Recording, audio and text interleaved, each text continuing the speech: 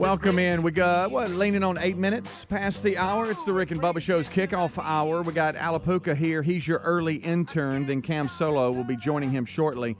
It is the kickoff hour here on the Rick and Bubba Show, and that's exactly what we do. We kick things off for you, and we look forward to spending some time with you today. It's the Good Time Gang. Bubba just arrived. Rick here shortly. Adler as well. They'll all join us at top of the hour for the main show. Don't forget, we have a Rick and Bubba Best Of on Friday as we lean into Memorial Day, a Rick and Bubba replay on Memorial Day, which is next Monday. So just a little programming note for that. But, hey, we're ready to go. No RBU this week. We'll kick that back up next Thursday. Well, let's bring him in. Over to my left, it's Mr. Greg Burgess. To my right, it's Michael Helms. What's up, guys? How are y'all? Hey. Really good.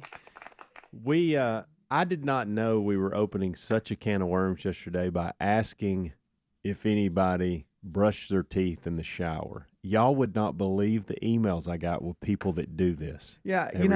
I saw some of those too. They had reached out to us going, guys, I can't believe y'all don't do this. I know. I don't see the point. I brush my teeth before I get in the shower. Well, mine's after, but it's in the I sink. go after. Really. I go turn the water on, and while it's heating, I brush my teeth. Do you really? Interesting. That's actually a good little efficient plan. Yeah. I like that. Right. I do it after, but I just, look, to each his own, but I couldn't believe the amount of people that emailed me yesterday said, hey, either they said their spouse, male or female, whichever one it was, said my husband or my wife does this. Yeah. Or, hey, I do this. And can't believe y'all have never heard of this before. So you learn something new each and every day. You do. You ask a question, and then before you know it, everybody's responding, going, "Hey, we do it." And I had not before yesterday really sat down and discussed it, but I don't have any friends, as we talked about, that just come out and go, "Oh yeah, I do it." I know. But apparently there are some out there for sure. Got at some point I got a parking deck question for y'all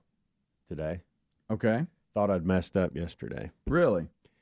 You know, some of these that give you the height, when you pull in. Oh, yeah. And I don't even know what the height of my truck is. Okay. No, I don't know. But I was scared to death yesterday. I pulled in a parking deck, and I thought, I'm about to hit. I'm about to hit the one of those top. real low I'm ones? about to hit the top. Yeah. About to hit the top. And then I looked around. I didn't see any other trucks in there. And I thought, have I messed up here? And there's people behind me. So it's like, and there's nowhere for anybody to go. So Right. I have to go straight. Yeah. And up this little ramp. I got out and looked. I had this much space. That much.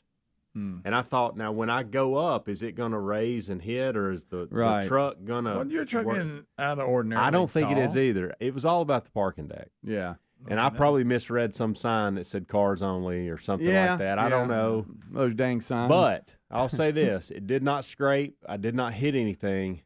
But for about 3 minutes, I was a nervous wreck because I thought I'm about to destroy the top of my truck. Because there was no going to tell the 4 cars behind me, hey, y'all got to back up and get back out there in that traffic. Yeah. No, and And you one go of through them- it, and you're like, And one of them honked at me when I got out to look. He honked, and I was like, buddy, I'm a little nervous right now that my truck's about to be scraped up. Would you calm down? Yeah, just hang on just I know a second. you've probably got an important meeting to get to. Got it. But calm down. You remember the big old yellow bar they used to have Always at the last scared me. parking deck? Yeah. I think it was one of the guys, might have been, but one of the guys hit it. Moultrie hit it one time. Was it Moultrie? Yeah. And then and it was hanging there on one side, and it was a bip for everybody. But I've had my antenna hit the top before, but not get that close. Yeah. Antenna was So normally a nervous. little higher than the truck, and what if you got and- stuck? yeah. Well, I didn't. Wedged I in was there. really. I was like, back up. Beep. What if he could? What if he just it crushed the top and he couldn't go forward or backward? They shut the whole thing down. The whole thing. I was committed too. I was like, well, I've got to try it. I've got to see if I can get through here. Yeah. And if I scrape it, I scrape it. My thought was, if you scrape the top, nobody's going to see it anyway. I mean, I had gotten that far with it in my 2 minutes of thinking. And this is why you looked inside. I was just drawn up. Like it helps to Nervous. draw your body up. I It know. somehow helps the truck get smaller. Sure. right. Sure. But if they mismeasured, back to your point, like just a little bit, somewhere deep in there. Oh, yeah. And you're There's like, a oh, lot of I'm stuck vehicles now. Nowadays, with that height, I mean, I don't know when That's they pretty built that standard parking height. lot. Yeah. I mean, you don't have a lift on there. You No, know? no. I If mean, I- it's if just I'll a say standard. this, if mean, I it's a did, I'd have crew- been in trouble. It's a crew cab truck. I mean, you know what I'm saying? It's Yeah. But yeah, you probably just blew right on by a sign. I was cars only. Yeah, and no trucks. I was also thinking, like, could I? I mean, I went this far. Could I deflate my tires a little bit and make it lower? Gosh. Like I was actually deflate your tires. That's what I was thinking. You were thinking that. Yeah. All that. I didn't have a whole lot of time to think because of the people behind me. Yeah, it took a minute to deflate your tires. Yeah. Who's that guy? It's Coach Bullethead. He's stuck. I got my keys. nervous. I'm hitting the stem. What are you doing? I know the now. tires? I know now. I don't have to go to this building much, and yesterday I had to. I had to get me a new cell phone. I'll explain all that later. Oh, that's good. Yeah. Ain't that fun? That's always a blast. I think 3.5 to 4 hours of my day yesterday was entering logins, and it doesn't matter. Look, I had everything backed up on the cloud. None of that matters. You got to log back into everything. Yeah, you do. And turns out I log into a lot of stuff. Look, if it wasn't for the Notes app on the phone, Oh. I wouldn't have half my passwords. And I know there's apps for that. I got it, but that's just my system. Yeah, mine too. And I, I don't use the Notes, but I do use a document, and it's the same concept. Yeah, right. Yeah, because it's to your point. It's like, okay, you got all your social media, you got to sign back in, and then different stuff and services, and what's the password here, and I hate that. Even though I will say this, they've come a long way on getting new phones. They have. I mean, it's a pretty. If you have your passwords and you're backed up, they make it about as easy as you can make it, but it's still a bit. Yeah. I mean, it still is. I'll explain just going in the whole process. Why I had to do this, but there was a kind of a temporary fix that was put in place for a couple months. Yeah. And then I finally had to. I wanted to keep my number, and so I had to go through a process of moving it to a different company. And oh no, I know. not a different company. All right, well, can't wait to hear about that. 14, almost 15 minutes past the hour, and I gotta ask you about a blow-up mattress too. Oh yeah. Yeah. Thank you for reminding me. About that. Yeah, we got a lot to do here today. Don't go anywhere. Rick and Bubba. You brought out your new shades, you got your new sandals, so why are you eating the same old thing over and over again? Break out of your recipe rut with HelloFresh. With 40 weekly recipe options and over 100 snacks, sides, desserts, and more, there's always something new to try and love. Join America's #1 meal kit today and get 16 free meals plus free shipping with the code Bubba at HelloFresh.com/Bubba. That's the code Bubba at HelloFresh.com/Bubba. Or find a link at RickandBubba.com under the sponsors button. In this economy, we're officially entering a dupe session where we're looking for products that do the same thing at a better price. Our favorite dupe? Raycon wireless earbuds. With Raycon, you don't have to pay an arm and a leg for quality sound and essential smart tech listening features. Raycon also offers buy now, pay later options and an easy and free return guarantee. Right now, get 15% off your order at buyraycon.com/Bubba. That's 15% off at buyraycon.com/Bubba. Once again, buyraycon.com/Bubba. Helix Sleep does it again with an innovative kids mattress made to flip. Why? Well, the firmer side is great for younger kids when they need more spinal support to aid proper development of their growing bodies. You simply flip it over when they're a little older, around 8 to 12 years old, when they want the softer side for sleep. Handcrafted and assembled right here in the USA, Helix is offering 20% off all mattress orders, including the kids mattress. Go to helixsleep.com/Bubba. helixsleep.com/Bubba. Junk science, that's what the doctors call many of those fruit and vegetable supplements. Junk science because they use extracts of common produce department fruits and vegetables with very few health benefits. I take Field of Greens because it's the whole organic fruit and vegetable, not a watered-down supplement, and it's backed by a better health promise. Feel better with more energy by taking Field of Greens. And folks, we got you a 15% discount off your purchase at fieldofgreens.com with the promo code Bubba. That's fieldofgreens.com for 15% off, or go to rickandbubba.com. All right, folks, you've heard us talking about what Relief Factor can do for your pain for several years now. If you struggle with occasional aches and pains due to aging, exercise, everyday living, consider this. Relief Factor is 100% drug-free. It's made up of ingredients that simply help your own body deal with its natural inflammatory response. And we kid you not, Relief Factor is for real. And the majority of people who order the 3-week quick start for just $19.95 go on to order more. Try it at relieffactor.com or rickandbubba.com under the sponsors. Our friends at TheraBreath have some good news if you have bad breath. Try TheraBreath Fresh Breath Oral Rinse. TheraBreath is dentist formulated by Dr. Katz himself. TheraBreath doesn't mask bad breath like those burning alcohol mouthwashes that can actually irritate sensitive mouths. It's alcohol-free and free of gluten with no added dyes or colors. Find TheraBreath in all your favorite retail and drug stores. Look for the bright orange cap or online at TheraBreath.com. You can find a direct link at rickandbubba.com under the sponsors. TheraBreath, confidence in every capful. Oh, look, honey, the ants are back.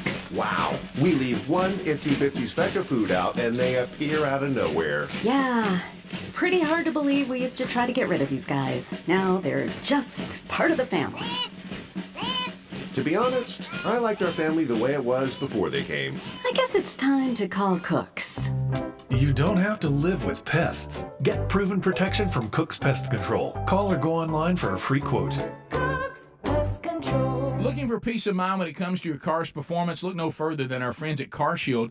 With plans for every budget, CarShield offers protection plans that cover more parts than ever before. Whether your car has 5,000 miles or 150,000 miles, plus they offer plans that come with roadside assistance 24/7, courtesy towing, and rental car options. Call CarShield today at 800-465-6550 to save 20% on your plan. 800-465-6550 or go to carshield.com/Bubba. Before you pack your bags for vacation season, be sure to secure your home with Simply Safe Home Security. With Simply Safe, enjoy greater peace of mind knowing your home is monitored around the clock by trained agents. Customize the perfect system for your home in just a few minutes at simplysafebubba.com. Go today and claim a free indoor security camera plus 20% off your order with interactive monitoring. That's simplysafebubba.com or visit rickandbubba.com under the sponsors. There's no safe like Simply Safe. Attention, all you coffee drinkers. There's a brand new brew that you definitely want to make part of your daily ritual. If you enjoy delicious, good coffee like us, My Coffee needs to be your new drink. It's organic, which is so important because if not, then it contains chemicals banned in this country decades ago. You've heard us talk about MyPillow for years on this show, and now they've got My Coffee direct from the mystore.com website. Go to mystore.com, enter the code Bubba to save 25% off your order of My Coffee, or find a link at rickandbubba.com.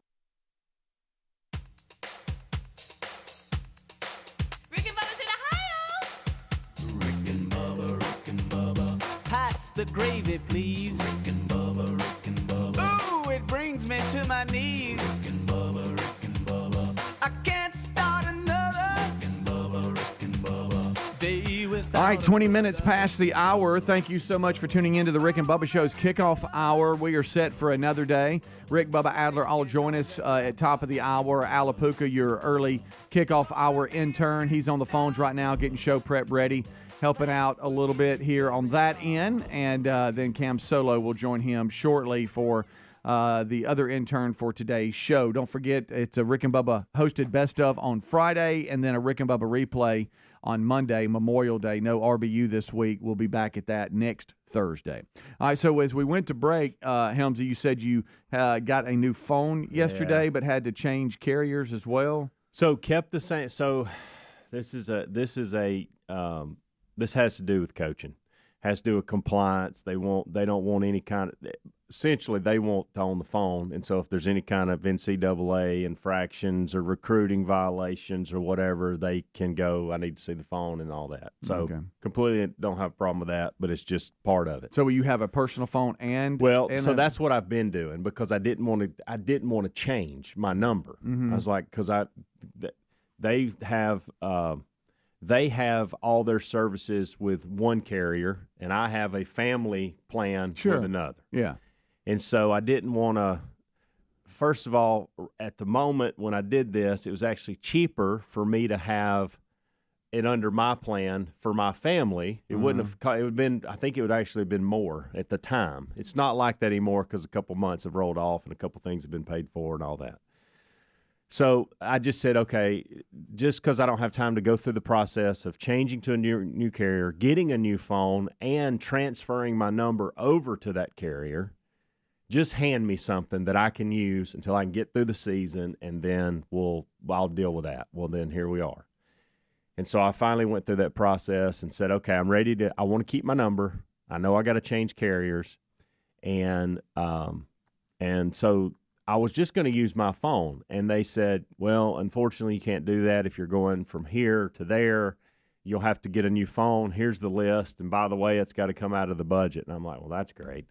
So I picked like what was the cheapest iPhone on the list of whatever to pick. And so then they get that and come in. Then you have to go to the administration building. That's where the parking deck issue scared me to death. And so I went in, and essentially it was flawless as far as the way they transferred everything over. That was easy. The guy took care of it. He was great.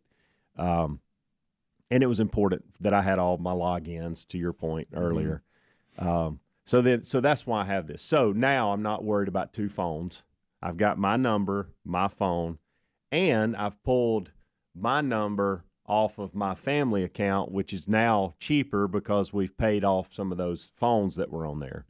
Braden needed a new phone anyway, and we didn't have any upgrades, so I took my old phone, reset it, and he's going to get it. So all that's been worked out, but it took like months for me to go, okay, I got to get serious about this. And, anyway, it's so silly, so now you've but got this was kind of forced on me, and now I've got a different carrier, and I don't like that because I know some of them share some towers, but some of them, if you're in certain areas, they don't work. Yeah. And I think there was a reason we picked the carrier, because I was in, like, for instance, I was in my basement last night with this phone, and I'm like, wow, so you're not picking up like I'd like you to. Now I'm on Wi-Fi and all that's fine, but you can just know, you can see the bars. I can see the bars are not as good in my house, and I'm thinking, well, that's probably why we're on the other. But again, I don't have any say so in it. Got to do it. And I see you got one of the little protective screens. I hate putting these things on. I haven't put it on yet. You got your bubbles and all this. You didn't have this situation because they just handed you everything. But if I'm ever at a carrier or the Apple store, whatever, I'm like, how much for y'all to put it on? Because they now have these little devices where they just put it on and it does everything. They just step back and it does it for itself. And it's, and I'm like, oh, it'd be about $8. I'm like, do it. I was hoping to walk in here. I'm not dealing with that. I was hoping to walk in here this morning, and one of you two would have went, oh, man, I'm awesome at those. Let me have it. I think Greg's probably pretty good at it. I think I did put the last one. I can't remember.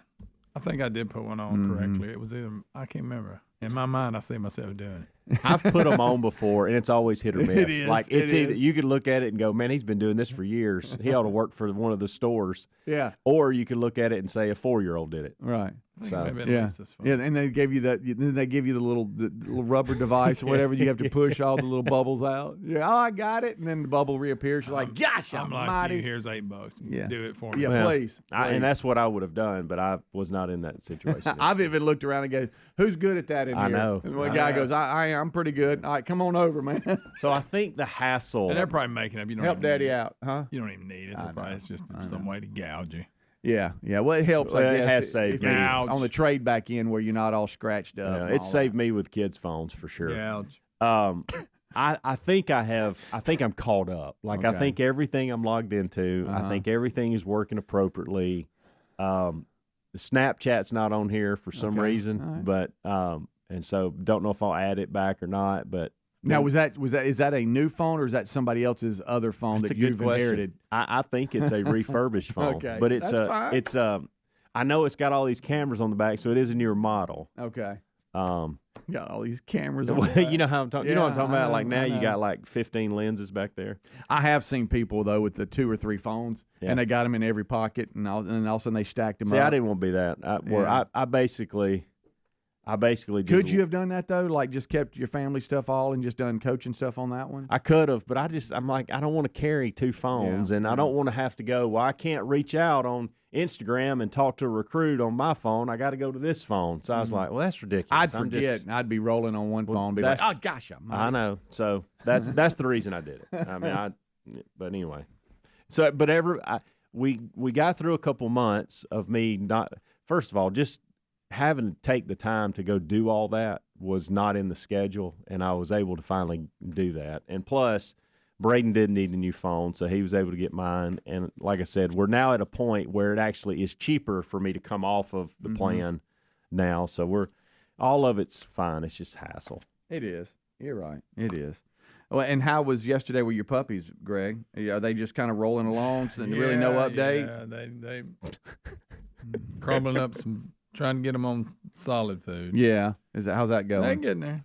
They ain't quite to that. They're close. Let's see how what they call it, mush. Yeah. Eating a little mush. Let me ask you this question. Let me see They if I good. can I'll be. give them this now that they can lap it up. Yeah. They tear it up. They get after Yeah. it. How is it? Let me just ask you it this way: is it going right through them?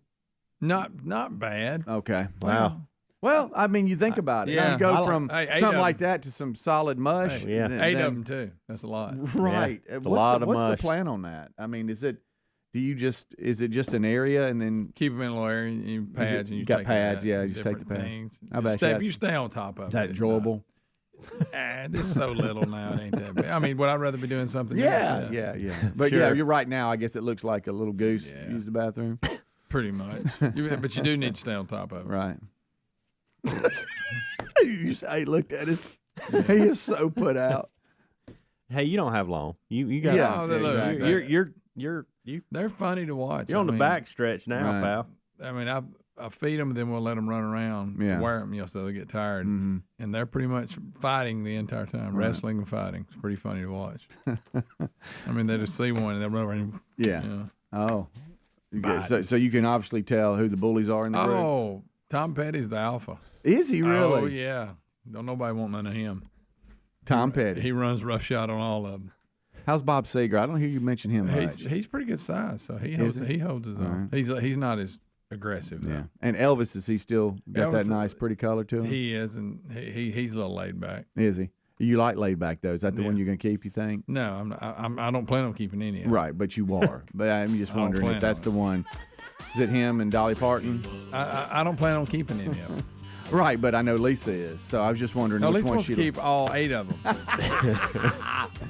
Greg, if I could pull up your long driveway and all of a sudden I see about 10 dogs Picture running that. around, Yeah, picture that in the yard. if I could see that, Wouldn't that be nice? You got the yard for it though. Oh yeah, let's have 10 dogs. you just running with the truck. Yeah. You know what I mean? God. Rick and Bubba, Rick and Bubba.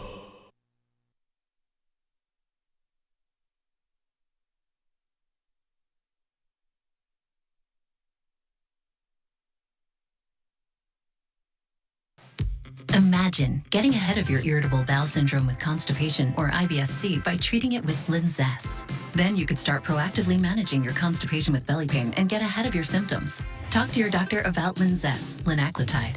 Linzess is a prescription medicine that treats IBS-C in adults. It's not a laxative. It's a once-daily pill that helps you get ahead of your symptoms. It's proven to help you have more frequent and complete bowel movements and helps relieve overall abdominal symptoms, belly pain, discomfort, and bloating. These symptoms were studied in combination, not individually.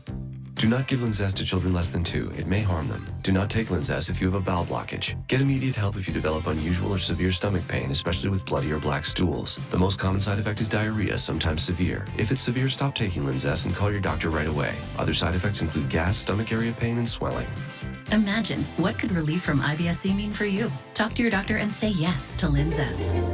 Learn more at linzess.com or call 1-800-LINZESS. Oh, look, honey, the ants are back. Wow. We leave one itsy bitsy speck of food out and they appear out of nowhere. Yeah, it's pretty hard to believe we used to try to get rid of these guys. Now they're just part of the family. To be honest, I liked our family the way it was before they came. I guess it's time to call Cooks. You don't have to live with pests. Get proven protection from Cook's Pest Control. Call or go online for a free quote.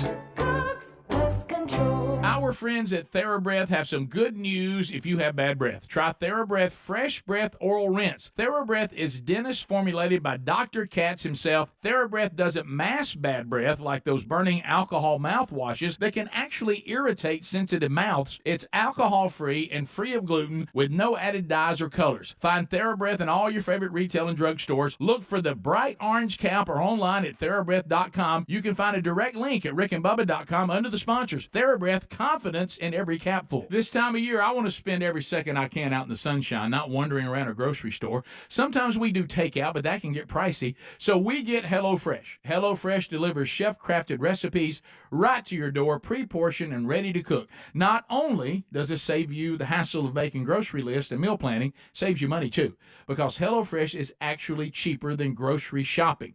If you have picky eaters in the house, HelloFresh gets this. They have meal plans that suit your lifestyle, and their produce travels from the farm to your door in less than 7 days, so you know it's fresh.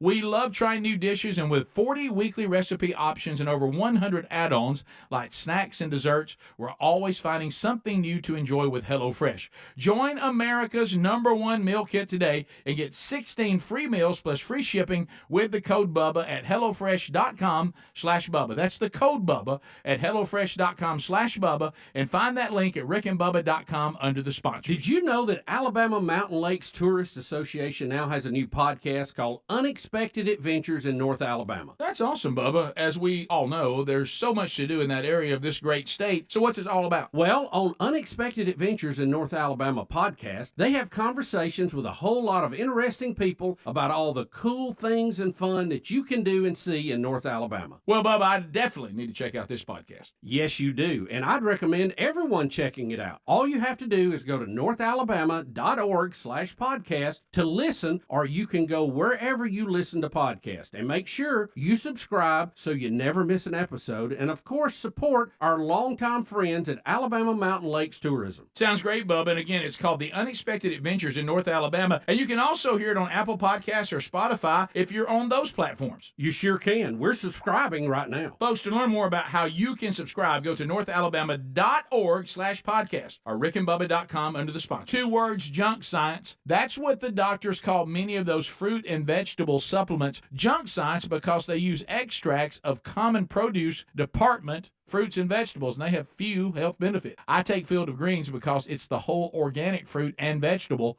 not a watered-down supplement, and it's backed by a better health promise. Each ingredient in Field of Greens was scientifically chosen to support vital organs like heart, lungs, and kidney health. Others support the immune system, blood pressure, metabolism, and a healthy weight loss. We all want a simple nutrition plan with results so powerful that the next time we get a physical, the doctor says, whatever you're doing, just keep on doing it. Now, this wonderful product is powered by a full spectrum of essential vegetables and fruits, plus science-backed herbs and prebiotics. It can help you stay healthy, plus it's organic. Join us and take Field of Greens too. Now, if you want to get started, we've got you a 15% discount off your purchase at fieldofgreens.com with the promo code BUBBA.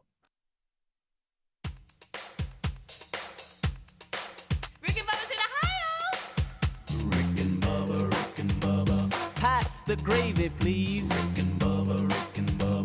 Ooh, it brings 25 minutes until top of the hour. Thank you so much for tuning in to the Rick and Bubba Show, the number 866-WE-BE-BIG. Let me ask y'all a question, because I know, Helmsy, it's been a minute for you. With grandkids, though, Greg, maybe not for you. I know you have birthday parties at these, hey, we're going to play, and we're jumping through hoops and going in different and climbing stuff and all that. But when's the last time you've been into one of those little play areas like at a fast food restaurant where they have it off to the side? Haven't been in one in a while. Okay. All right. Well, What about you, Speedy? Well, Terry's parents, Nanny and Granddaddy, were over at the house. Baby River was over, and so it was Nan and Pops, and we were hanging out. And I get home from work, and Nanny and Granddaddy said, "Hey, let's do a late lunch. Let's run up in town, have a late lunch." And they hadn't eaten, I hadn't eaten, so we're like, "Well, let's go." And so here we go. We go in there, and if a 2-year-old sees something like that, it's like, I want to go in there. I mean, who wouldn't, I right? remember getting my kids out of them. Golly. Well, they have a little glassed-off area. And this is really nothing against the fast food place, because it was really nice. It's nothing like it was a nasty place or anything, but there's kids all in there. I'm talking about. It's not. You kidding me? And they got these little slide tubes, and they disappear and they come out, and their skin's always sticking to them, so they just roll out. They don't slide out. It's like, no, pick your legs up, buddy. Slide on your shorts. Well, somehow I was given duty to go in with him and sit on the little bench, and so I'm in there with a bunch of moms, and Terry is trying to explain to her mom how to get the Chick-fil-A app and let them scan the app as you order, and you build up I guess, credit on your profile, and you can always use those points for reward food. points. Yeah, which I have. I don't know how many I have, but apparently Terry looked at it the other day and said, "My gosh, why aren't you using this?" See, I need to. I never participate. I don't either. That's a place that I should because I feel like I pay their light bill. Right. She's like, honey, you could order everything on the menu 3 times. Why aren't you using this? And you know what? It is a hassle. I know. I don't know why I don't do it. I have no idea. So she's in there, and they're like, "What? What are you talking about, the nap?" And I'm like, "Oh boy." She's like, "I got them. If you'll," he is dying to get in there. Okay. And usually the kids that are in there with him are well behaved. Right. Yeah. Oh yeah. Well, thank you. They're rowdy. Thank you, because apparently some parents did not go in and observe. That's the thing is they're wanting them to go out there so they can kind of get away from their own kids. I saw a dad that, which I get, but. Goodness, that public place. I don't know the man, seemed like a great man, but I think he used this opportunity to maybe check emails and return some calls. He wasn't very involved. No, sitting at a table. I don't even know if he's looking in there. Probably and he had the kids that were just probably a little too old to be in there, but not. You really unsure, right? And they play a little rough, and they were real loud. Sure. They were real loud too. And so we get in there and. You know, I've got other moms in there, and you can sit down here if you want. I'm like, no, I'm good. I'm over here, just holding his shoes. Here I am. I'm right here. And I got in there, and Terry looked at me through the glass one time, and I was like, I'm dying. It's been 10 minutes. We're out. Could we come up with something? And so I finally, hey, River, let's go, man. Hey. And I just screamed, golf clubs. And then he's just like, he perked up. And I'm like, let's just go backyard. Golf clubs hit. I'm just screaming something, and because I'm literally out of it. I'm totally out of it. It is so loud in there, and it just doesn't seem like there's any fresh airflow at all. All you smell are feet and sweat. Yeah. Okay. It's not I'm not a germy guy, but it's pretty. And they're playing. It's gross in there. Let's just call it. Yeah, they're playing hard too. Yeah. And again. Very clean place. It was not against them. It's just the whole thing. Yeah. So that he perked up and came out the slide, rolling down, and I'm like, well, first thing we're gonna do is we're gonna wash them hands. So let's go on in here and do that. And then now we're hey, let's get our shoes back on and all this kind of stuff. I came out of there and Terry said, "Are you okay?" And I guess I looked a little spacey and out of it. I said, you wouldn't believe it in there, man. And then I almost looked at her like, you left me. I saw it one time. You look up and make eye contact with me and go back down to what you were doing. You left me in there. Yeah. You know, she did. Wow. You don't leave a dead man walking, you know? You got to help a guy out. But when's the last time you were in one of those places? Ellis's last birthday, they were at one of them places. It's just it's just a whole room full of it. Yeah. And they make you take your shoes off even if you're not participating. Right. Once you go past that little door that they buzz you in on, you got to be in your socks. Everybody. But like I say, I've dug Taylor out of so many stuff like that. When he was little, I just sat back and let him keep Ellis. He had to go up and rescue him every now and then when they get in a spot and they can't get down. Yeah.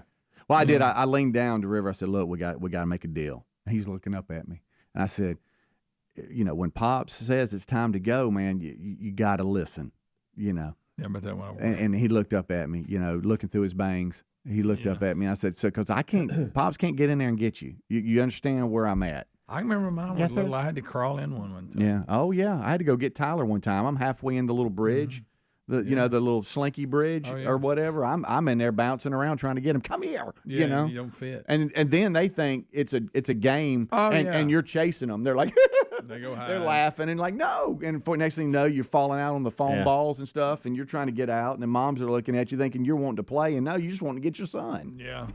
Get out of there. I mean, they get in Tim there Wilson's Chuck E. Cheese Hell was a really good song. Those places are overrated. I'll be honest. Yeah, they are. But I will say this: golf and backyard worked, and that's less stressful. It is. Yeah. It is, and cleaner. Yeah, believe it or not. And we were able to get out of there. I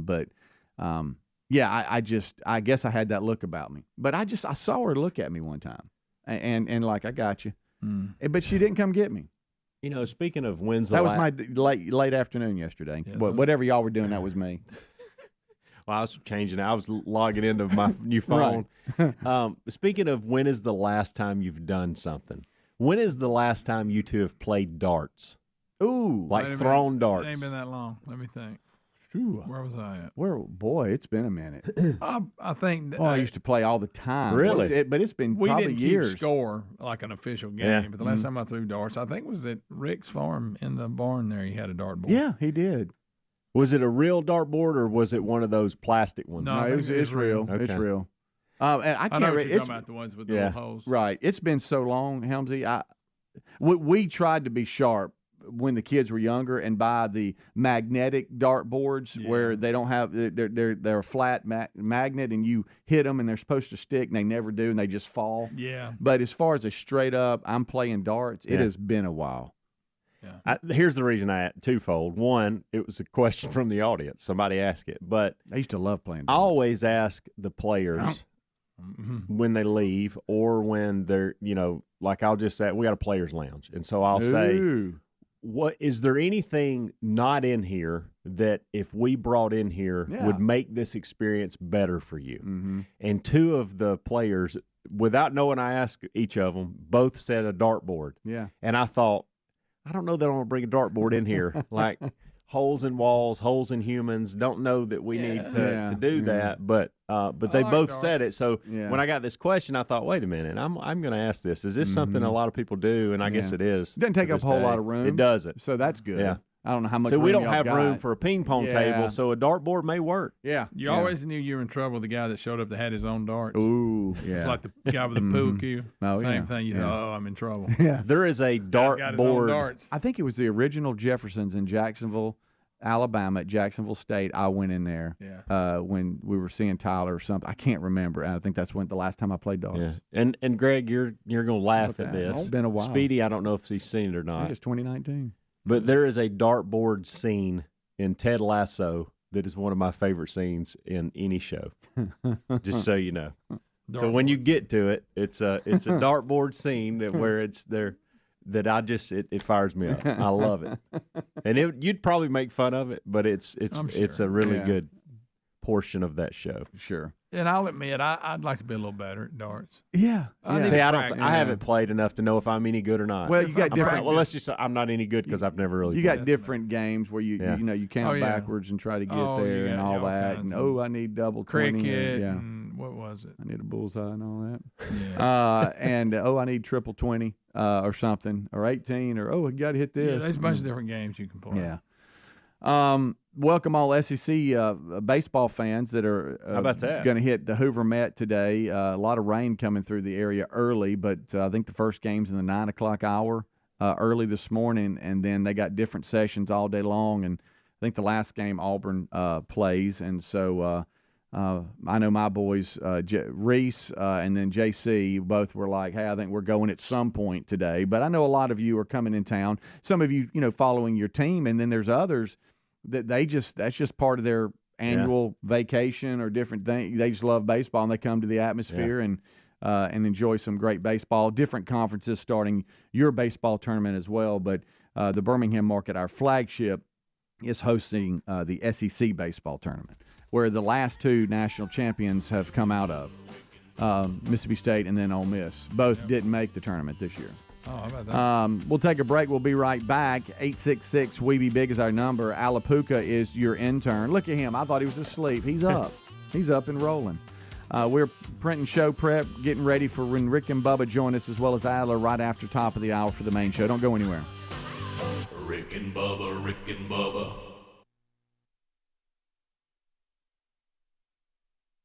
Maytag month has got it going on. It's all you want with the savings all month long.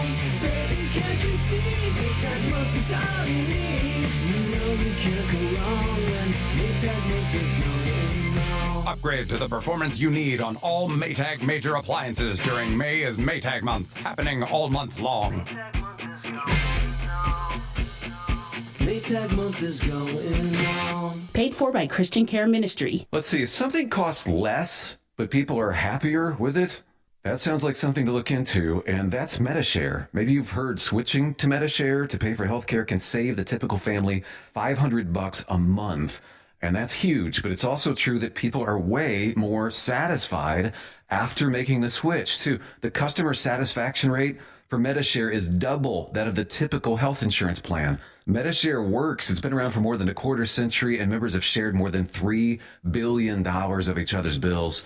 People love having telehealth and a huge nationwide PPO network. So, yeah, you can save a ton and like it better. Imagine being happy with how you're taking care of your health care. So if you're self-employed or part of the gig economy, or you just want a plan you're happy with, you can call right now and get a price within 2 minutes. A very, very smart use of 2 minutes. Here's the number you need. 855-51-BIBLE. That's 855-51-BIBLE. 855-51-BIBLE. Wendy's $3 breakfast deal is a bacon or sausage egg croissant plus small seasoned potatoes for $3. It's the breakfast that don't miss. So if you did miss Wendy's breakfast, don't imagine fresh cracked eggs, sizzling sausage, crispy bacon, and block out those hot, buttery, flaky croissants. Croissants don't really make a sound, but if they did, for a breakfast that don't miss, Wendy's is that breakfast. Choose wisely. Choose Wendy's $3 breakfast deal. Limited time only. Participating U.S. Wendy's. Select a request $3 breakfast deal to obtain discount. Not valid for a la carte or combo orders. Prescriptions require an online consultation with a healthcare provider who will determine if appropriate. Restrictions apply. See website for details and important safety information. Subscription required. Price varies based on product and subscription plan. Hey guys, did you know there's a generic form of Viagra that works just the same, but is 95% cheaper? And you can get it online? Just go to 4hims.com/joy. Through Hims, you'll get a free medical consultation, discreet shipping if prescribed, a 100% online process, and trusted generic alternatives to the name brands at up to 95% off. That's right, get generic for Viagra, the same active ingredient as brand name Viagra, but for 95% less. It's the same medication, still prescribed by a licensed medical provider, but with zero copay, no expensive appointments, and no awkward face-to-face conversations. To start your free online visit, you need to go to this exclusive address, 4hims.com/joy. That's 4hims.com/joy for your free online visit. FORHIMS.com/JOY. Are you looking for peace of mind when it comes to your car's performance? Well, then look no further than our friends at CarShield. We know that auto repairs can be a headache, especially when they come out of nowhere. That's why we have CarShield. You don't have to worry about the rising cost of car repairs. Plus, you can lock in your price and it will never go up. Even if your car is over 3 years old, it's still prone to expensive costs. With plans for every budget, CarShield offers protection plans that cover more parts than ever before. Whether your car has 5,000 miles or 150,000 miles, plus they offer plans that come with roadside assistance 24/7, courtesy towing, and rental car options to get you back on the road quickly. CarShield is dedicated to protecting what you drive because it's just a matter of time before you're going to need repairs, so don't wait till it's too late. Call CarShield today at 1-800-465-6550 to save 20% on your plan. Lock in your price and it will never go up. Call 800-465-6550 or carshield.com/Bubba to save 20%. Have you tried the innovative Helix sleep mattress yet? Well, nothing beats a great night's sleep, the kind you get with Helix. So we love them, and Helix has over 12,000 five-star reviews with customized mattresses that fit your sleep needs because they know everyone is unique. They even have big and tall mattresses and mattresses for the kids. But how do you know which mattress is right for you? Well, Helix has you covered. Just take the Helix Sleep Quiz and find the perfect mattress in under 2 minutes. Place your order and your mattress will be delivered right to the door free of charge. And the best part, Helix knows there's no better way to try a mattress than by sleeping on it in your own home. That's why they offer a 100-night trial for you and a 10 to 15-year warranty. Right now, Helix is offering 20% off all mattress orders at helixsleep.com/Bubba. Best offer yet, by the way, and it won't last long. So if you've been waiting to try a Helix mattress, here it is. Now's the time. Head to helixsleep.com/Bubba for 20% off your mattress order.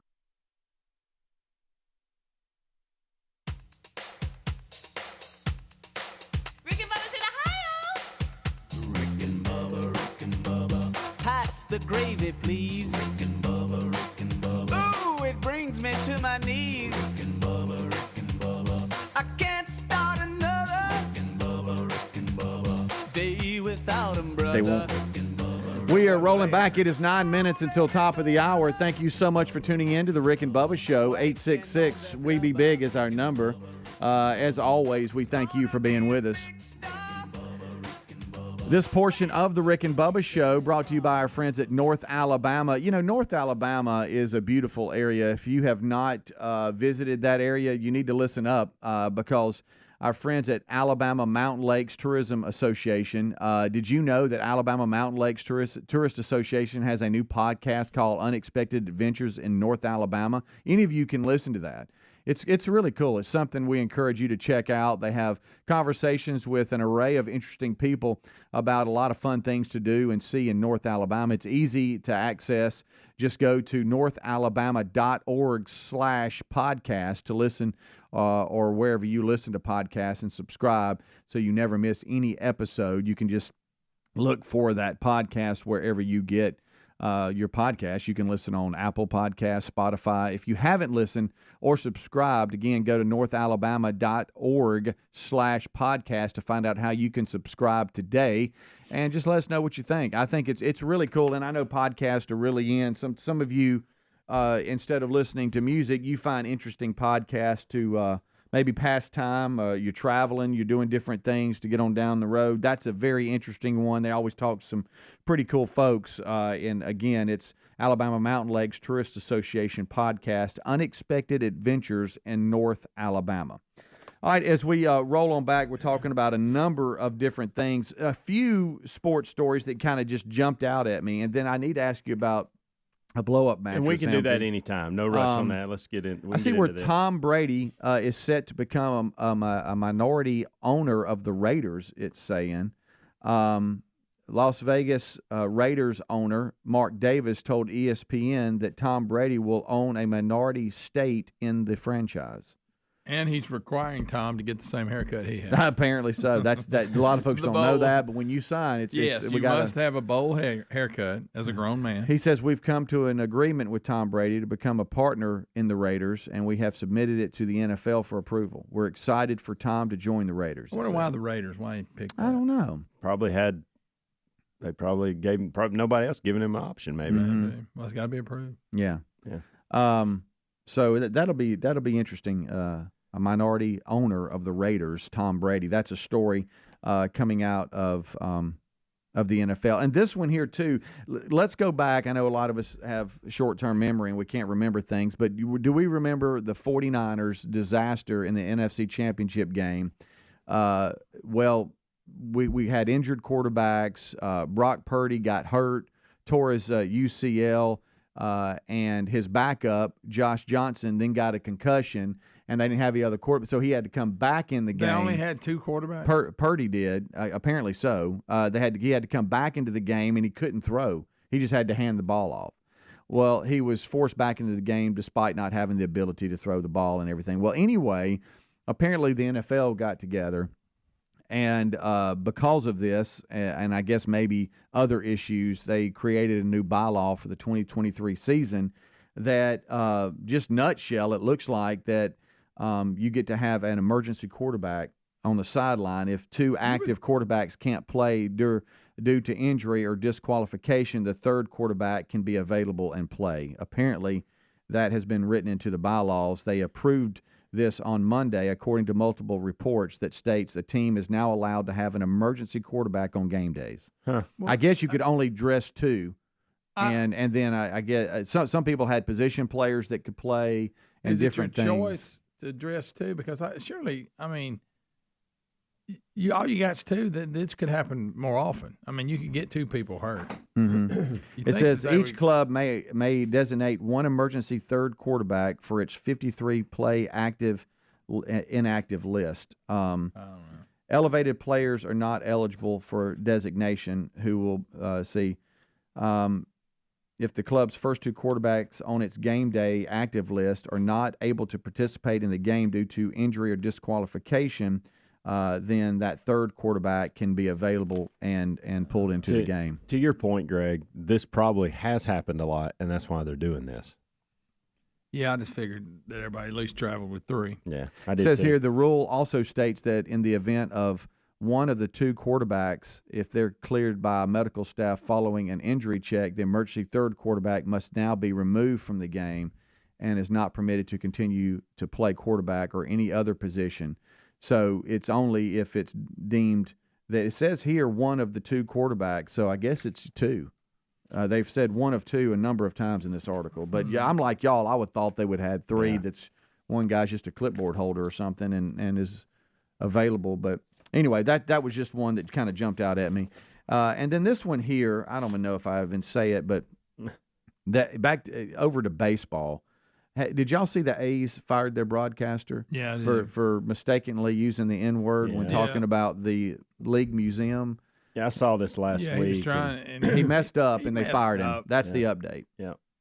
I don't think he should be fired over it. You got to look. Greg says this every day when things like this come up. You got to look at the intent. And he was actually, believe it or not, he was complimenting a museum. Yeah. So we're scared to say it, even though it's the museum's name and there's a sign with it on it. We're afraid to say it. I'm not going to dare say it, Greg. No, because he was trying to say that word and just got mixed up and said another word. Yeah.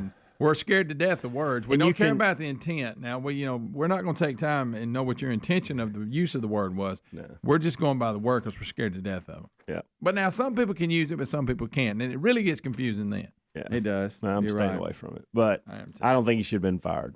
You want to suspend him for a few games, figure some things out, whatever. But there was no intent to make you think he's a racist, and this is something that he always does. Yeah. Period. Mm-hmm. But we can't do that anymore. Again, intent, people. There's intent. You need to take time to.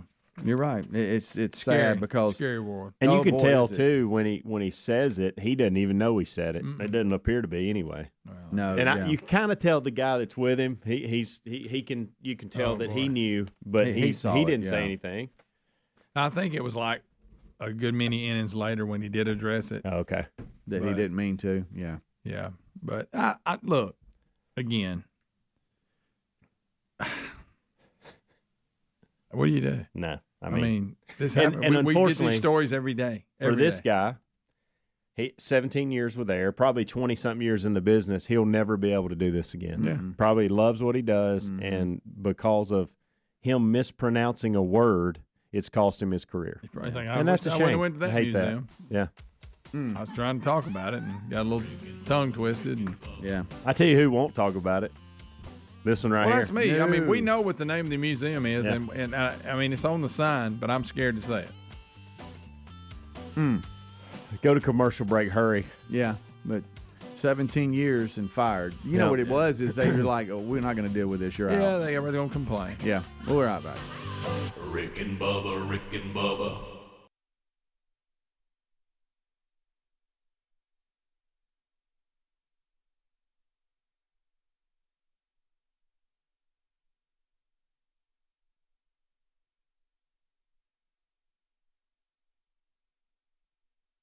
That the youngest son wanted to stay for the entire game, and his girlfriend is going with us, and wonderful young lady, and she actually is an Alabama fan who wore Auburn colors to match her boyfriend. So they were both, wearing. She must not really be an Alabama fan. Right, well, her mother said that to her. She cried as she left. But anyway, so anyway, honey, don't forget who you really pull for. But anyway, so I'm sure she remembered after the game. So we're in there. And we go through the whole tailgating. It was great time to visit. Always great fellowship, great people. Now we're going into the game. So we get in, and I'm already saying I'm trying to get mentally prepared that I'm going to watch an entire game afto tailgating now for 5 hours, five and a half hours. Yeah, and I'm done. Do you have good chairs at the tailgate? We've sweated. Yeah, we've sweated to the point now that you're getting that kind of sweat that's slime. Mm-hmm. I mean, it's not really watery anymore. It's now slimy. Yep. And everybody's miserable. We're all soaking wet. And so we sit there, and then by the worst thought could have ever entered my mind. It was a terrible thought. It looked like the row of seats in front of us, the 4 seats in front of us, were not going to be used. Ooh. Now that be careful with that kind of thinking on a big ball game, because what you really need to realize, them not already being there is actually bad, not good. Oh, yeah. Mm-hmm. That's right. Because that means we're coming in right as we're kicking it off, and we're going to be drunk as Cooter Brown. Yeah. Okay, because we're not rushing in there, and so we're sitting there, and now look, I understand the tradition of the cowbell, and I certainly respect it, and I certainly ring true, okay, and ring responsibly. But there's there's cowbells that are kind of Mississippi State mandated. They've got the logo on them. They've got the color on them. And those really kind of clack more than they actually ring. Mm-hmm. It's almost a clacking. But then there's people that go out and get a real cowbell that actually would be put on a cow. Right. Okay. and that one rings. That's a real cowbell, and it's big and it's loud. And that's who sat in front of me. The loudest cowbell in the entire Davis Wade Stadium found his way to right in front of me. Okay, and I mean, Sherry actually got at her phone and says, "Nobody will believe how loud this is." and he looked and he turns around. He says, "Hey, first of all, no offense to Brody, no offense." Well, then his buddies for Auburn, so he turns around and starts high-fiving Brody, but he's so big and drunk. He's literally almost knocking Brody down. Yeah. You know, hey, okay. And then, of course, I do appreciate them offering us drinks that they somehow snuck in on our top-notch security. But, let's be sure and get Sherry's purse. But, Jack's just going right in. But anyway, so we've got so I do appreciate them. They were very kind drunks. You know, there's mean drunks and there's very kind drunks. Mm-hmm. And I appreciate them offering us drinks. As one of the guys said to me, we need to stay hydrated. So anyway, hey. We need to stay hydrated. And right. He showed you. So he did show it to me as he put it under. And then the other guy just put his Jack and Coke, very little Coke, lots of Jack. I've never seen this, in a plastic water bottle. He just filled it up with whiskey and a little bit of something else and said, I said, I'm good. I think I'm going to go lemonade. So they did have giant lemonades. Well, I bring these 2 giant lemonades in because we must drink something or we won't live. Right. And so I'm coming in with these giant lemonades. They're so cold and so wonderful. Everybody's hollering, "Hey, margaritas!" And I said, if these are margaritas, we're going to all need a ride home. Because, I mean, the thing was this big. No, they're not there's no alcohol in this. It's just lemonade. Okay. Well, hey, teach his own. So anyway, so the cowbell ringing was so, and they were wonderful, nice, kind, drunk people. And I looked at Sherry and I said, this is 4 hours. This is 3.5 at best. Ooh, yeah. One injury, we're 4.5 hours. Oh, you know what I mean? And so I start looking down at Tasmo and I'm like, I would just like to propose a halftime plan. Mm-hmm. I would like to propose that we vanish at halftime. And I said, I'm just throwing it out there. If y'all want to stay for the game. And it was so funny to watch his precious little girlfriend make a connection to me in that moment. You know what I mean? Uh-huh. You know, thinking, wow, I hope Mr. Burgess wins. You know what I mean? And there's just a, and I'm looking at Sherry and Sherry goes, I am done. I said, I know you are, and you're our only hope. I said, you have power over him. Mm-hmm. You know what I mean? I'm going to start, if you will come along with me, I'm going to start your mom. We need to go for your mom. That's going to be do you mind being the person? She goes, whatever will get us in that truck and air condition blowing on us. Like that. And so I said, we will now play the mom card. What? I'm going to make a move to the bathroom where I will have a serious talk with him. Hey, come here, man. Look, mom's struggling. It's just been such a long day. We've got to see Brooks and look, I just got to tell you something. I've looked at your offense. This is going downhill in a hurry.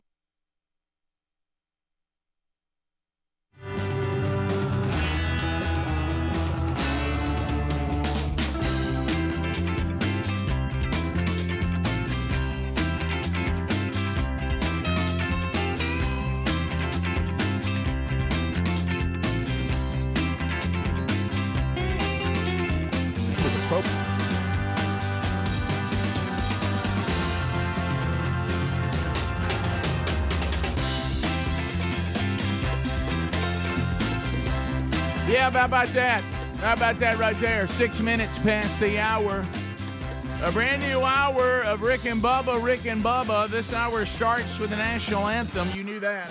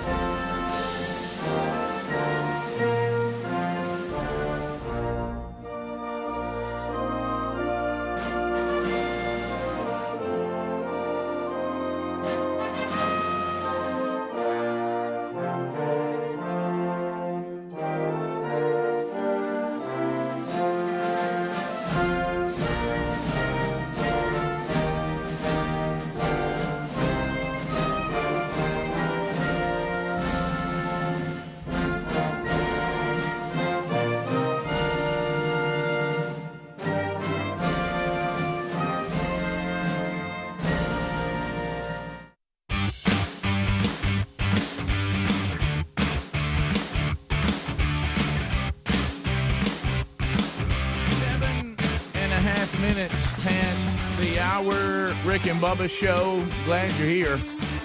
A brand new hour has begun. Speedy, the real Greg Burgess, Helmsy, Eddie Van Adler. They got it just like they like it. Alapuca, Cam Solo, Rick and Bubba University students banging out a degree in common sense today. Again, here we go. Common sense, as we all know, now a superpower. Stories of the day. We'll update you and take your phone calls. We'll look inside the show. The gang all here, missing one. There he is, Silver Tongue one. The man with the golden voice, professional lunch eaters, man of the year. The inventor of pizza and a cup, Shakespeare's worst nightmare, and the master of the King's English. Ladies and gentlemen, let's put our hands together for Bill Bubba Bussey!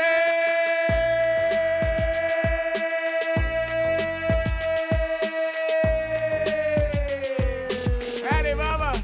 How about it, Rick Burgess? Friends, neighbors, associates everywhere. Come on in.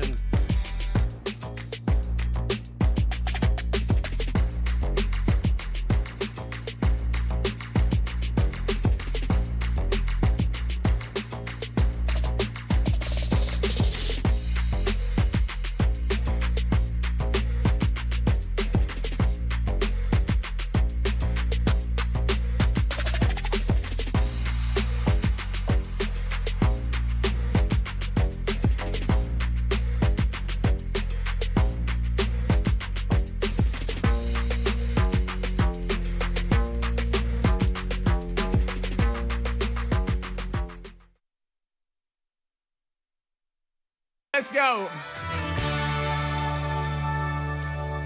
And let my love travel with you everywhere.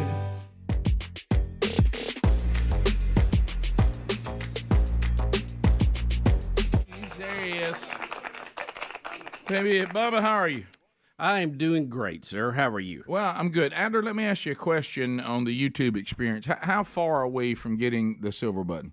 I know we're looking for 100,000 subscribers, so we can now be, silver button savvy. And, Bubba and I are still trying to figure all this newfangled stuff out. We are at 97.1K. Bubba. So we need 2,900 people to be like, I like Rick and Bubba.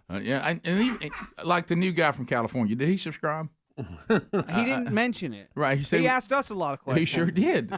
Someone asked me, they said, do you think that's somebody doing something for 2020? Right. Is but he filling out a bank loan on our behalf? What's going on? I love him doing all his research. That's good stuff. Yeah. So anyway, and then somebody told me this, Adler, I feel like this is where we come out as a crotchety old men, not knowing what we're talking. That you need to keep checking. That sometimes you think you're subscribed, and then you have to go back and look, and you're not subscribed anymore. Yeah, maybe when you update your operating system, it may kick you out. Right. Yeah, double check and make sure you are subscribed to Rick and Bubba, because I've had subscriptions on my YouTube channel go away. I'm like, I was trying to watch those cooking videos. What happened to that guy? Right. Like the really fat guy. What happened to him? Usually when you see a fat guy that cooks a lot, and when you don't see him for a while, well, you usually know what happened. Right, Hey, and make sure your family members His food's are delicious, subscribed. though. Yes. Yeah, family. Like if you love the show, make sure your kids and your wife are, if they're old enough. All right, Yeah. so you two, you Adler, why would I subscribe other than Rick and Bubba on a silver button? What does it do for me? It helps you. It's easier. It makes it easier to find us. It makes it more likely that our videos will show up in your feed. Okay. And you can even click a bell. Click a little bell icon, and you'll actually get notifications every time we go live, like an email and things like that. So show's live. Yeah. Oh, hey, got the Bible study going. Yeah, Here we go. Hey, got something new up there. Okay, I got it. Yep. All right. So we got to do that for us. All right, I'm subscribed. Yeah. Bubba, you weren't subscribed? No, I was. I was just checking Oh, to make double sure it was subscribed. still in there. I'm not joking. We just went 97.2. Thank you, buddy. From point 1 to point 2. That was you, Bubba. I didn't resubscribe. I just looked at mine and it said subscribe. So I was just checking. Bubba, thanks that's for the audience subscribing finally, Bubba. That's the audience then. I need help subscribing because every time I try to subscribe, it tells me that I'm supposed to subscribe through some Google password that I don't know what it is. I don't have that. Hey, I'm frustrated with you right now. Okay. What's this Google thing? Okay, well, you... Oh, my God. Well, I guess you don't. You need to have a YouTube account and that can sync to your Gmail account. Yeah, if you just can wanna use do it that. as Your Google account. kind of your umbrella for everything. I don't have a Google account. Rick, you got Cam Solo laughing in there. Yeah. What do I have one of those? I don't think you have one of those. Okay, so I can't. Rick, you are the one keeping us from getting there. Rick, you're telling everybody. We just went to 97.1. Rick, give me your phone. Okay. All right. Good, great. Will you subscribe me to our YouTube channel? I'm telling you what. Rick, you're the one that's missing. You're not on it. What if we're one short and it's you, Rick? What if we looked and we were one short of silver button? It was me. I tried to do it. I have a feeling Greg's not subscribed. Yeah, I've tried. You're right. I tried to do it Greg. 5 times, and every time it asked me for this Google thing, and I don't know what this Google thing is. See, we need you to I watch subscribe. stuff. I don't have a Google not just thing. this. I watch other things or podcast things that I never subscribe. I don't know But why. subscribe to ours. We need How to you know. do Okay, that? we're trying to get So, the silver button. Both Burgess We want a big brothers old aren't- silver button to put in here. Look, let me I tell need you. your password or Face ID. Here's where I want you to be. Don't be mad with me. I keep trying to do it. I just don't know how to do it. Rick. so frustrated with him. I have He- stuff that I listen listen. to all the time that I don't subscribe to. Do I have a He's Google playing, thing? You're playing dumb right now. I don't like it. Do I have a Google Gmail You're smarter account? with this stuff. I know, Hey, but that- Gary, you're smarter with this Hey. stuff than you making it out to be. But what I keep running into the wall of a Google thing. Well, just create create a Gmail account. Oh, see, I'm out on that. There Oh, it yeah, is. that's very I hard. got one. I actually have one. I just don't know what it is. Right. Greg, it's, I was I gonna promise say you I've this. used it before. A Gmail thing is easier than raising 8 puppies. I Quit promise. saying Yeah, I the thing. promise you Yes. Quit calling it a thing. Gmail. A Gmail's an email. Rick, do you Just know create your an email password? address. It's a Google To what? account. But punch in your normal password because I'm sure you kept it the same. Because it says that you do have a Google account. I know, but I can't remember the password. Should I just redo the password? Try 1, 2, 3, 4. do what you normally do. Or password, Let's all see. lowercase. Let me see. I'll try this one. All right. That's probably not it. Okay. Let's see if that's it. Rick, just go to your All right, let's list where just you go have all of them forgot wrote down and password. check. I Me do too. have that now. I do have that now, but this I is don't not on know. there. Send a verification either through text or. I'd rather do it through text. There you Okay. go. Is this it right here? Well, let's see. Make Yeah, sure it's your that's number. Get a verification code. Is this it? Yep. Okay. Okay. All right. Now let's see if it pops up right here. Okay. It won't. I'll have should. to go back. What? Yeah. It Why won't does come yours up not there. pop up? I don't know. I wish it would. We can change that. We need a 6-digit verification code, Rick. Right there. You talking about that one? Okay. It should copy it. Yeah. All right. Write that down. Anyway, I'm subscribe about to to our subscribe, channel, baby. everybody. I'm about to subscribe to the YouTube channel, baby. Yes. Gonna change my password and get my Google account ready. Can't remember it. All right, I had to say something here, Rick. What? You've done this. It looks about I know, eight times. I've told you I tried. I just can't remember what it is. That one I didn't write on my card. I don't know why everybody that's not subscribed couldn't call or text one person right now and Thank get them you. to subscribe, and then we'll Bubba, cruise what are we? through Are it we easy. less than 3,000 now? Yeah, Yeah. yeah. Guys, come on. We can 97.2. We can do this. 97.4. We can do It's this. going up. We can do this. Thank you, people. We Thank love you. you. Thank you, Rick of Rick and Bubba. Thank you. And Rick, finally. I've been trying for weeks. Weeks. Hey, do this. Try this password.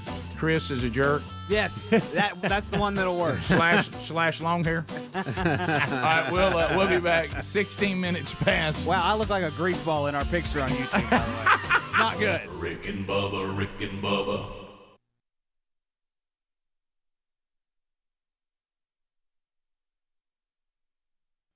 You're going to sit there and you see big drunk cowbell man. He's going to cowbell the hell out of you. And I said, it is going to be ringing in your head so much. And I'm asking that for the sanity of your family and for the good of your mother, let's just start following me. The next time, when we look up and there's 30 seconds left in the half, we're moving. Because if not, we'll be mobbed through there. But you're going to blow the chance of him riding with you ever again. I think once he saw the performance of his team, he gladly got up and left. And then we start talking about, hey, we got 8 o'clock Sunday school. Let's take a look at the time. Right now, our best. If everything goes perfect, we're home at like 11, even at this point, And of course, we get 20 minutes from the house and get stopped on the highway for 35 minutes with sadly a wreck. I hope everybody's okay. So that was So we ended up hitting the bed about midnight, 11:30, and that's with leaving at halftime. So we did leave at halftime. By the way, shocked at the number of people that leave at halftime. I mean, like it's their plan. They're not upset about anything. That's just their normal operation. What they do. A lot of people were leaving at halftime, and the game was tight. I mean, like I think that's just what they do, because I guess just that old traffic trying to leave. Some people just can't. So I did vapor. That's the longest I've gone so far. Yeah. Tailgate and a half. So that's an improvement. Yeah. Yeah, that we've done half a game in one play. Bubba, Rick and Bubba. Greg, I know that you have you and your wife support Venetia's Foundation. Yes. And how many times have you actually run? This will be 4. That you've actually run it? Now, you didn't run it the first time. Yeah. I thought you walked it one time. Well, Rick. Half walk, half run? Well, that, yeah. I mean, You but participated. When you say run, but, you mean But my part, intention both. was to run. Okay, so, and this is Some people just walk the whole thing. And so what was your time for it, Greg? Like 35 minutes. Yeah. Yeah, I don't. No. Yeah. That's this is me. a I live 5K. between 30 and 35. This is a 5K, right? Yes. So that's 3 point what miles? Something 3 point something. 3.1 something. Too. And I heard other people talking. For our show, this is a marathon. Of course. If I mean, any, you do it once a year. if anybody on this program runs any distance of any kind, it's a marathon. Sure. Absolutely. I mean, Yeah, I can't go in the mailbox on Sunday. with an exception of maybe Adler. For the second year in a row, Hobie, former intern Hobie, and his daughter Anna Scott show up, and they can run. Anna Scott's like 9, and she won again. So we run in a little group and we time it, and then when you get to the end, she starts getting a little tired. But then all of a sudden at the end, them lights are lit up and that crowd goes nuts, and here she comes. She hits that kick. Oh yeah, and she leads us to the line. Did she you beat have- us 2 years in a row. Did you have any kick left? No, Rick. She blew by. I came out leading, going down the final stretch. Anna Scott blew by me like I was sitting still. Well, you talking about leading your group? My group, yes. You weren't leading the 5K. No, Rick. Are you kidding? Well, we didn't even close. understand. Rick, remember now, there was an elderly woman one year that told Greg Yeah. to pick it up. No, the one year there was a lady smoking before we took off. She threw her cigarette down, stomped it, and took off. And that was the first year. Yeah, but we had fun, and I think they raised around $12,000. So it was that's a good great. event. It was very successful, and it's fun. I love doing it every year. I struggle. Yeah. I come out. My first half of the race was a lot better this year than normal. Really? Did you? Then I kind of lagged a little. Well, here's what I noticed with you every year. You make these, and I know it's really more Speedy's world than mine, and Hobie too. You make these outlandish comments that you're going to actually prepare.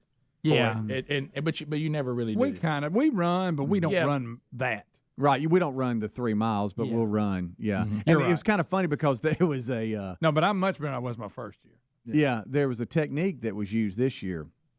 So there's been a couple of ways to approach this, and that's to either start running, slow pace, and just never stop, and just try to gut through it, or it's to dig for about 2 to 3 minutes and then walk for like 30 to 40 seconds and then dig And you and get then distance. walk, and you actually get a better time doing that. Yeah, did you try that? Oh, yeah, the first half especially, but we didn't. It didn't just work? fly, but we did do that. We would walk for anywhere from 40 seconds to a minute, and then boom, go again. Have you? Can you That helped. compare? What do you sometimes? call that, Greg? I know you had 30. No, that's not quite 30-10. Right. That's 4-1. But run 4, walk 1, run 4. Did you? 41. Like, do you remember what your very first time was the first year? Oh, probably like 45. 1, 2, 3, 4.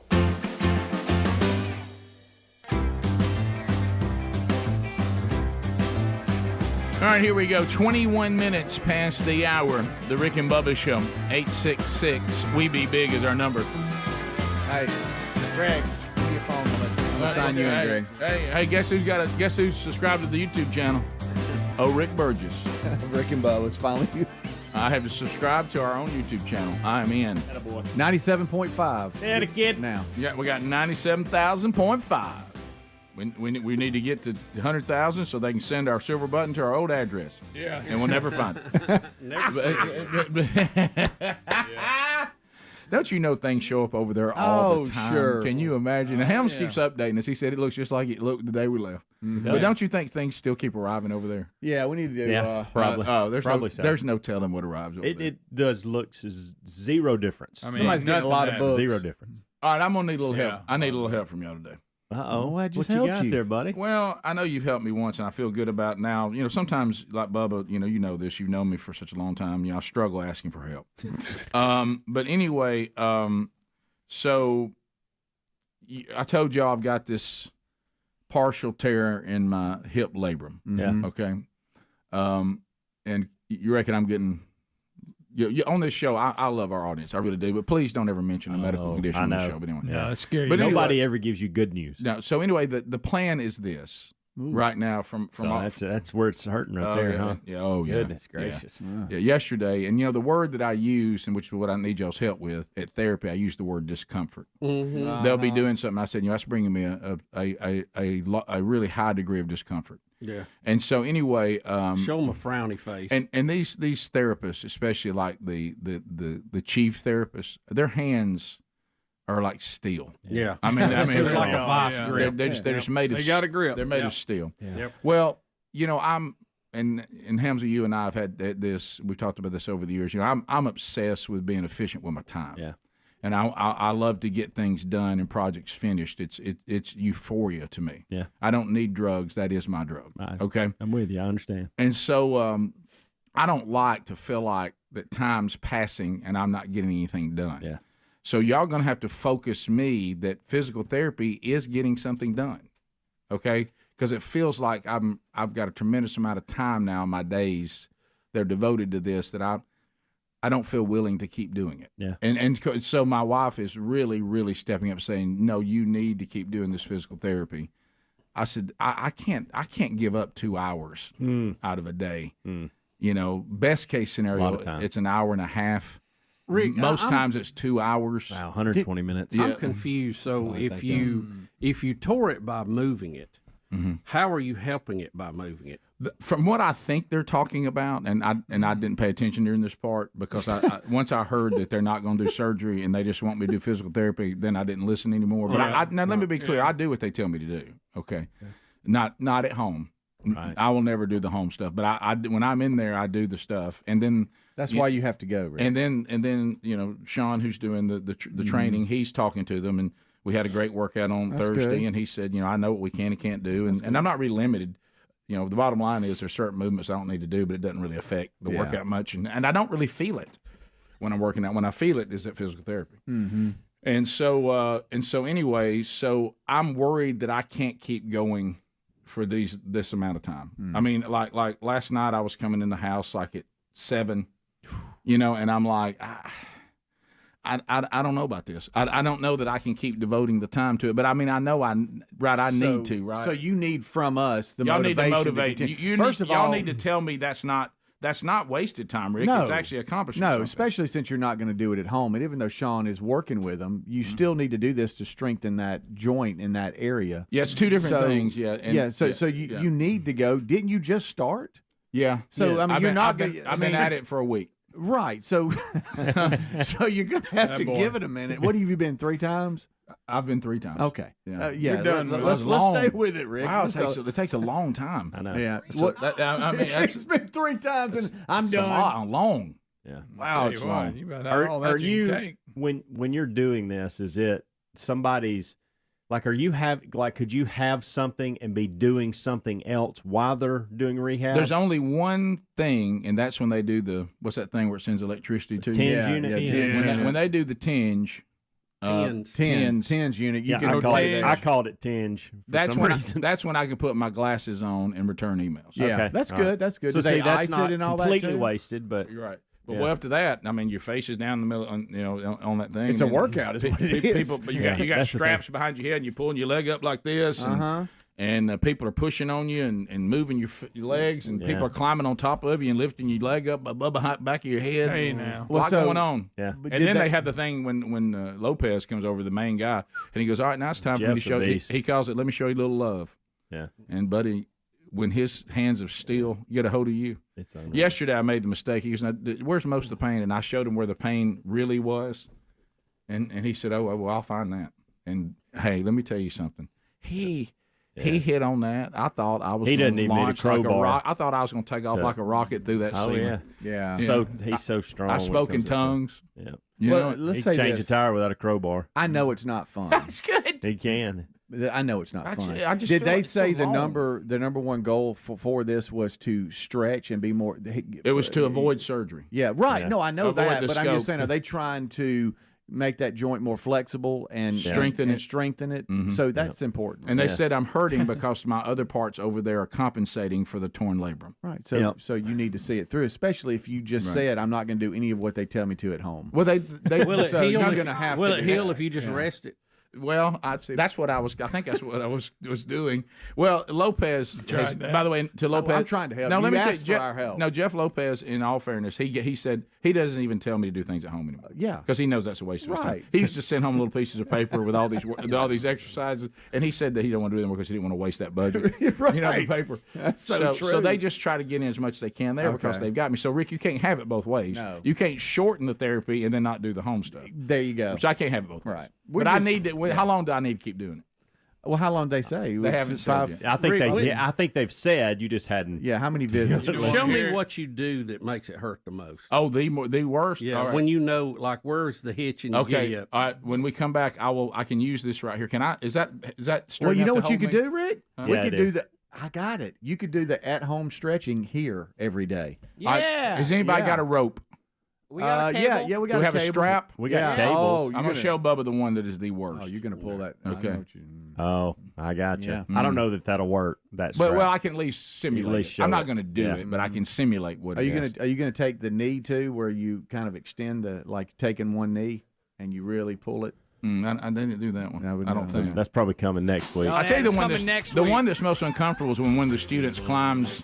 He climbs on me with that strap and straps himself to me and starts lifting my leg. And that's what I want Speedy to do. Yeah, That feels strange. I Oh, keep yeah. thinking, please don't let Greg walk you. Like down. from like when you're laying face down and they pick that knee up and I'd pull rather it have up. a torn labrum. Oh, Rick, can I do that to you right here? No, that's that's not the worst one. I'll show you the worst. okay. one. I mean, that one's bad, but the one Bubba asked the question, I'm gonna show Yeah, him. I'd like to see what was doing. Rick and Bubba.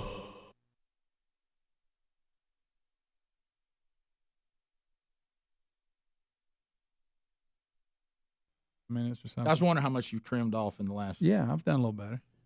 Right. How much of this too was just kind of hanging out and strolling along? A lot of that, yeah. but we had fun. You guess who ran with us and did well, by the way? Sam the Balloon Man. Yeah, he did not. Sam's lost some weight. Really? Yeah. Are you serious? Sam the Balloon Man was. I said, well, there's Sam the Balloon Man. Did you? Did he make balloons while he was running? I wanted him to, but he didn't. Anna Scott was a little disappointed that he didn't make balloons. Do you have his I told belt her- on with all of his I told her how good he was at it. Are y'all amazed by? And my wife's one of these people. Are y'all amazed at people that can just run? Yes. I mean, I'm not talking about know. like run like they're dying like I would be when I run. It's like they take off running at a pretty good pace and keep that pace and No, run a yeah, really that- long run. right. See, Well, I remember being able to do that a long time ago. at this, But the desire is not there. at this, you have all. I mean, you got those Yeah. who just take off, and I'm still going down the front stretch. And I hear the crowd cheering for them, and they're already back. Yeah. And then you got people who just walk, and then you got people like me that try to run and do the best they can. But I was behind a lot of people, but I was ahead of a lot of people too. I mean, I Yeah, wasn't. the ones that smoke. I was somewhere. Well, no, the smoking lady beat me. That You one. want to beat the smokers and those with a limp, a noticeable limp. absolutely. Yeah. That old lady that used to get me. That was actually in that when I ran for the nursing thing at the Yeah, I do Jacksonville State. remember. Yeah. Because I'd take off and leave her, and then I'd run out of gas, and all of a sudden she'd go up behind me. She'd go, "Let's go, step it up, let's go." She was like 80. Yeah. Well, I panicked. Of course, she had a visor on. Of course. Yes. Well, I panicked because I heard over the weekend that 2 men had died running a marathon. Y'all, that did and I happen, thought, didn't it? yeah. Oh, that's not that. And It I was heard in Wales. That but, wasn't me. And y'all said they died like after coming across the line. Well, it was Yeah. a 32-year-old who fell down in front of his wife and 1-year-old child, Good and night. the other one was a 25-year-old who completed the race with his girlfriend before he collapsed. Both runners were rushed to a hospital, but tragically died on arrival. Well, thank you for that story, Bubba, to go with and that. they said it was perfect conditions. It wasn't too hot, whatever. It's just Well, if they're Ran running, themselves into I the hate to ground. bring this up again. If they're running what is called a marathon, yeah, it was a 13.1, it's a half marathon. All right, technically. Okay. Half okay, well, marathon. that one That's not a as big bad. difference. But we've made the point. It's named after a place where the guy who completed the run died. Yeah.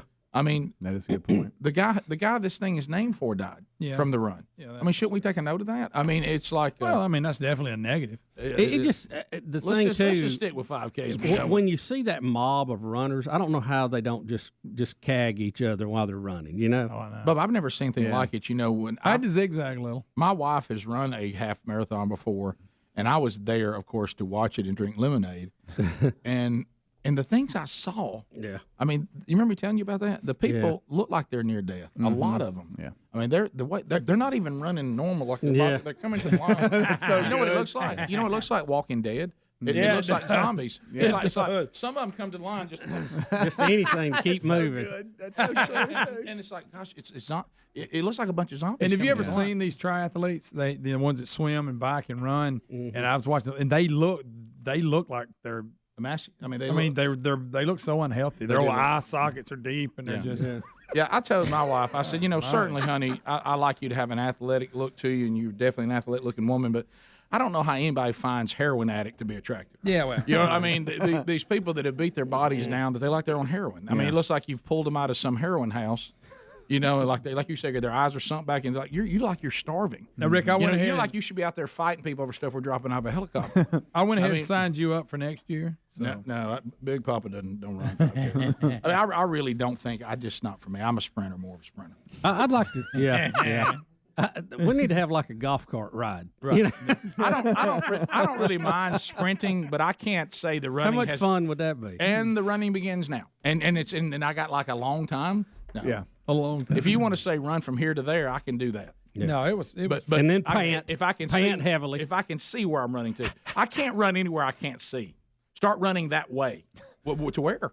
Oh, it's miles. I can't even see it. No, I can't do that. Can't do that. No, Out. No. If it's a trip you normally take in a car, it's just hard to get fired up to run it, isn't it? Yeah. Oh, Bubba. Bubba. I can't. It's just not. I mean, there's a lot of days I don't want to drive 26 miles in a car. Yeah. No, I've been in a car the entire weekend. Yeah. I mean, it's like.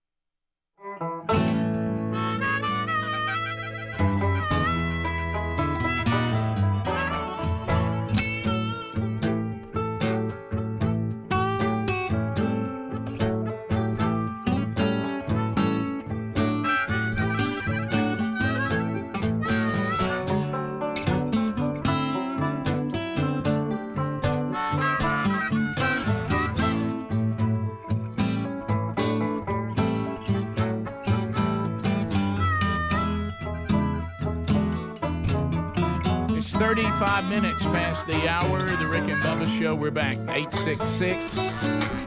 We Be Big is our number. Come on with it.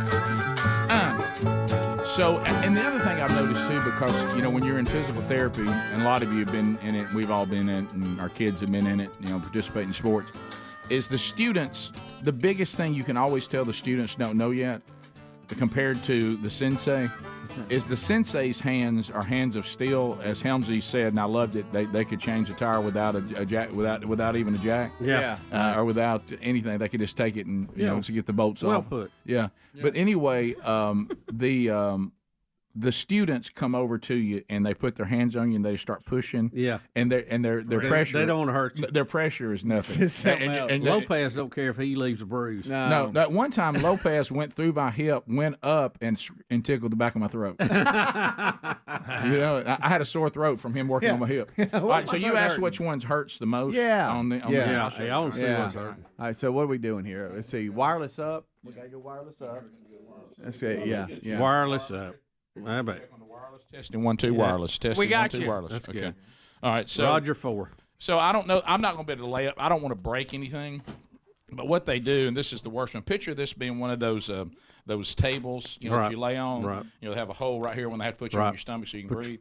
And what they make me do is I get up. Oh, you're getting up on the counter. I don't know if you should get up here on that. Let's hold me. Oh, really? And so, and then I wish he fell like through that glass. Just don't get on that glass. Can somebody come hold this Yeah, mic? yeah. Okay. So what they have me do is like it's cracked. This is where the partially torn labrum is, and they'll take this and they'll put my foot in it. This. Oh. And then they run this under the table. Then and back then they up. bring it back around up here, and then I'm laying. Oh my God! Oh, this is bad. Laying down. This is bad. I'm just laying down. You Oh, the crackling. Laying down, What's and the then I have to crackling? pull this over my head and pull it Right. all the way up into a back up behind me. This isn't. This Couldn't you do that standing up too? Yeah, and let me tell you something. Y'all, please That's look at what Rick. hurts. When I get this, and then they come over and go, put your hip over more, and so it'll be more, and then this thing comes up like that. Oh, and pulls that up. Oh, how's that and feel? that's the one that hurts the most. Right? I don't. Rick, you should have warmed up. Unpleasant. Warmed that's up. discomfort. Yeah. So that's the worst one. Okay, wow. Well, when during a normal day do you have to make that move? Well, I mean, you don't, aside but from what they're pulling trying to do is they're your trying to hip put out of you- joint. Well, what they're doing is because the body is made by God Almighty to Mhm. protect itself. Yeah. So what's happening, if you don't put me in those situations, I won't work that muscle because it's hurt. Right. So I start compensating. So you're here, physically I start working it. compensating down the IT band, Yeah. which I found it's a myth. The IT band's a myth, by the way. And, What? And so I start. That's a myth. I start using other muscles to protect this, so they have to work that one to strengthen. Does that make sense? Yeah. Yeah. But it seems like if your body was Rick, if you wanna buy all protecting that. there's a reason. Yeah, Wow. So that That'll get one, you. yeah, that one's no good. But what it is it just takes so long. I just wish it didn't take so long. Do you have to lay down to do that? Couldn't you just stand up That's and what I grab your can't you own stand foot? up Hey, and look, pull it I'm from not a behind? physical therapist, Adler. I didn't know But you were isn't going to jump on me. I'm doing what you're doing right Isn't now. it the Look same at motion? me. But here's the thing. I think they've probably got I him didn't go going to school through for 4 that. or 5 things, and that's one of them. Yeah. And Oh, instead I'm of, doing all kinds of stuff. he's probably doing 3 laying down, and so we can do this one laying down too. Okay. That's my guess. There's one where I have to, like, one leg is up on a box, and the other leg is, being pulled, and then I have to stand with a big old strap on me and try to push away from the strap when it grabs me up on the upper part of my hip and my groin. They have you doing hip thrusters? You have you doing hip thrusters? Here we go. That's a legitimate exercise. Adler, how does it look? Show us what That's what he was wanting to do. come on out here, You're going to have to Speedy demonstrate actually it. does a great one. He does? I've seen it. It's Right. good. Now it's good, Speedy. It's Yeah, good. Yeah, so. How about having flexible hips is a big deal? You know, Yeah, well, it really is. It prevents a lot of injuries. You're right about that. You're right about that. Not fun to do. Not fun to do at all. No, and it's I do them against the desk sometimes here. Just How long? Look, y'all. What is it? Do it again. Adler, I think what you're doing actually I will don't give know you a about partial tear in your leg. That's how I do it. I think what you're doing is how I was injured. People do it differently. Yeah, he's trying to show off. I've got a name for that exercise. I'm not going to tell you. How about when people crawl up under the bar and do that? Yeah, that's what I'm talking about. Yeah, Goodness. yeah. You gotta squeeze your glutes. At the gym, it's hard. I'm like, oh wow, what you got going on there? And a one, And then of course, and then you find yourself in the Brian Regan thing when you're in physical therapy, and that is making the mistake of acting like your injury's a big deal, and then somebody trumps you. Yeah. Oh, you think that's bad? I got hit by a car. Somebody coming in with nuts and bolts hanging out everywhere. Yeah. Did you get beat up by a grizzly bear? No, I did. You're right. I did. Oh, yeah. Sorry. I don't even know how I was injured. You're right. Yeah. You can't even pinpoint. I've had how a that knee replacement. Right. I understood. Yeah. You going to Knoxville? You staying here? By the way, I heard somebody else going to Knoxville yesterday. Yeah, I know. I know. There's a big controversy about that. Well, what about it? Well, why don't What's we the have? controversy? Birmingham is supposed to be the hub of orthopedic surgery, and Dr. Berger we're still coming in the old way. Dr. Berger has not licensed that technology to everybody. He's just got one protege, and he's in Knoxville. And we're talking about the great knee surgeon from Chicago. There's Chicago and Knoxville. That's it. That's it. Yeah. And Berger's the one that invented it, though. yeah, and it's a different way to do knee replacement. You know, he was an Game changer. He was an MIT guy, an engineer before he was a doctor. You ever read his thing? It's pretty interesting. Never have. No. Yeah, Well, he what- became after he invented this thing to fix knees. He went and became an orthopedic, so he could install it. How about that? That's smart. That's a pretty smart guy. What is the difference? What's the new way? The old way, they cut your knee right down the front, and they go through all the ligaments and muscles and all this. And this one's coming in from the back or no, the they're side? on the side, and he doesn't take out any of the existing tendons and ligaments and all that, and he inserts something in there. It's more like a partial replacement, I guess, if you had to use a terminology. Oh, burger, B-E-R. I thought it was B-U-R, No. like cheeseburger. He made some burgers. And then I've got, of course, I'm already looking into hip replacements because I know that's in the future. Here's what they do. Those have come a long way too. Yeah. Oh, look at here. Is this the drawing of This what is he Dr. does? Burger. Oh, Burger. Oh, let's see what he does. Love this. Okay, y'all gonna have to explain there it to goes radio. the kneecap. Oh, Well, we don't know what we're seeing yet. Well, the kneecap's Oh, gone. my goodness, they took it it's off. like an apple. Shaving it off. We're shaving. Shaving it down. Mhm. Wow, Who is that person? We're shaving a lot of stuff. Yeah. And we're A doing it lot of just from the shaving. side? Yeah. Oh, The wow. world. we're Oh, my shaving. God. Here we go. Oh, my goodness. Looks we like go he's with the putting replacement. It's It coming in. Oh, it looks like he's putting together a table. He It really really does. I Yeah. mean, Dowels and carpentry. it looks like woodwork. Yes. It is. That is the partial, when they just cut the top. There it comes. There's There the it is. replacement. Oh, look, it's ready to It's go. chrome. Yeah. It's made out of Beautiful Come chrome. on It's made out in. of beautiful chrome. Come Put on it in. right You'll in. never get through an air force again. How's No. he getting in there to do all this? The side. The side. He's Right. not cutting down the front. Okay, yeah. No, I hadn't worried about the Okay. Oh, top. my goodness. Oh, Wow, it's now like we're a going to bolt jigsaw that puzzle. baby in. Oh, screws. Yeah, Oh, you got to have wow. screws. Yep. Wow. I've It's always like putting a bed together. I've always been concerned. it is. Anytime you do that, they have to put a wedge down in the metal in your bone marrow. I don't know if that's all that good, but I looked up the stats on it. People that have had joint replacement where they went into the bone marrow actually has a slightly less percentage of cancer than people who didn't have any replacement. Isn't that wild? Look at Where are you reading all this? I just look it up online. Do you? Okay. He's Oh, there's into those Rick. medical You know journals. why they think that is? That There probably I am. There's Rick's probably body. God, I wish it was. probably after they get it fixed, they exercise more. Yeah. Boom. That's Oh, probably- yeah. Well, I've only talked to one person that theirs did not go as well as everybody else, and he said it is 100% on me. I didn't do what they told me to do. Really? He said if I'd have done what they told me to do, I'd have been fine. Yeah. Oh, you got to do the rehab. Got to. Rick. Hey, look at me, Rick. Look at us. Yeah. Look at Listen to He's us. helping us right Rick, now. did you just hear yourself? Yeah. Did you just hear yourself talk? Got to do the rehab? That's right. No, yeah, I'm going to. And you're talking about you've been 3 times and stopping to We go. got to get it down inside 2 hours. That's a long time. Hey, that is a long time. That's too Hey, late. I You ever do tried to that. work that into the day? Well, No, it's it's not. not Hey, easy. it's not going to always be like that, Rick. Right. That's the way you Thank got to look. You're at right. You're 100% right. How long does it take to actually heal up? Forget all the stretching 6 and all weeks. that I have stuff. no but idea. as far as actually it. healing. 6 weeks. He'll be fine. I really don't know. I'm sure somebody told Who me. knew? But I didn't. They can't just glue it or something. What do you do? I got to put this. I'm afraid I'm going to break my phone. I got to put this screen protector on it. Oh, really? You will. I dropped mine a Speedy lot. asked me why. Was What I that was Dr. doing. Burger? Is that That's Dr. Burger, yes. Oh, okay. Oh, wow. Yeah. He looks like somebody I know. I know. I think I know Dr. Burger. That's James Spann. Yeah. You'd think it'd have hair transplant. We'll be right back. Okay, see. Rick and Bubba, Rick and Bubba. A big chunk of my weekend, I was in a car, Yeah. which was fine. It was a great visit. This was a UFC fight. Is that what it's called? Yeah. I know it's MMA, but is it UFC? Yeah. The big one. The big dog. The big Big one. dog. And this is McGregor. McGregor. Conor McGregor. And McGregor is fighting. I don't know who's Oh, He's fighting. a here we Russian, go. and I don't know how to Is say it Khabib? Khabib. It's Khabib. Khabib. I'm sorry. We all. Wow. Hey, Offended him in his flip flops. we all don't do Brazilian Flip-flops and jiu-jitsu. shorts. Right. And Greg I'm not up on my Russian fighters, Rick. It might have been him. but Khabib. in the kickoff hour, one of them reminded me that you remember we played the McGregor video where he was throwing chairs and stuff at this bus that was coming in. This was the guy he was throwing stuff at. Okay, so they don't like each other. Not at all. Are we going to do Kavanaugh shout out on the match before first or McGregor first?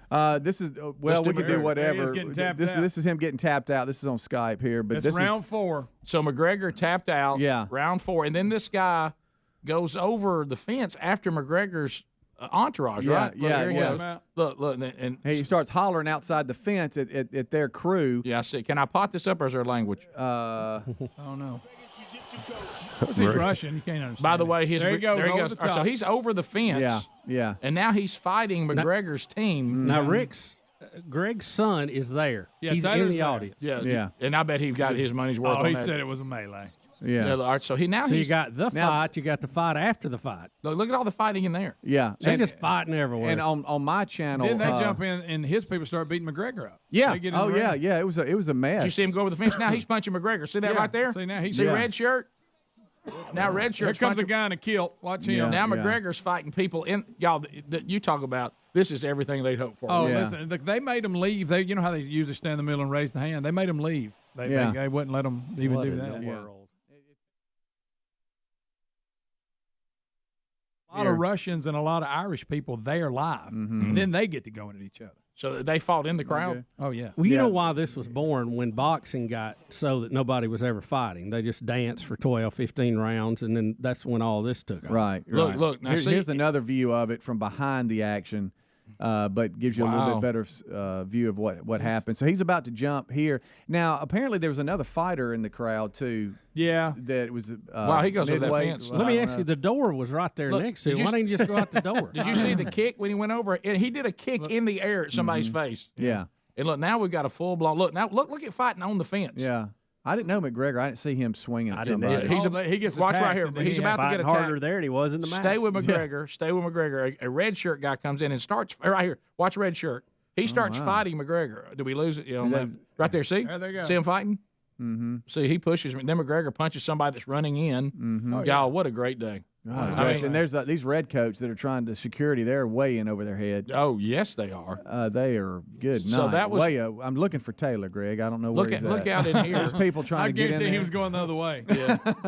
So, look, this was nothing. There's no danger there. He flies on Frontier Airlines. That was the most dangerous part of this trip. That's so good. You can leave. He's already done the most dangerous part. Listen, he'll get a flight deal in a minute. So it was a fourth round tap out. All right, now I know this is a big day for Adler because the Brazilian Jiu-Jitsu is what got the tap out. That's right, boys. And I heard him. I told y'all. You cannot forget the ground game. You can never neglect your ground game. Well, I've said this a bunch. I said if Adler can ever get me to sit down, he's going to whip me. That's right. You know what I mean? That's exactly right. Yeah, it's over then. Yeah. Y'all, it was just, I mean, you just saw a lifetime of grappling just overtaking a lifetime of striking right there in the octagon. We just saw it go down, guys. We just saw it happen. You're right. He said he wanted to thank his Brazilian Jiu-Jitsu trainer. He said that for the win. Yeah. I'll be honest, and you'll hate this, and I understand, because Taylor's the same way you are. He appreciates all that. I like them to stand up and strike. When they do all this grappling on the ground, it's kind of boring. For sure. If you don't know what's going on, you're It's like like defense in football. It's exactly right. You're exactly right. You got to know the game to understand it. To admire it, you got to understand it, really. Did he try run one round to show McGregor, hey, I can stand up too? Did he try that for a little bit? Just McGregor did not look good, really. I mean, he got a couple good touches in, but even in their stand-up game, he got a couple times. He got knocked off guard a couple times. I mean, at one point though, Khabib is holding down McGregor and just doing the ground and pound, and I'm like, this is it, that's it. But McGregor weathered that storm, and that was incredible. But you just saw him just tying up McGregor's legs. McGregor is a world-class fighter, and he was just tying up his legs like there's no big deal. All right, now I've got your legs done. Now let's work on your arms because I'm.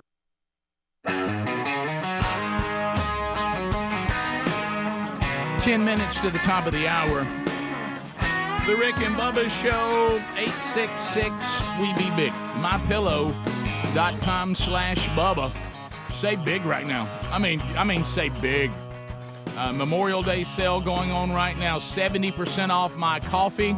70% at MyPillow.com/Bubba. Beach blankets, beach towels, 60% off.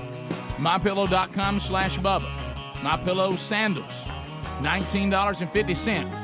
At MyPillow.com/Bubba. Giza sheets as low as $29.98. 6-piece MyPillow towel sets, clearing them out at $25. And of course, you can get the MyPillow 2.0. Still get it, buy one get one free. All this right now for Memorial Day coming up this week. MyPillow.com/Bubba. Programming note: we will be doing a Rick and Bubba Best of show on Friday. A Rick and Bubba replay on Memorial Day. Everybody off on Memorial Day. Then we're back live, Lord willing, on Tuesday. So we will have a Wednesday Bible study as usual tomorrow. We will not have a Rick and Bubba University this weekend. Just make a note of all that. And when we don't do a new one, school is out. When we don't do a new one, that's a signal for you to go back and maybe watch and listen to some of the RBUs you've never heard before. Catch up. Or listen to another one. Bubba, let's talk about your America here as we continue to live in a fake world. In together through the. Now, Bubba, we're told the narrative is this. Now, how do you know if someone really believes what they say? Usually by what they actually do. So we've been told Florida, DeSantis, evil people They're taking critical race theory out of the schools, and Florida has become a dangerous place for people of color. Dangerous. Rick, this week, the NAACP issued a travel advisory. Now I want y'all to think about this. For Black Americans not to visit Florida, saying that it is hostile to them. Hostile in Florida. Right. Okay. That's insane. By the way. Cannot find any event that would really dictate this, other than the fact that Ron DeSantis has said, "Look, our history scores are in the crapper. Yep. Our math scores, our science scores are all down. We don't need to be teaching CRT in school. We got to get back to reading, writing, arithmetic, and catch up with the rest of the world." Yeah, and if you want to teach. Things that involve your ancestry, your culture, where you come from, what you've been through. That's probably better served. Well, no, that's not being banned, though. Yeah. Now, see, if you listen to all the talking heads, you would think that they're trying to erase Black history. That is not what's happening. Which is not true. They are saying we don't need to teach CRT. Correct. Which is a revised version of alternate history. Right. Now, even though the NAACP did this, I do find it strange, and it has been pointed out that Leon W. Russell, 73, the NAACP chairman, lives in Tampa, Florida. Correct. Several of the board members, but not this weekend, live in Florida, or frequent its beaches on vacation. Correct. Karen B. Towns, the NAACP co-chair and a member of the board, also enjoys vacationing in Clearwater. And has a picture to prove it. Yeah, which you can go to her social media and you see quite a few trips to Florida. Mm-hmm. So I'm confused as to why it is hostile. Just because you have a political difference on what ought to be taught in school, that does not mean it is hostile to people of a certain race. Yeah, American history still being taught, which includes slavery, includes Black history, CRT, as Bubba pointed out, all the reasons why that is not being embraced by DeSantis and many other states and Americans. Both, it's not. He's not a standalone. Both Black and white. But the bottom line is this: when people tell you something as crazy as the state of Florida is hostile to Black people, but then they still vacation there and still have 2-bedroom condos in Tampa, they don't mean it. They don't really believe it. If they believed it, they wouldn't go to Florida. Brian, so they don't believe it. It's just a bunch of. I mean, first of all, it is an outrageous statement. Outrageous statement that Florida is hostile to Black people. It's an outrageous statement. I tell you who it's hostile to is literally white people who better put some sunscreen on. Yeah. I mean, it ain't hostile to Black people. I mean, on their behalf. Right. Get burned in a hurry. Right. But that, and so it goes back to what we've said 1,000 times. We are living in the most disingenuous, fake world where people say outlandish things that they know aren't true, and then they themselves don't even believe it because of the way they live their lives. They always overplay. If you want to say, I disagree with the governor of Florida, and I think critical race theory is a wonderful thing, and I just have to disagree with his assessment of that, okay, we can have that debate. But saying things like because he doesn't think it should be taught in the schools in Florida, that's not the best use of the educational system, that now Florida's hostile to Black people, that's crazy. Yeah, it is. And plus, they don't believe it because they're still going. According to Byron Donalds, who is a Republican from Florida, happens to be African American, says this is dumb. It's silly. Said, I don't even know what they're talking about. He said the advisory was another attempt to weaponize race, but it had no bearing on reality. Correct. Very well put. And the fact that Leon, has lived there, still has a 2-bedroom home in North Tampa.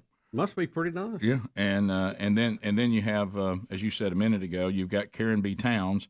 I mean, she couldn't be smiling bigger as her and I guess her husband, they're here in these pictures, are there in Clearwater with a beautiful sunset behind them. They don't look scared to me at all. No, do they not at do all. they look terrified to you? No. Of all places that are hostile, does anybody think the beach, people are out to get you at the beach? Cares? I think if anybody at the beach even wanted to be hostile, they'd go, That's going to require effort. If you're at the beach, nobody cares. No. Everybody's laid back. No.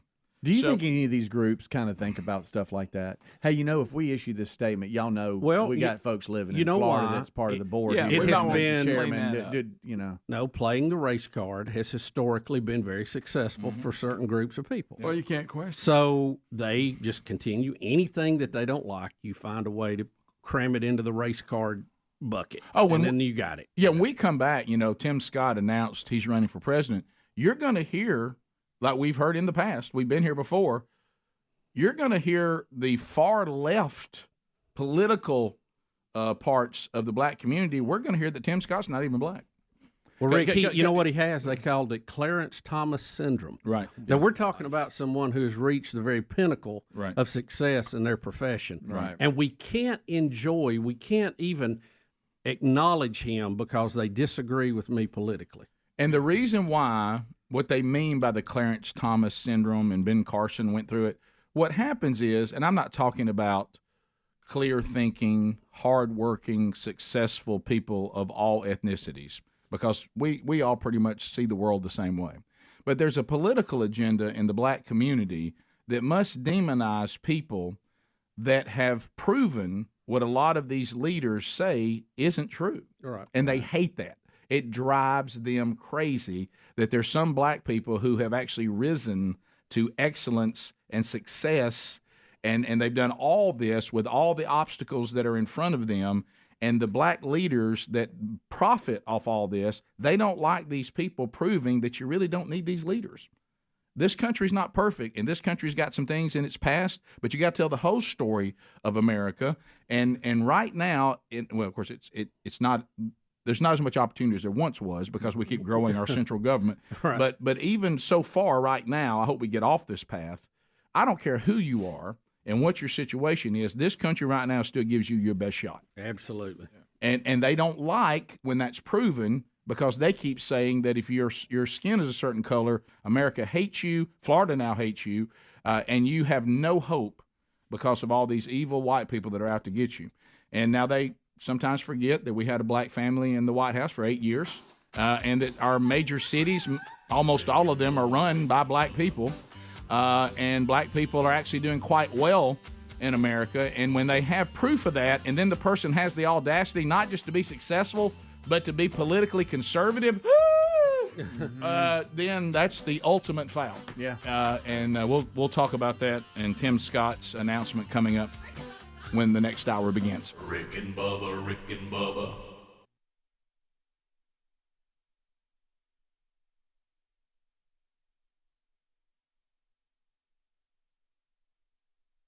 All right, I'm going to say something that just the sound of it just is terrifying. Fatty liver. Oh, my goodness, fatty liver. The latest data from the American Heart Association indicates that adults with fatty liver are 3.5 times more likely to have heart failure than those without.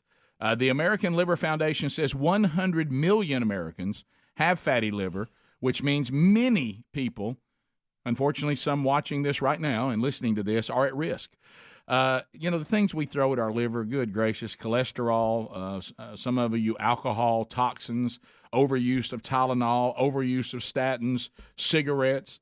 That's why so many people have sluggish fatty liver. And what does that do? It makes you gain weight, makes you lose energy. For decades now, your liver has helped you with over 500 key functions every single day. Now maybe it's time for you to return the favor and help your liver. Liver Health Formula is available. It's an all-natural supplement. It contains 12 clinically proven botanicals that help recharge and protect your liver.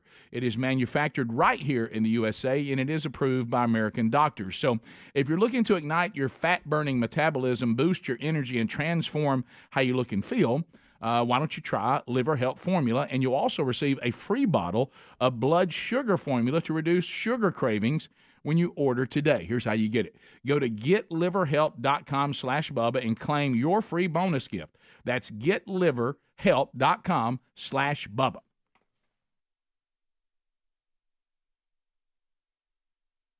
punch you in your face as soon as you're defenseless. You're getting brained, buddy. You're getting brained. Well, here's the thing. What just happened here is we just found out that you actually like MMA fighting. Greg just announced to the world, I'd like to see rougher boxing. That's right. Yeah. Just bare knuckle boxing. Yeah. I like them. Yeah, exactly. When it first started, when it was like Tank Abbott and all them, there was just a bunch of guys with beer guts. Yeah. When it first was tough man competition. Yeah. He had that long goatee. Now, Khabib, am I saying it right? Khabib, yeah. Okay. Now, did he say that he just couldn't stand it because of all the pre-fight they had been jawing? dogging And doesn't he have another feud with a fighter that's in McGregor's entourage or something like that? Yes. These people, I don't think are very good people, and so they'll just say terrible things to each Right. other leading up to the match, during the match. So there's no the weigh-ins. Yeah. You're speaking about McGregor. Yeah, and so just the whole both camps. I mean, if you're in one camp, you hate the other fighter, but you also hate and know everybody else in the other fighter's camp. Yeah. So you get a lot of that infighting going on. So this is very similar to when we had Tupac fighting against Suge. Exactly right. East Coast, West Coast. This is Russia, Irish, just same thing. That's right. But now Crips and Bloods. But all now over again. Khabib might not even get paid, and the title be stripped. That's right. Yeah, Because of the behavior? Because of this. Well, Yes. let's not get carried away. This is what brings people And look, in. and they arrested the two guys that attacked McGregor, but let him go because he didn't press charges. That's right. And But they paid McGregor, but they haven't paid Habib yet. yeah, Can we get in the- Khabib, Greg? Can we get Khabib, in the Kavanaugh shout out with about a minute 15? Yeah, hold on. let's Because see. in the first match, There's not much to show. You can just I just play want to it hear out. the shout out. That's it. How does this guy know anything How about does the he know what's Supreme going Court? to go? Yeah. This guy's talking about the Supreme Court, and this was one of the matches up to the main event, right? Yeah. This is let's see. Is it Lentz? I guess Nick Lentz had just beat Gary Maynard in the UFC 229, I guess, and this was the post-fight interview. Yeah, first and foremost, I want to give out a shout out to my homie Brett Kavanaugh. Way to go, Special K. And then on top of that, Does he train with Brett Kavanaugh? I'm going to shout out my homie Brett Kavanaugh, Special K. You just didn't expect that at the MMA fight. He just said Special K. That just was actually said. That's so good. We're going to shout out to Special double K. to your striking. Yeah, first and foremost, I want to give out a shout out to my homie Brett Kavanaugh. Way to go, Special K. Is that Joe Grogan doing the interview? Yes. Yeah. He's a big guy. Like first and foremost, not God, not family, not trainer. Special K. Special K. Well, don't forget the question was about his striking. So your striking, you just say, oh, shout out. Special K. I think they're from the same hometown. I Must think. be. Right. To my homie. You just didn't think, though, no matter what, whether you're in the same town or not, that he would just take time to. Well, he had a big win, Rick, and so did the fighter. And that's the first time we heard Kavanaugh referred to as Special K. Right, yeah. Well, of course, now Brett Kavanaugh, because he was confirmed, will have to learn how to fight like an MMA fighter. As everybody tries to attack him. But guys, I mean, jiu-jitsu won the fight. Y'all been making fun of me for all this jiu-jitsu I've been going to. Jiu-jitsu beat what was the best fighter in the world, Conor McGregor, no longer the two-time champ. Rematch. Short out the Webby. Rematch. Rick and Bubba.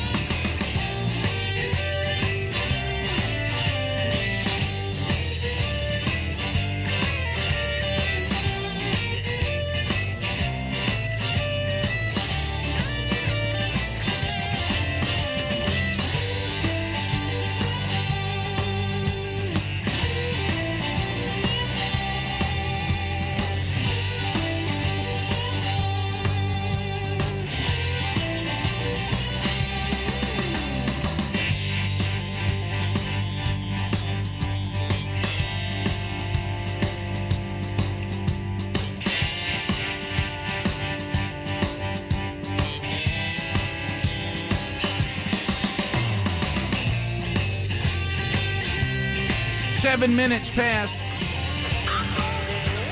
From the No Name Studio out on the bleeding edge of technology, from Sweet Home, Alabama to the world. Speedy, the real Greg Burgess, Helmsy, Eddie Van Adler, all here for a brand new hour. Rick and Bubba University students, Cam Solo and Alapuca, earning their degree in common sense, which has now become a superpower.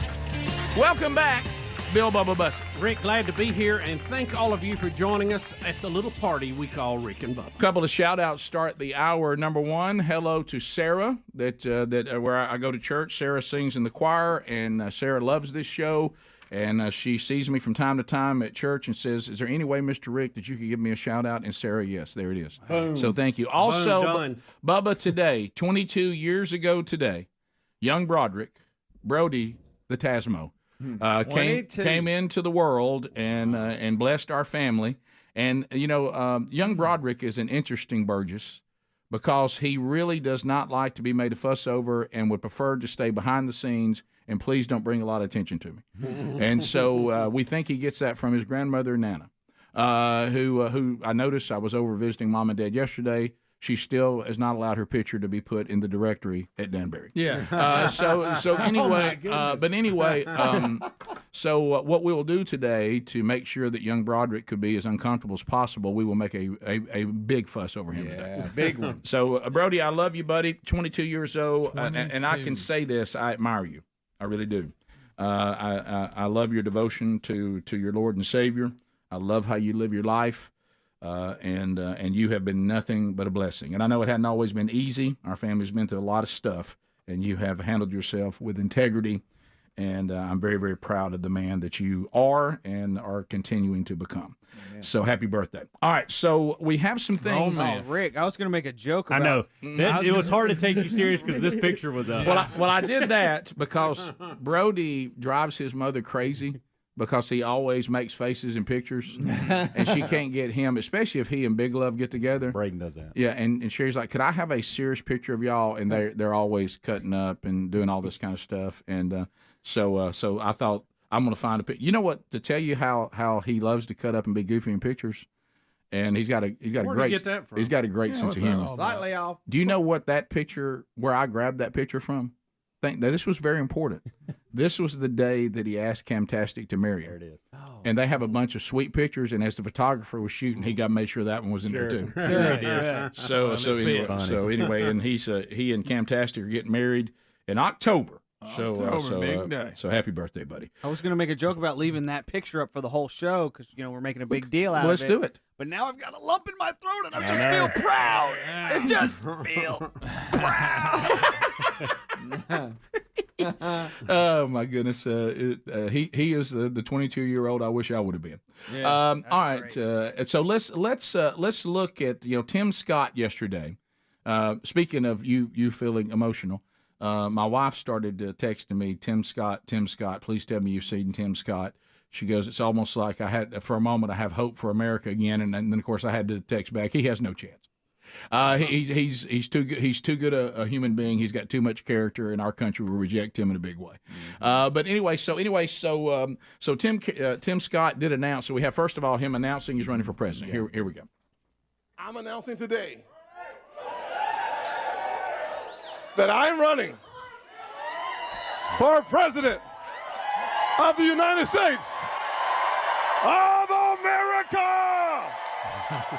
Under Joe Biden, we have become a nation in retreat, retreating from our heritage and our history, retreating from personal responsibility and hard work, retreating from strength and security, even retreating from religious liberty and the worship of God himself. They say opportunity in America is a myth, and faith in America is a fraud. But the truth of my life disproves their lies.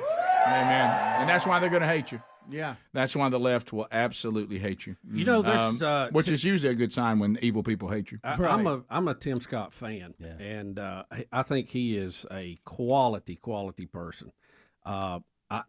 Nikki Haley is also, I think, a very good person and a very good candidate. Ron DeSantis will be when he gets in tomorrow. So I think you've got some really good people running on the Republican side. I don't know how it'll all shake out, but I tell you, those people are people that I have confidence in when they're in government positions.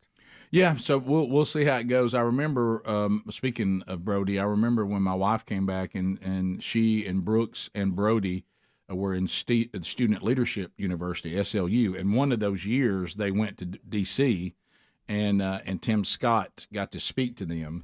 And Sherry came back and the boys, they were like, Dad, do you know Tim Scott? And I'm like, I mean, I do know him a little bit. I've heard, I know that he and Gowdy grew up together and they're big friends and all this, or they became friends. I don't know what time. I wish he would have stayed in Congress. Yeah. And so anyway, and so I've always, like you said, been very, very impressed with Tim, and hopefully he can play some role. I mean, if he ends up being the nominee, I certainly would love that. That seems like that's probably a little lofty at this point in his political career, but maybe he can play a key role by being on a ticket or something. Yeah, you know? well, you'll have to see how it shakes out. Well, we'll see. I mean, it's going to be, it seems like every presidential election in our time gets more and more interesting. Yeah. And you go, well, I can't wait to see how this is going to shake out. And I think this one will certainly be that way too. You have Trump, who's been there. He's leading in the polls. DeSantis is following in second. He's going to announce this week. You got Tim Scott. You got Nikki Haley. So you've got some good folks running. All right. So this next now the View is this what happens next? Well, no, this was just him elaborating a little bit more on education and everything like that. Now, of course, the View did make light of him running, and everything, course, but that's typical. Yeah. All right. I have lived that the closest thing to magic in America is a good education.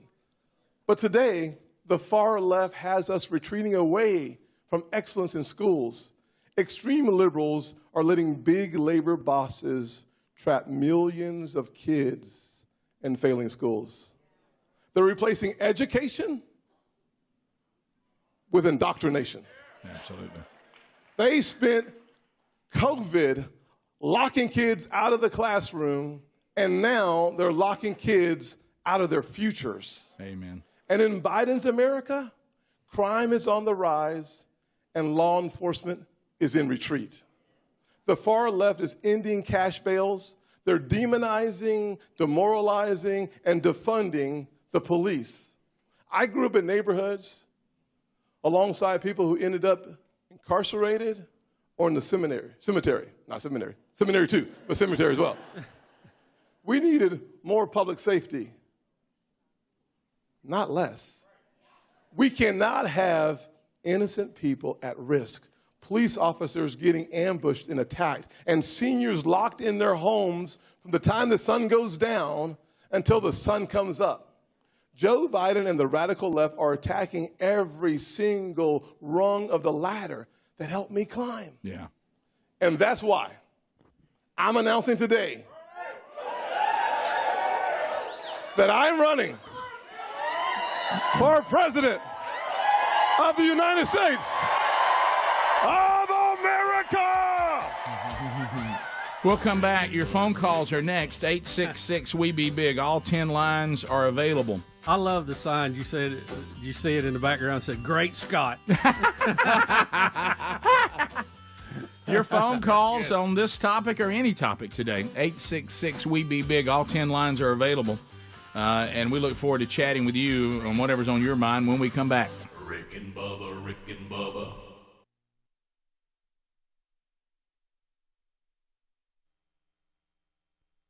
To the phones we go. Trolling. Keep them phones a trolling. Here we come, phone trolling, phone troll. Let's go to Brian, Starkville, Mississippi, where I spent all day Saturday listening to us on 96.1.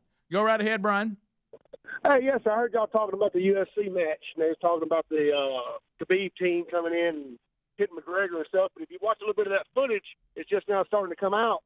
A member of Khabib's team was on top of the cage after Khabib had jumped over, and McGregor went over there and hit him like 3 or 4 times. And I think that's what kind of kicked off McGregor getting punched. Yeah, all that stuff, people being arrested and the person being held. I don't know why they're doing it on one side and not the other.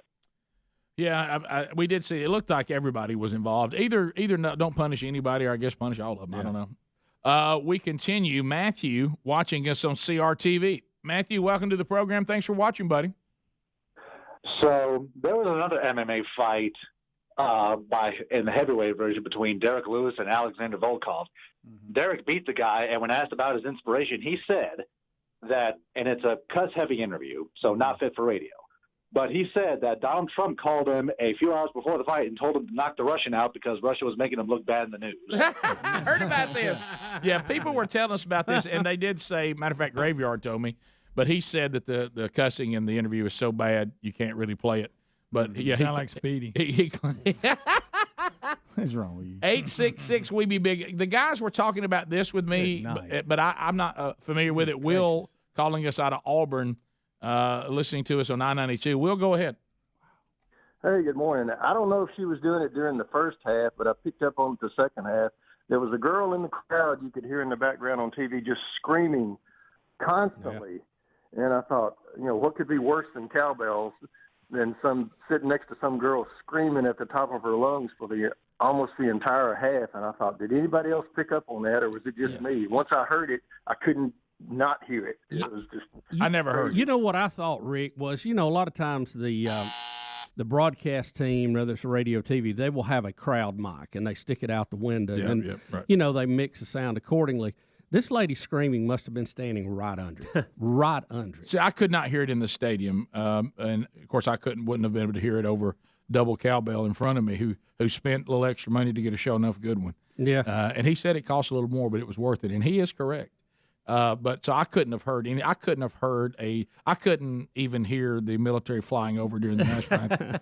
So does it stay with you a long time too? That one did. Yeah. The other ones, like I said, of course, it was piercing. Yeah, I've only hear it out there during when the team walks in and all that, and I've heard it one play inside the building. But the other cowbells, they sound more like clacking. Mm-hmm. This one was a show enough double cowbell, and they were big fans of the show. All of them too. They listen. I won't say anything about that because then people will go, "Oh wow," so I know who that is. But they were. They were having a great Well, if you're going to bring one, bring a good one. Yeah, no, he said, hey, I spent a little extra on these. I said, well, by golly, you got your money's worth. Uh-huh. We continue. 866 We Be Big. Speedy, is there a limit on how many cowbells each person can bring? Is it one per person, or do you get... You just ring responsibly. I've seen some that look like they were double. They were on a stick. Yeah, I have one of those. I have one of those in the office. I love. So if you got one of those for both hands, you're doing four. Well, if you have, right. If you, you could really get going. Yeah, that's what he did. He had two show enough good ones. Good night. And his buddy got all the cowbell he could stand with his Auburn hat on. I bet he did. Right? Especially late in the second half. And I think that was one of the ways I got Brody to leave. I said, Brody, this is the whole game for you. Does it seem like the cowbell is louder every time you have a 3 and out? Yes. Yeah. It seems like it pierces more. Yeah. So they do that every time that Auburn went 3 and out. So they did it a lot. Yeah. They're actually had to rest their arms. In the first half. Can I tell you? They've had people icing in the crowd when they play that Saturday Night Live skit in pregame. That is funny. Right before it comes out, and he has a fever, and everybody's screaming. Oh, it with we've got him. that sounder. Yeah, I know, but I mean, you ought to be in the stadium, and also it comes on that big screen, 2 big screens, and everybody goes nuts, and everybody shouts it with him. I got a fever, and everybody is crazy. I'm thinking Bruce so-and-so, well, we ought to give him some more cowbell. It's great. It's a great pregame thing. 866 We Be Big. Let's go to Chris in Florida. Chris, welcome to the program. Go ahead. Good morning, guys. How are y'all this morning? Doing great. Well, I hope you had a good time down in Starkville this weekend, Rick. I did. Well, I had a birthday party to attend on Saturday morning, so I left the Bama game on, of course, inside.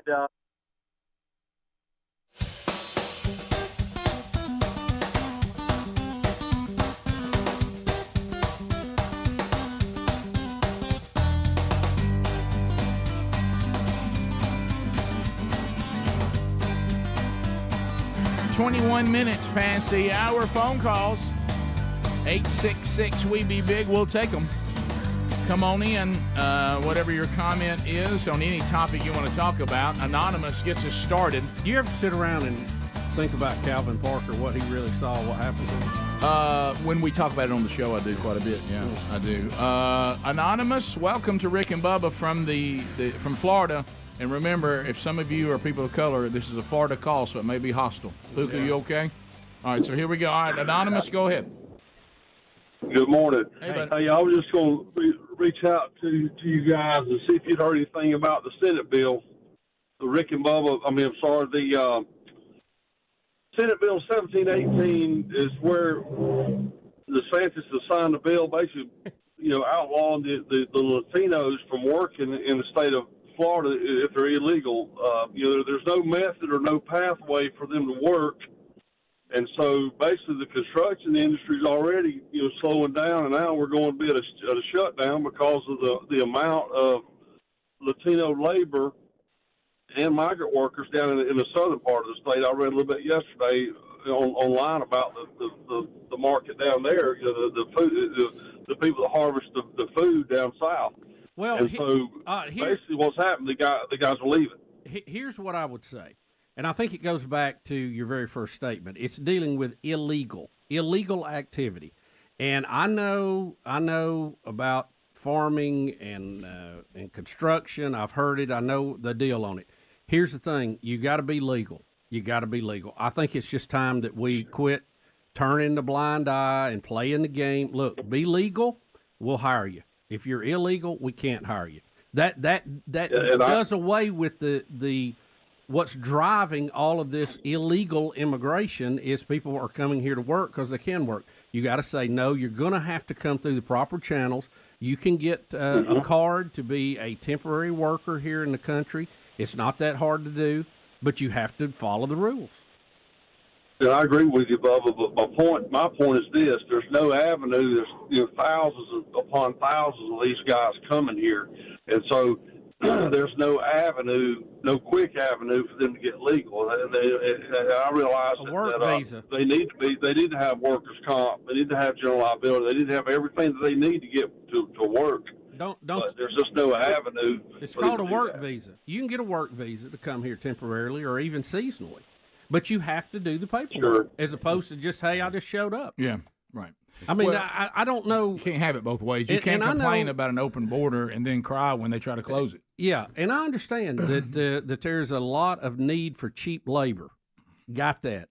But we at some point got to quit playing this game, and we're like a bunch of 3-year-olds just acting like, the world ain't what it is. So, you got to have some – that's why we have rules. If we're not going to have rules, tear up the rules and tear down the border and let everybody come and go as they want to. That's fine.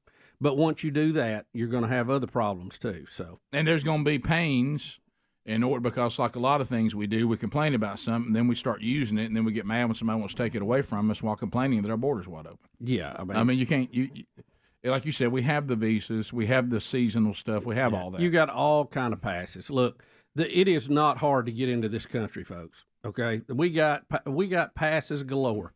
You come in right now and just tell them, hey, I'll come back for my court date in 90 days. Never show up. I mean, it's nothing. Cliff, welcome to Rick and Bubba. Go ahead. Good morning. First of all, Bubba, excellent call on that last call that just came in. Rick, I was going to talk to you about your hips. I've had both my hips replaced within 5 years. And as long as you do your rehab, you'll be fine. Yeah, well, I don't have to have it. Yeah, I don't have to have it replaced. They actually said my hips don't need to be replaced. I've got a partially torn labrum. Right, but my point is, like you're talking about, you're going to have one later on. Yeah, down the road. But down the road. With your torn labrum, ask them about a guided injection that they can give you that'll get you out of pain. Then your rehab won't hurt you so bad. Yeah, I honestly am not in a tremendous amount of pain. My biggest, until you go to rehab. My biggest problem is a lack of mobility. Over don't there. lie. Yeah, that's what Shakira says. Yeah, I'm not to that point to where I'm hurting so bad. Shakira. Somebody give me a shot. I'm not to that point. Yeah, let's go to. But thank you for that. I'll ask about that. Let's go to Bruce. Tell you what you need. Nashville, Tennessee. Bruce, go ahead. Hey, guys. Hey, I'm a new listener to the show, and I've got about 150 questions I'd like to ask you. Bubba, I'm going to start with you. Bubba, I was doing some research on the Internet, and I found out some information about your cousin Billy. Would you like to talk about that, or you just want to move on to the second question? Yeah, just move on. Nobody wants to tackle that one. Well done. That is funny. Chad in Tennessee. Chad, go ahead.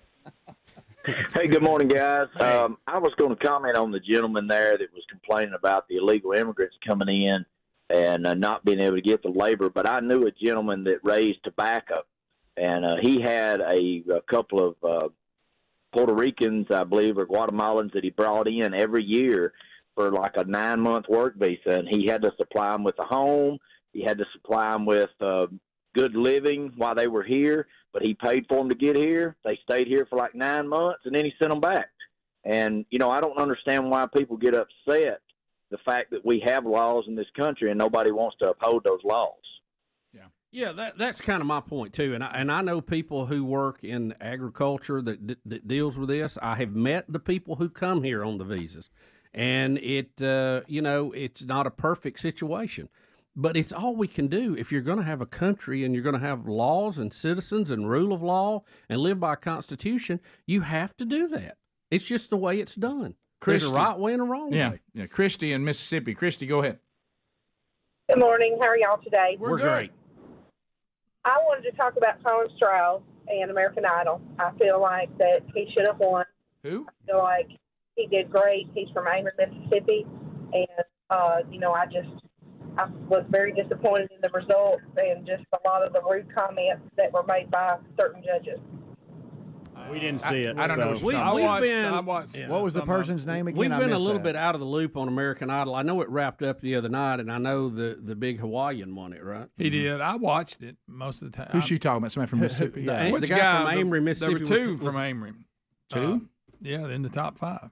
Really? Yeah. Wow, Amory, Mississippi showing off. I've never heard any of the modern day judges make a negative comment about anybody. That's what I was going to say. I don't know what she's talking about, the negative comments. If there was more of it, I'd watch it. Yeah, nowadays they don't call anybody out. Yeah, they don't have anybody mean on there anymore, do they? Yeah. Are mean judges not a thing? Is this I him? guess she's talking about him. She's talking about Cowboy Hat? Yeah. Is that Colin He's pretty good. Style? Yeah. Well, how you say his last name? Yeah, I'm not sure. And I hate. He's and look, pretty good. Here's what I do Style. know, and correct me if I'm wrong. And ma'am, I understand we all get excited about our local folks and want them to do well, and he did very well. But once it goes to America voting, the judges don't have a say who wins anyway. Yeah, and the judges were never, especially to him, I don't remember him ever being. And most time, if you get to this point, you're getting a contract. You got the exposure you need anyway. No, he is good. He's good. Do you find yourself defending people that are critical, Greg, just from your personality? Rick and Bubba, Yeah. Rick and Bubba.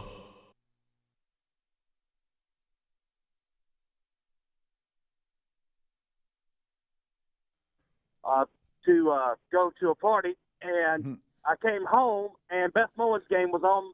Her calling was so bad, my dog was in hiding. Yeah, she got Wake Forest, right? Mm-hmm. And yeah, Demon Clemson. Deacons. Clemson and Wake Forest. Clemson, Dabo, Sweeney, Demon Deacons. Betty is caught up in it now, and she doesn't like football. She faked it while we were dating. Understood. But she goes, now, which one is that Beth Mowens that Rick does? Mm-hmm. Which one is that? Yeah. Have you let her hear? Well, no, because I haven't been able to get her in the room Right. when she's and I can't stay on the game too long. Yeah. So, I want y'all to know that that's all I hear everywhere I go now, and I mean it's everywhere, and there is a rumor out there that, and I cannot validate it, that we may get a call from Beth Mowen.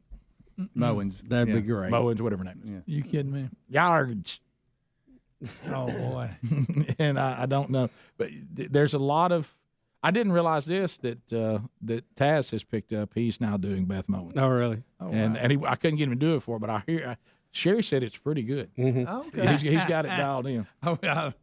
So anyway, Now, is he imitating Beth Mowens, or is he imitating you doing Beth Mowens? it's a little combination of both, because that's the thing I said. I said, Sherry, there's people who actually sound like Beth Mowens, and there's me doing Beth Mowens.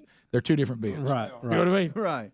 Let's go to there's no names I can see. What if you started talking to Beth Mowens and you actually liked her and y'all were became Well, friends? I'm Y'all sure became broadcast I don't partners. say she was a bad human being. Right. I mean, yeah, we might get along fine. And then all of a sudden she said, "But the only when we talk, you have to You have to do my voice when we talk, and it's like Gary. I would. And y'all just talk back I and would do forth. that in a minute. I got a feeling she's probably not going to have that attitude. Yeah. That's just me. Hey, Beth, nice to see you. Yards. Time out. How many people you think Saturday scream Chandler Cox at me? How many? If I'd had $1 for every time that was screamed at me, I would have paid my part of the food. Yeah. You wouldn't left them hanging like you did. I can't see these names. Really aggravates me when the names aren't up there. Birmingham calling about tailgate over the weekend. John, go ahead. Mick, go ahead. Hey, I don't know what that means, but I love hearing y'all say that. Hey, Rick, went by your tent after the game. We were hoping to see you and Sherry. Unfortunately, couldn't get that fellowship in. But you need to go before the game. Well, you certainly were the topic of conversation. I think that the two comments I kept hearing were, it's always the richest guy in the group that skips out on the bill, and somebody's been hanging around Speedy too long. Speedy trained him well. He forgot his wallet in the car. It's rubbed off on you, Rick. It was. Before I do, I said, wow, I'll pull a Speedy. He forgot. Can I tell you what's funny? When in Starkville. Because, this was the first time, and this is something my son was dreading. First time that I got to spend a lot of quality time with the young lady that he's dating now, and she was dreading all the things. So we get in the truck, and I don't wait. We were probably not even 5 miles in, and I said, "Hey, now look, I got some things we got to go over." And I said, "A lot of people here, big crowd." I said, "If we get separated," I said, "we just go Mac." And she just looks at me. I said, "Let me hear you do that one time." And Dad's like, "Dad," she goes, "Mac," and I was like, "I need a little louder because I couldn't have found you in the crowd. No way." Mac. And I said, "Let me hear that." And she would just look at me. I go, "No, seriously, I got to know because I don't want to lose you." Mac. And I was like, "I need a little more volume. You got to really get on. Let's go one more time. I can't hear you. I can't even hear you over the radio right now." You know it. It's so the love stuff like that. I live for that kind of stuff. Something happened at the house the other day. The little girl that JC's taking to homecoming came over to meet the family for the first time, and he said, "Dad, you going to get her?" And I was like, "Yeah, I think so." And I was wearing our shirt, "Jesus loves you, and I'm trying." Yeah. And we sat down, and I said, "First of all, I want to tell you that Jesus loves you, right? And I'm trying." And I said, "But it's just all going to depend on how you answer these questions." And she started getting so nervous and whatever, and of course I ask her some goofy questions and tell her I'm kidding. But I don't know why we get the kicks out of doing that. Yeah, well, it was. I just enjoy that, and that's why our kids won't bring anybody around us. Right. Well, yeah. Why would they? But I enjoy it so much. I mean, it made my night. Right. Of course, I have to do the world famous. There's 75, 80 people there right when they finally do officially the food starts. And I said, "I've told them you're going to say the blessing." I love it. Yeah. Rick and Bubba.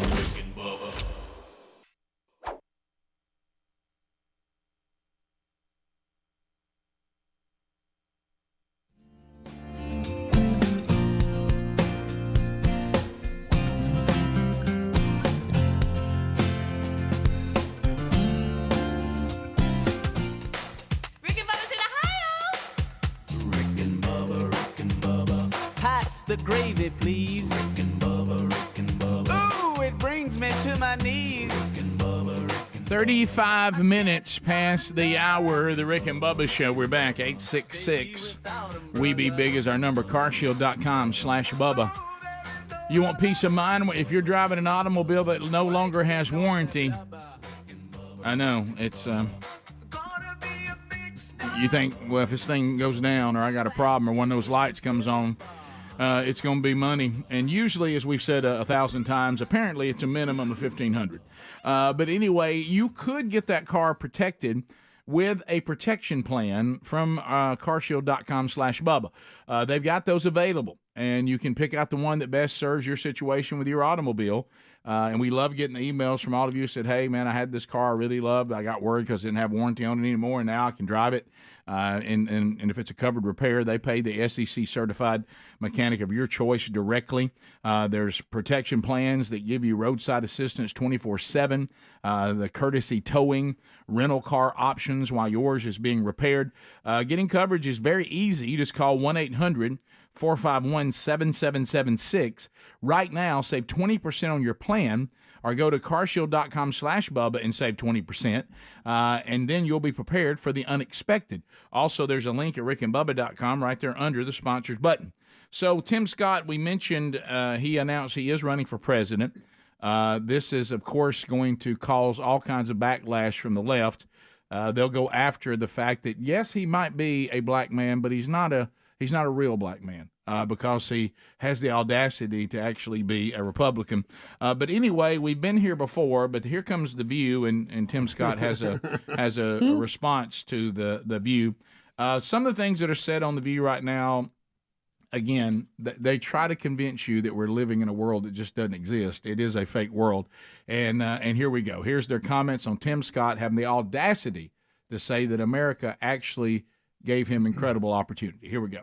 I think one of the issues that Tim Scott has is that he seems to think because I made it, everyone can make it, ignoring, again, the fact that he is the exception and not the rule. And until he is the rule, then he can stop talking about systemic racism. He's got Clarence Thomas syndrome. But I do think that he has championed policies specific to help the black and brown community. The First Step Act, which I know a lot of liberals think it didn't go far enough, but it helped in the first year get 3,000 inmates released into rehabilitation programs. Those are all great. He was the champion of the Emmett Till Anti-Lynching Act, which I think was able. He was one of them. Yeah, he was. Listen, I don't take it. Look, he's done some good stuff, okay. But if you're running for president, you got to do more than that. Yeah. You have to represent us as a nation and then say, and as a black man, this is also how I feel.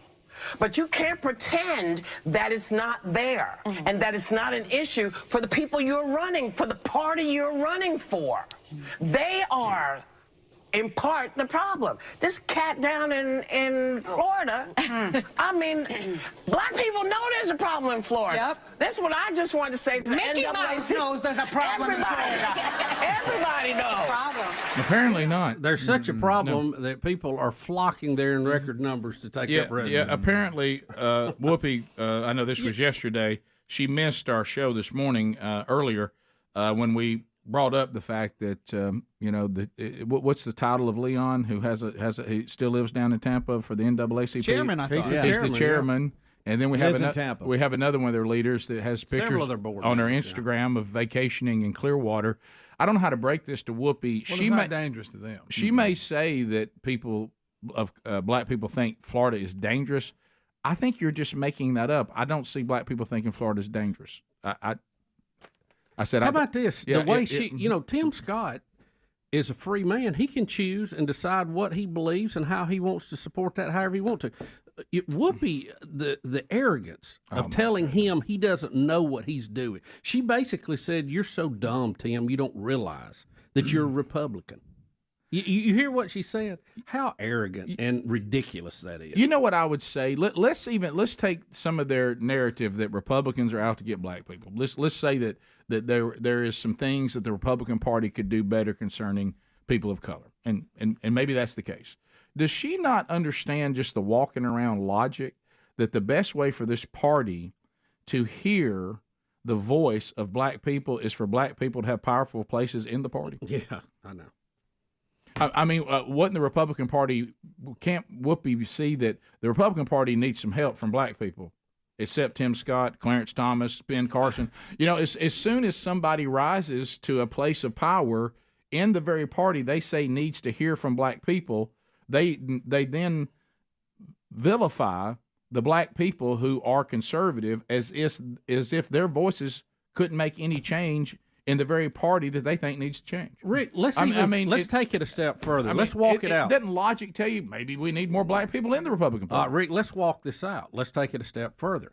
If I don't think that my community, whatever, black, whatever you want to be, whatever group you want to belong to, if I don't think I'm getting treated correctly, wouldn't I be better to have an active membership in both main political parties? Absolutely. So you could play them against each other to get what you want? Absolutely. Right now, you're all in on one side of the equation. Oh, and and is that really serving you well? Are you where you want to be right now? You've told me there's all kind of problems. Mm-hmm. Well, obviously that party hasn't solved the problem. If I was going to be in a situation to negotiate where I could get my best deal, I would want two parties fighting for me, not already surrendered to one party. And telling the other party they have no hope. And the arrogance of her claiming that somehow that Tim Scott has forgot he's a black man. You don't think that he's an advocate for the black community because of the fact that he's black? I mean, you just had one of the more conservative hosts give you a list of things he did. Yeah. Most of those things he did because he is a black man. And Whoopi says he's forgotten he's a black man. Where's the evidence of that? I think what bothered me the most is when she said, he seems to think because I made it, everyone can make it. Why not? Why not, Whoopi? Well, Why you know not, what? Whoopi? That is what you think. Right. That is exactly He's what an example, and He's he can- proven it I can know. be done. Now, it doesn't mean everybody's going to get Sure. there. How about this? Everybody don't get there who's white, Latino, Yeah. anything else.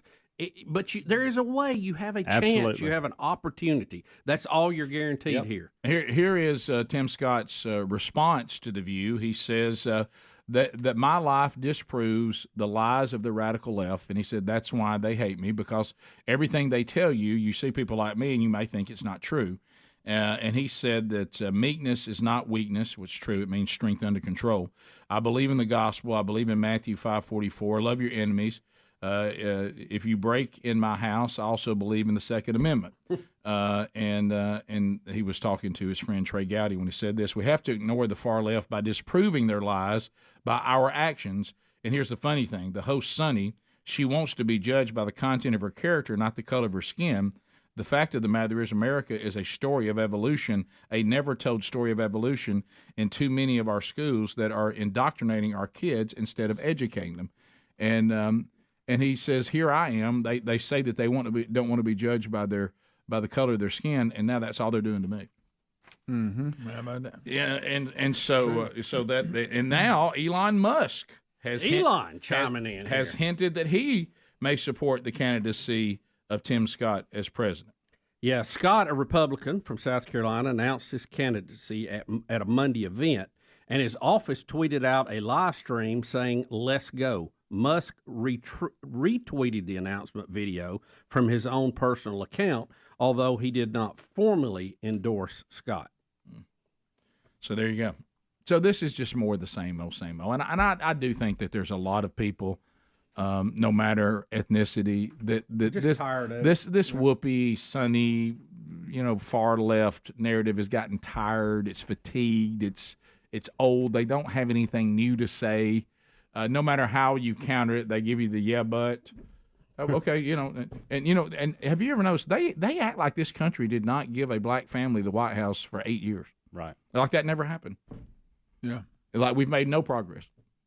I mean, and by far, the biggest number of people who voted for President Obama were white. Oh yeah. He doesn't get in there without the white vote. Was some of it white guilt because of the way things were played and they didn't judge his policies and the fact that he wants us to become a socialist country? Yeah, Probably. but that really has nothing to do matter. if you just compare Yeah. it to what Whoopi's saying and Right. Sonny's saying. Yeah. They acted like it never happened. Well, it's I don't know if you've ever. The problem is when you keep giving the yeah, but every time things look like they're getting better, and you keep saying never enough, never enough, never enough. I'm just going to tell you, people just finally go, whatever then. I was ready to really, go all in here, and now I've exhausted all this effort and done all these things, and you still keep telling me that I'm awful and I'm evil and nothing's changed. So I got to move on to other things. Yep. So anyway, Tim Scott, the good news is he can handle himself in all this, and he knew all this was coming, and the View and all on the left. All the left concerning him, their comments are so predictable, so unoriginal. Get ready for the same thing to be said about DeSantis and Mike Pence when they announce. Yep, you're right. We'll be back 15 minutes to the top of the hour. Rick and Bubba, Rick and Bubba.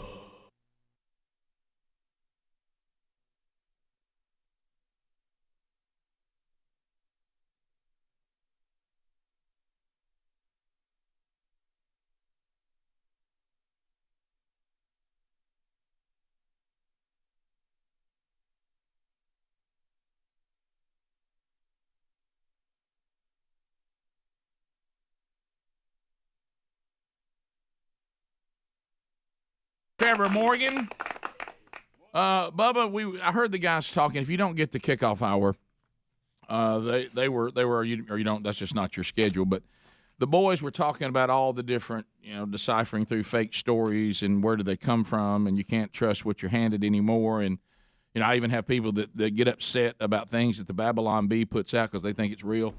And, our inability to see parody. And I'll tell you one of the reasons it's hard to tell parody from reality is because reality's become so bizarre. Yeah, it has. But it really has. Used to, you could really tell when you see it. Now you go, I don't know. But some of these things, and we'll get into it, and I meant to bring it up yesterday, but we had a lot going on.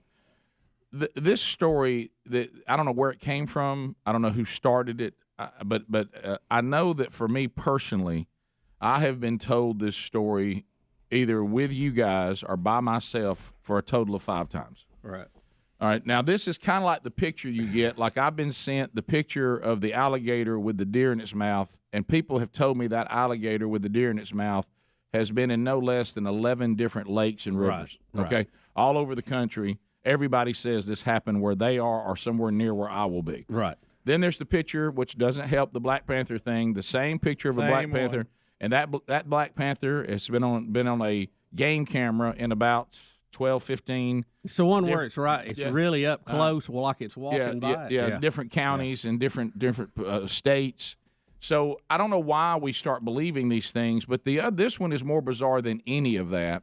And that is, and guys, the last 3 times I've been told this were people that I love running up to me saying, I've got a segment for y'all on the show tomorrow. Yeah. And I'm like, where did this story come from? First of all, as Greg was trying to help so much in the first hour today, in the kickoff hour, some of this, if you'll just take a breath, it's got problems right out of the gate. That you go, well, there's some things that, and this is this, and people will tell you deadpan that it absolutely happened, and it didn't. And it's the one involving a little person again, where everybody claims that in their town that some special needs adult captures a little person off their porch and puts them in a closet and thinks that they have a dwarf, a garden gnome, something that is fantasy, a leprechaun. And we've heard it told different ways. Yeah. Y'all, that story isn't real, and I don't because it can't happen all over the country. And I don't know who keeps coming up with this, but I keep being told this story as if it happened in another city, in another neighborhood, and it's not true. I don't know, why does this story keep being told, and I don't know where it came from, and I don't, and obviously, like with the other one, the last time it was told was a garden gnome. And that the person with the challenges grabbed the little person off their porch because they were Jehovah's Witnesses. All right, now first of all, I've had Jehovah's Witnesses visit my house many times. They never come solo. No. Okay, sadly, but are usually on a bike too. Are Mormons? And I've never seen him a little person. Yeah, and I've never seen a little person. That could happen. But what I'm saying is, for this story to be real, there's a moment in there where a person has to grab a little person and successfully pull them into the house, and a lot of things have to happen, and lock them away, where they can't escape. Okay, or they don't have a cell phone, they don't call for help. I mean, guys, this story has got. It's got to stop. It's happened again. It just happened to me again Sunday. You brought that up. You remember a good friend of ours came in here ready to tell that story. And he was ready to go, and we had to break his heart that's not real. Well, the last 2 people that have told me, now they're not telling me firsthand, so it's not. Well, it's always secondhand. Right, it's not against their credibility. Hey, did you hear about that family over? Right, but the people who told them as if it was the truest thing you've ever heard. Oh, yeah. Where did this story come from? And some of you out there, I think, are hearing me say this right now. You're going, somebody told me that. I thought that was real. That's not a real story. Rick, keep in mind, as you said, they travel in 2s. What about the other one that got away? Seems like he would report a kidnapping. Right. Okay? Then I heard I've never had, in all these that ring your doorbell, I've never had a little person be one of them. Never. And I've heard it told that the little person was like a delivery guy. Right. I heard that one told. Oh, yeah. So this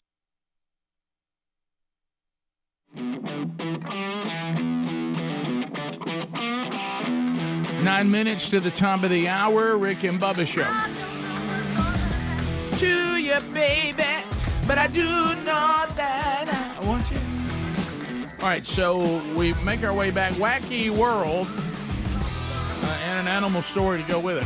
How bizarre. How bizarre. Look around the wacky.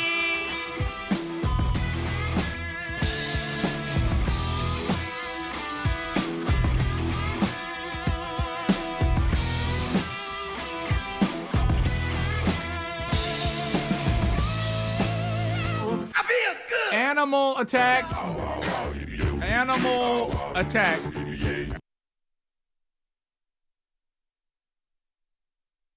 Rick, we were talking about Florida being hostile a minute ago. Yes. Florida is hostile to humans. Right, yes, it is. There's too many alligators down there. Yeah. Right. And we got a guy that was at a bar. The line going to the bathroom was too long. He thought he'd go out back, and didn't work out too well for him. We have a package from NBC2. Here we go. Gators, I didn't really truly understand them until I'm waking up in the hospital, and then like, oh, well, the gator got your arm. That man lost his arm in an alligator attack this weekend and is now alive to tell his incredible story of survival. Jordan Rivera was at a bar in Port Charlotte early Sunday morning. He says he fell into a pond behind the building, and that is when the gator pounced. Thanks for watching NBC2. I'm Kyla Gaylor. And I'm Peter Bush. Rivera is in the ICU tonight at Gulf Coast Hospital, and that is where NBC2's Gage Golding is live. Gage, you're the only one speaking with Jordan about the attack. How's he doing? Exclusive.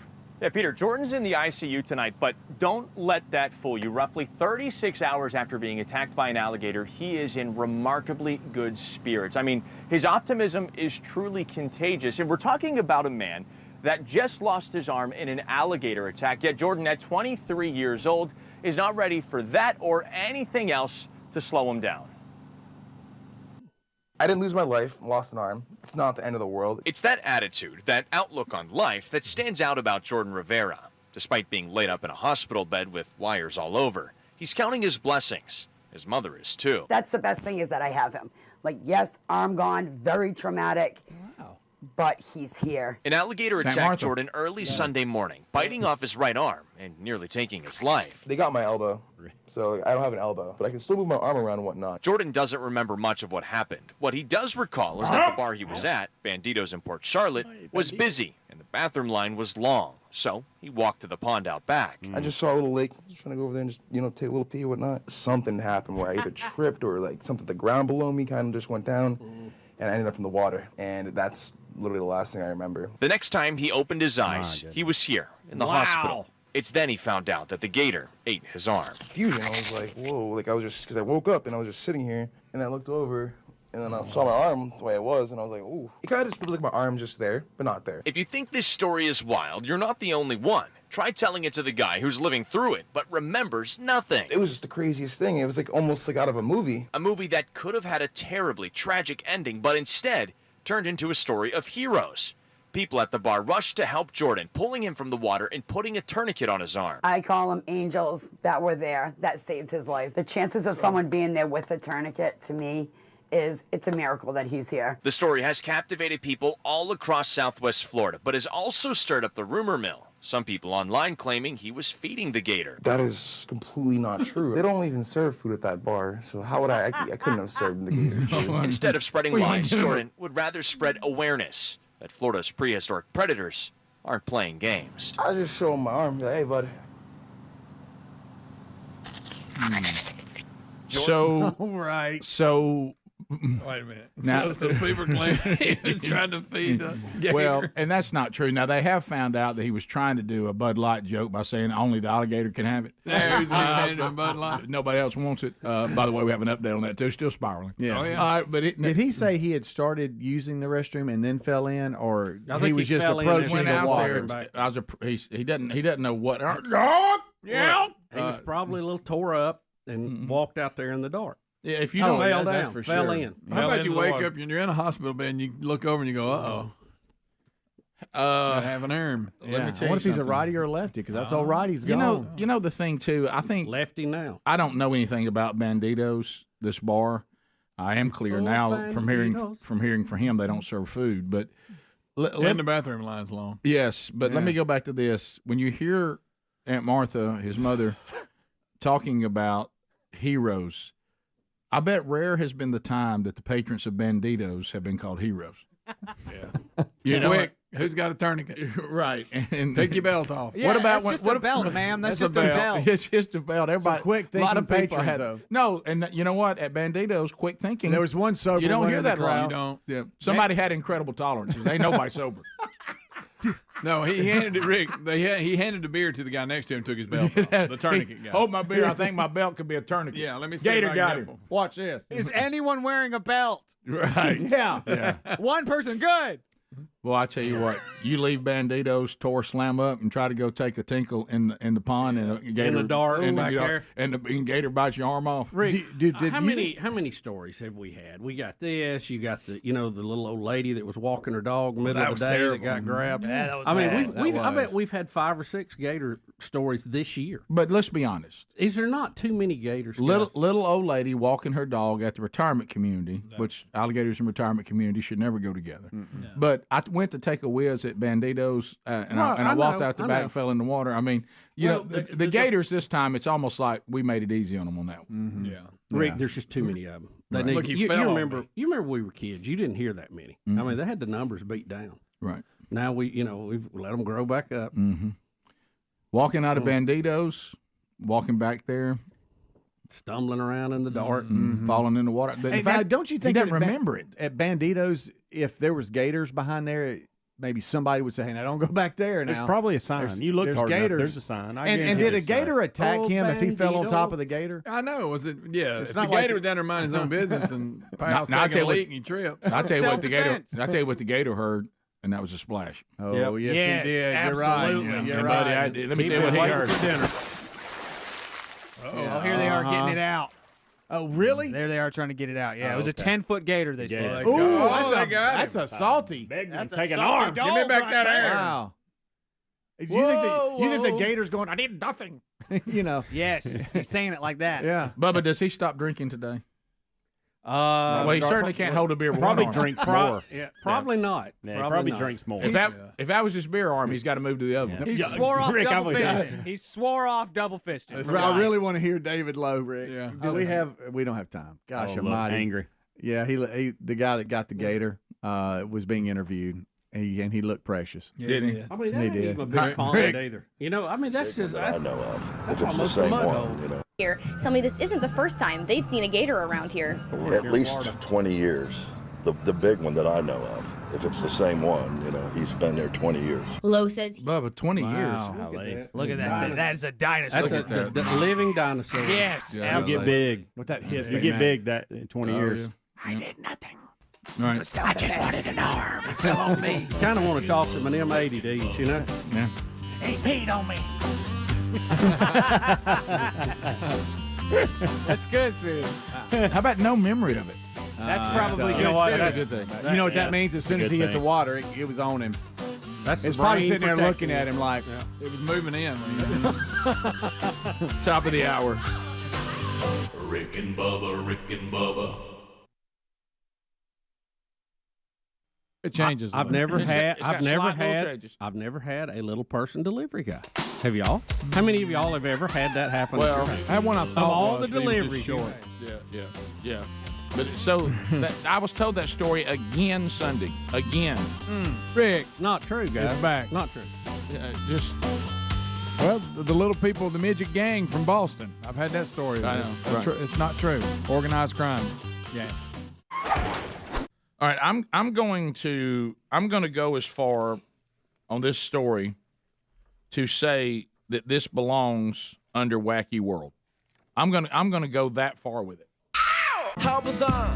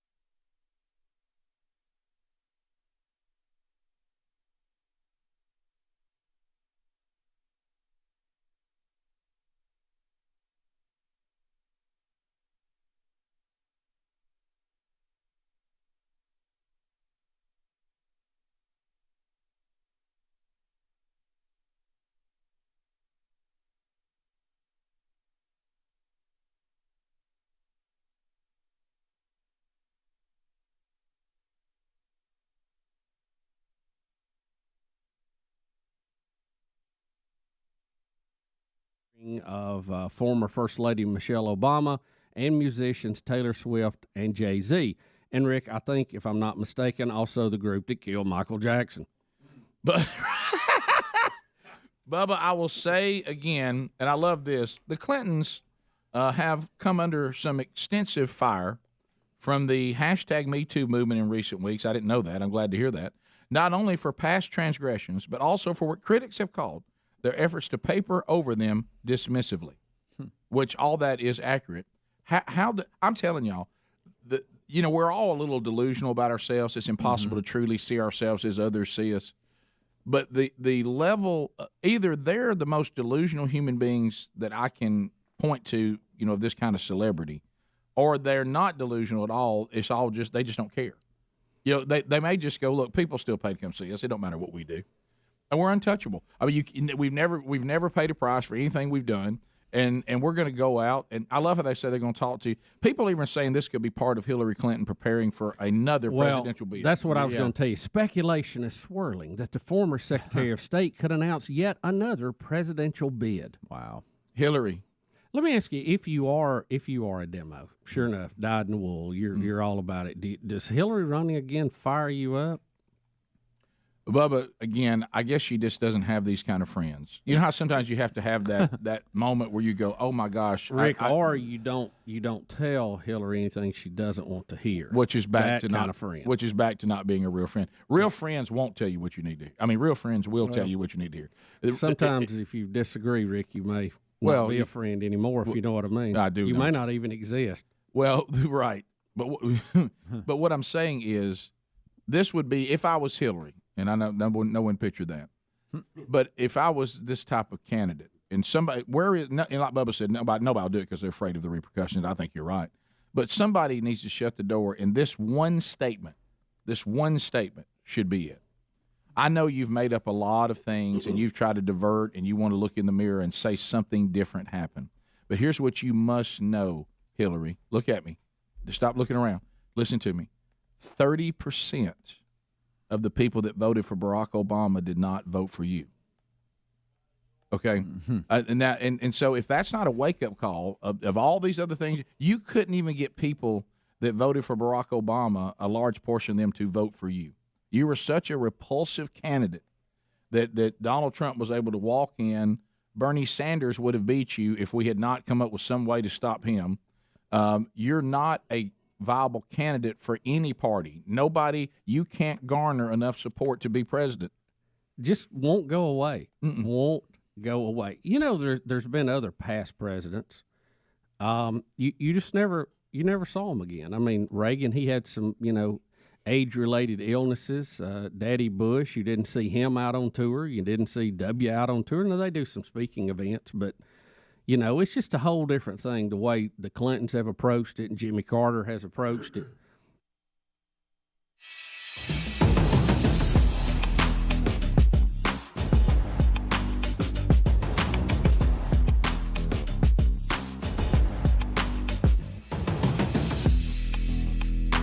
It is 6 minutes past the hour of the Rick and Bubba Show, No Name Studio, on the bleeding edge of technology. My boss is Mr. McGee. The gang's all here. Speedy, the real Greg Burgess, Helmsy, Eddie Van Adler, all here today. Interns, Alapuca, Cam Solo, banging out a degree in common sense, that now a superpower. Welcome back, Bill Bubba Bussy. Rick, glad to be here, and thank all of you for being part of the little show we call Rick and Bubba for 30 times around the sun now. How about 30 that? times around the sun. And thank you all for being here. And because of all of you, we are still here. Look, people are not advertising on this program because they think we're wonderful. It's because they think you're wonderful. Yep. Are you getting Greg a jacket? So quit talking about the temperature. Okay, you want to put a little jacket on, Greg? Do you want a shawl or something, Greg? I'm good. I mean, you look like a quarterback that's come off the sideline at Lambeau. That's right. If you had your arm full of puppies to snuggle, you'd be all right, wouldn't you? Greg, how's your puppies doing? Just leave it like they're growing. You don't make it do. Yeah. Well, Greg's talking about how cold it is in here. We just want to get a jacket on. I'm telling you, there's something happens at 8 o'clock. The temperature dramatically changes. Well, but the way you handle it and the way this one handles it is two different things. No. I will say he talks this. about it for hours. We have been where we live, and this is where I thought I was a man on an island for a long time. Well, this is where it gets difficult. Where we live, we got duped into summer has come early, and we were in the 90s, and everybody starts trying to set their heating and air based on Alabama 90s. Well, this week it's dropped back into high 70s because of all the rain and everything. And if you have the temperatures, your air conditioning set for really hot, it's really pretty mild outside right now. It is. So, I saw Span yesterday. He was saying our temperatures were, about, if I heard him right, the average should have been like 85 in several cities yesterday, and it was 69. Don't worry. Yeah. It'll get back. It starts early. No, it'll be back. It starts early with Greg. And then in the break he'll rub his hands together, be like, whew, and he'll look up like he's doing now. I don't want to adjust it because it messes the rest of the room up. But if you sit right here, it's big deal. Everybody get over it. Big-hearted Greg's thinking about us. Thank you, Greg. Thinking about how I'd like y'all to kiss my Greg. I went and got that for you, by the way. If you had an armful of puppies, you'd be warm. Greg, why don't you snuggle up all your puppies? I got a few. They're funny to watch too. He's got some more video. Them biting and rolling, and they're just playing constantly. 4 weeks headed towards 5. Getting time. Get them. Let's see. So I know. See how he lights up when he talks about it. I had some people reached straightened out. up, got tall. I'm proud, Daddy. They've got little personalities. They got little personalities though now, don't they? Yeah. You said one of them was the dominant. Yeah, Which alpha. one is that? That's Tom Petty. He's the dominant. Lisa says, I know she wanted to keep 3, but she's only going to keep 2. Oh, okay. She's only going to keep 2. Little man, you want me to go get my hoodie for you? Would you? I know she likes all 8. You dress like winter, but because I prepare. I don't come in and complain about it every day because I know it's coming. Summer. How about this, Greg? Let me ask you this. Would you right now do the rest of the show shirtless if every single puppy would be adopted? Yes. Ooh, I like that. Just letting that blow I out. like that deal. Mm-hmm. So if you had to pick, I know but your 2 favorite are go. Just play with it. Greg, you do too. You do. Everybody Yes, has you do. favorites. All parents have favorites. I'm trying not to get What? too. I know, Kids and dogs. If you had to, I know Lisa wants all 8, but but what are your 2 favorites? She was out there with an armful of all 8 asleep at one time, piled up on her. Greg, you live in the country. Greg, I didn't know about that. Bubba, nobody can have 10 dogs. You live half a mile off the highway. Go ahead and just keep them. Greg, nobody can have 10 dogs. Greg, Larry, am I the bumpuses off Christmas Story? Greg, Larry Wayne in every rural county would disagree. Yeah. 10 is nothing. That's not. There's dogs running all over Chilton County. Look, I'm keeping the mother who don't even like me. I'm doing my part. Yeah, and then 2. Are you extra really? probably. Yeah, but see, you can train these other ones up. They'll grow up around you. They'll be a lot more friendly. Greg, I want Whereas my granddad would say they'll be more gentle. Greg, I want you to look me in the eye. If your eyelashes haven't froze shut, listen to this. If you think that you're not going to end up with at least I'm not gonna one talk of these about puppies, that's not my plan. You're delusional. It's not my plan. Well, Greg, we got that. Yeah. If everyone will be accounted for, then no. Think about how many things that you have. I'm not going to turn anybody away and go, no, I won't keep one. Think about how many things we all have as married men, not just you, that was not our plan. So many. No, I get that, but Lisa, she's attached to them, but she knows she don't really want to have to deal. Bless your heart. That's just nothing you got to deal with. Are your headphones working? Do you hear yourself? I'm just saying that's my plan. If I get stuck and there's not enough people claiming them, but my goal is for all 8 to get somebody to claim them. But the 2 that you like the most, like let's say you go towards them, is it still Elvis and Dolly? I'm not saying they're my favorite. I think the top 2 pick will be Elvis and Bob Seger. Okay, Elvis and Bob Seger. That'll be the top 2. One, because they're both males. We got 4 boys, 4 girls. What about the aggressive Tom Petty? Yeah, Tom, but the other 2, they look a little different than the rest of them. Greg, there's a little movie called Cheaper by the Dozen that you need to watch. You need to watch it with an open mind about your puppies. Or maybe that movie with that big Saint Bernard. But Beethoven. Yeah, but no. Didn't he have a bunch of puppies one time? Yeah. People that reached out, and let's see if we can get these things a nice home. Go ahead and take some of it. Go ahead. Boy, he needs warm that coffee. now. It helps a little bit. Oh, it does. You wish you had a puppy. Everything's settled a bit, though. They're eating food now, aren't they? No, we're just a roll mush. We're getting the food. Mom's out. She's done. She's done with them. She's decided there that she's not feeding. Okay. Ask him about the mush and his process and what he. You have to fix the mush. Yeah, you got to grind it all up. That's put not dog gross at all. food Are in. you fixing You put mush? dog food in the milk. You do that every day? Lisa mostly does it. I just help administer it. She's texting right now. I want you to see what she's got to say. She's picked out the dog she wants. Can we talk to her about She's this? going to disagree with Bob Seger and Elvis. Can we have her on the show? Talk about this. Yes, we need her. She asked me why am I not showing the pictures. See, she wants people to see them so they'll get them. I did. We just showed them. Yeah, but we're You see what's on the wheel? But we do Rick? have some new ones. You I got haven't. that I haven't video seen. you showed me of them wrestling around. Get Adler some new stuff. Greg, he's still got them back as infants. I know. I was trying Yes. to update. Infants. Yeah, who are you, my grandma? You got only outdated pictures, Greg. I know. I'll send you some more. There's a little movie called 101 Dalmatians. That's Greg. it. Check There it is, out. Greg. One. There it is. Rick, play he- piano with the dog. He feeds them by twos, Rick, and Play so he piano separates with them the and puts them dog. in front of the mush. Oh, Greg, do you? Do you have to divide them up in front of the mush, buddy? Yeah. And then you got other mush to clean up after that. Yeah. Oh yeah. Buddy. Mush in, mush out. But they eat good now that they can lap it up. They get after it.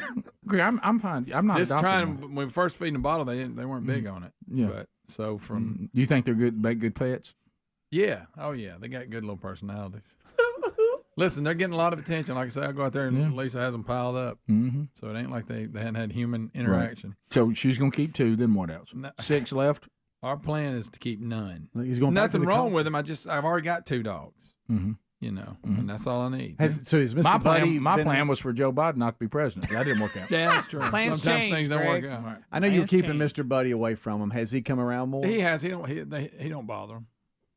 He's kind of. And now and Mom's out of the picture. What's his overall- Millie's yeah, you can't have her around because they'll try and she don't like that's that. old. But and she's weaned them. She's done with them. So everybody needs to go ahead and pick the one they want, and you can give them to them when? 2 weeks? It'll be 2 weeks from now. It'll be 6 weeks. Okay. So you got 2 more weeks after that.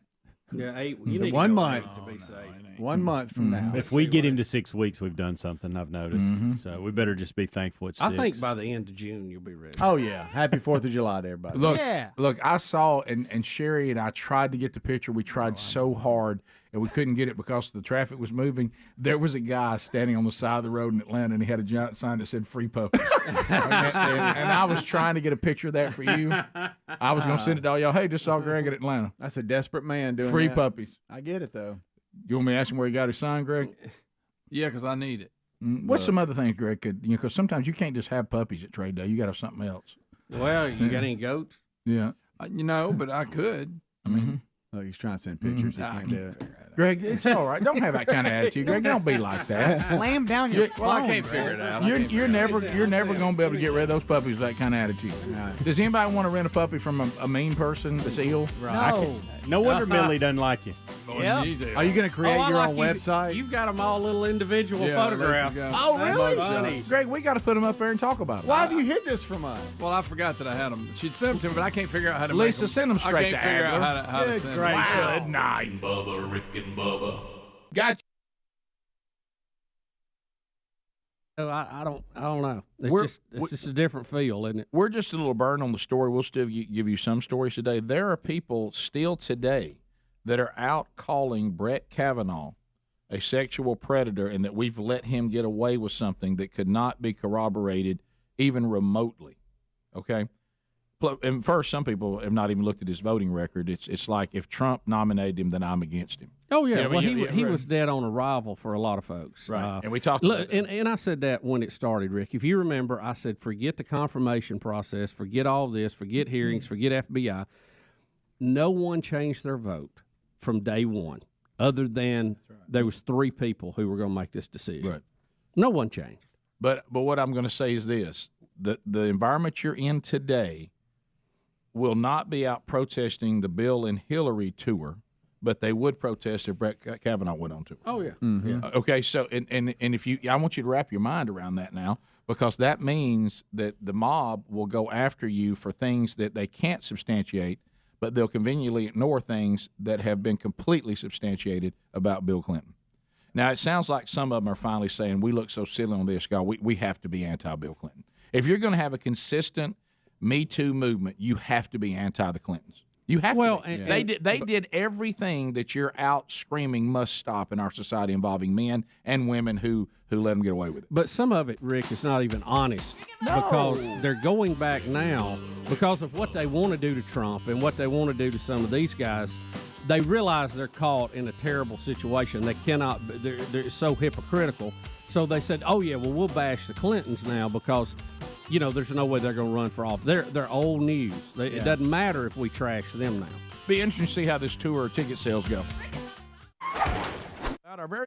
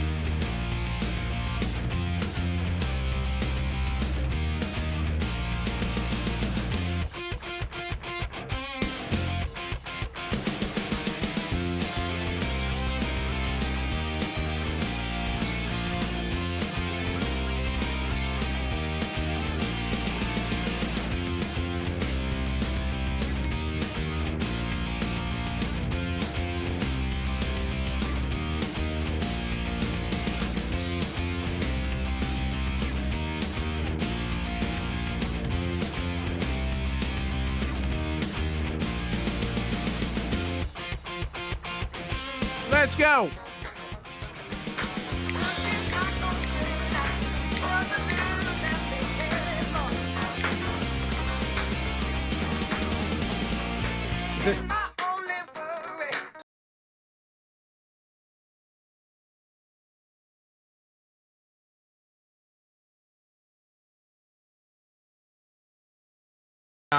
So I know Adler has now been sent individual pictures of every one of Greg's puppies. We're about 2 weeks for them being ready for adoption. That's what I'm thinking.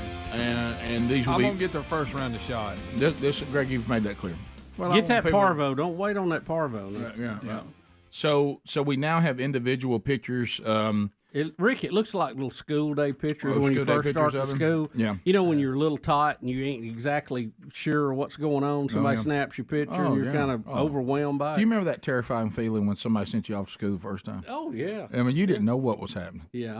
I thought, I felt like Taylor Burgess. I can't believe this is real. I remember that. I just miss you so dang much. Because most of us, we grew up in neighborhoods where our mamas were home taking care of us, and all of a sudden somebody's dropping you off somewhere and leaving you. I mean, you're like, what in the world? Who are these people? I know. And who's this new mean woman? Paddling. No, she just tore me up. She won't let me have Kool-Aid, and she wants me to ride a bunch. I got paddled right out of the gate. I remember getting in trouble for having my elbows on the table. Oh yeah, they wouldn't let you put your elbows. Greg Burgess, if you're able, get your elbows off the table. Oh, They'd say that. Oh yeah, I remember all that. All right, so let me just talk about from a promotion standpoint. Are we going to the pictures with too much time left? Should we wait till they're ready for adoption? And did you hit the, well, no, let's look at it. Look at that. Look at that little face. Can I say something, Rick? Now, who is that, Greg? So the breeders post these things, and they'll say they'll be ready in 5 weeks, and you can go ahead and reserve your puppy. We did both of ours. So right now, you could go ahead and reserve Dolly Parton, or you could reserve Tom Petty. Who is this, Greg, right here? I like that. The only problem with this, though, that I'll say is the process Speedy's talking about, and that I went through and he went through. You got to put a deposit down, and there's no deposit. No here. deposit here. Right, it's just your word and being a good person. And we know how that is. And then you meet at like the Piggly Wiggly parking lot and with a Lisa box. sometimes vet everybody out. Well, I will say this: the fact they're Greg's puppies, I really think they're worth $50 a piece. 50. Standard. But anyway, I'd take 25. No, anyway, so these puppies. A are lot of people one, do Greg? that. They call it a rehoming fee. Yeah, Greg, now who is this? That right there is George Jones. That's Georgie. Reserve Georgie by contacting Greg at rickandbubba.com. I'm concerned about Look at that too. face. I'm wondering if they need to just bypass Greg and go to Lisa on the order. That one maybe. That one is. Which one's that one? Rick, That may be Tom Petty. Hold on, I'll give you. I got these. He doesn't look rough. Oh, he is. Really? I mean, I'm not saying rough. get He's you, just he's the alpha. Show me that one again. Now that is Tom Petty. Yeah. Now this one here, that's Tom Petty. He looks the very. other one's like he's been eating chocolate. That's Tammy Wynette. That's Tammy Wynette. What's wrong with its mouth? That's his coloring. That's pretty cool. Yeah. Forever with chocolate on his face. And those are that's silver and That's white. a girl, right? Yeah, they're silver and white. Georgie's the only one that's black and white. Mm-hmm. That's Tom Petty. Okay, and, there's Georgie. This one here, this is Georgie. That may be Daisy or Dolly. I don't know. This is Dolly Parton here. Okay, is that Dolly? Look at Dolly. Did you know? And if you like the run of the litter, Daisy's the runt. She's the littlest. I like Daisy. I saw a picture. I'll tell you, this one here, which one is it? Loretta Lynn. Loretti is pretty nice. Yeah, Loretta. Here's All right, now, they're getting big, Greg. So they big. grow up so fast. See, look at Georgie. Where's Daddy? See, look at them biting each other. I want some mush. The Mush me. Hey, they tear that mush up. Where's Daddy Greg? Now, Where's my Look at mom? them bite. now Speedy. And their that's little Tom claws Jones. are like needles too. Tom Petty right there with the white one with the above his tail. Watch him. See, he's dominant. Here he comes. Dominant. He gonna rough Georgie up. Boom, boom.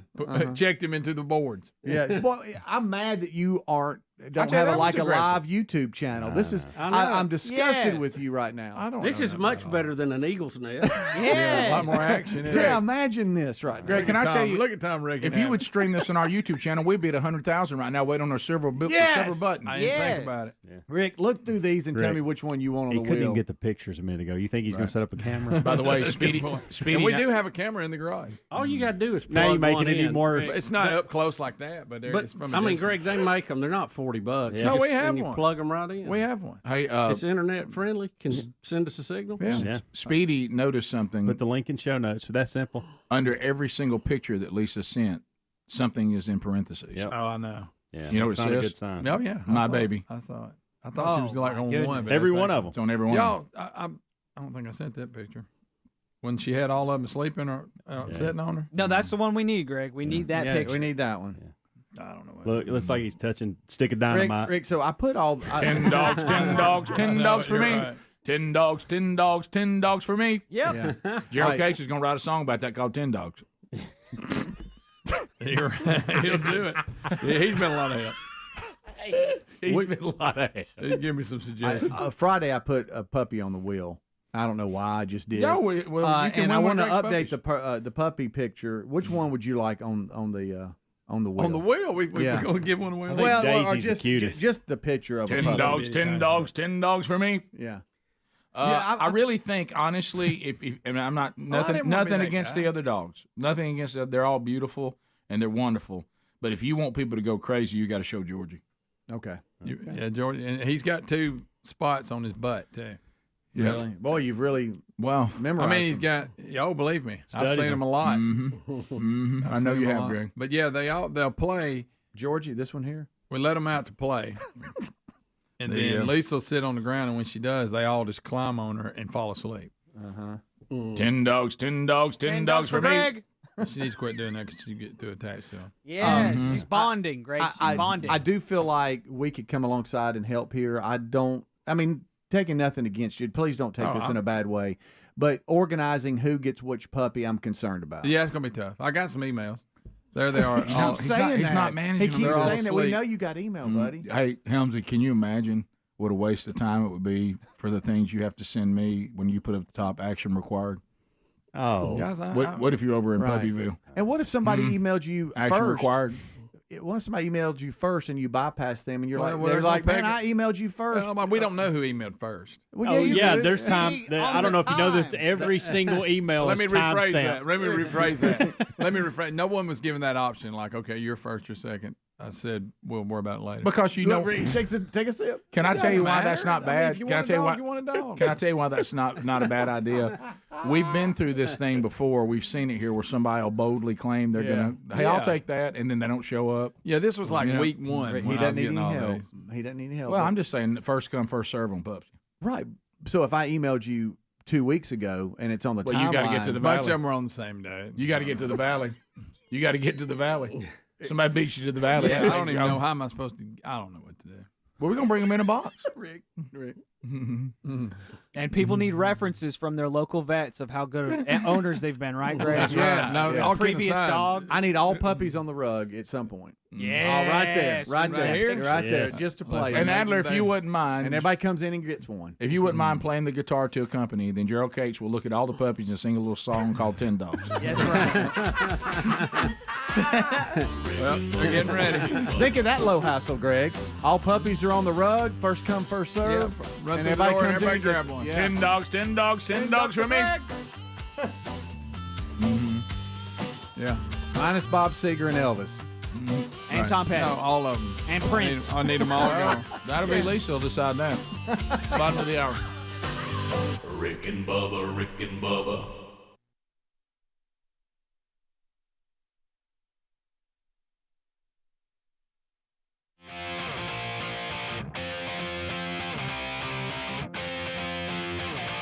We'll be participating in the first annual Celebrity Bowling Tournament benefiting Highest Ground in Auburn, Alabama, which leads us, Bubba, to a discussion that, you walked into my office. I never know what you're going to walk in or what you're going to say if I come into your office. I was not expecting what you said to me today. Well, we're very excited to be at this event and to do this event. And it's going to be a lot of fun, raise some money for a really, really good cause. My biggest problem is I've only bowled like twice in my life, and I know nothing about it. And I think I need a bowling coach. Are they going to put them bumpers in it?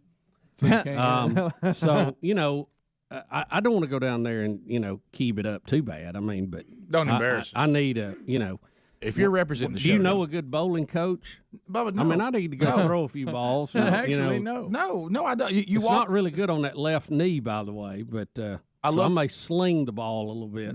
I could hear Bubba. You know how what we normally do before we get to someone's office, we're already kind of announcing what we're saying as we're coming in. Yeah. And I hear him, "Hey, Rick, hey, do you know a good bowling coach?" Do you know a good bowling coach? And I'm like, good. And what did I do? Tell them what I did. I just started laughing. Yeah. I'm like, that's so outlandish. I mean, every day. I'm so far removed from knowing a bowling coach. I mean, you might as well ask me, "Hey, Rick, do you know anybody that can teach me how to weave?" Yeah. I mean, I gotta ask. Now, who are we bowling for? Highest ground. Highest ground. Now, what is that? It's in Auburn, and it's a great charity, Greg. It's a great charity. I'm trying to find the angle on why Bubba's bowling. Well, first of all, he has 2 kids that go to college in this area. Yeah. So you go there a lot anyway. That still doesn't make him bowl. Well, that's the only thing they asked to come bowl. Whatever they would have asked him to do, if they said come play in a softball game, he probably would have. Well, probably not. I don't know. Tennis tournament. Yeah. I'll find that. We were Let it asked. go. We were asked to participate in it, and Bubba was able to go on that day because of all of his ties over there anyway. Okay. And look, Rod Bramlett asked him to do it. There it is. There it is. There's some Now time. we're getting to it. War Eagle. WDE. Got it. Done. Never mind. And by the way, at first when Rod tried to ask him himself, Rob Bramlett tries to ask him directly, but you couldn't hear Rob because Stan White screamed over him about the bad officiating. And look, I don't want to get ahead Hey, Stan, every call's not against Auburn. Love you, buddy, but all of them aren't. There's the officials are not out to get Auburn. They are, Rick. Well, I think they are. Yeah. But and Rick, I don't know if y'all. I don't want to get ahead of things because I know we want to do this event first before we move on. But in December, bowling with the Tide will be in Tuscaloosa. That's right. Equal opportunity. Like in the SEC right.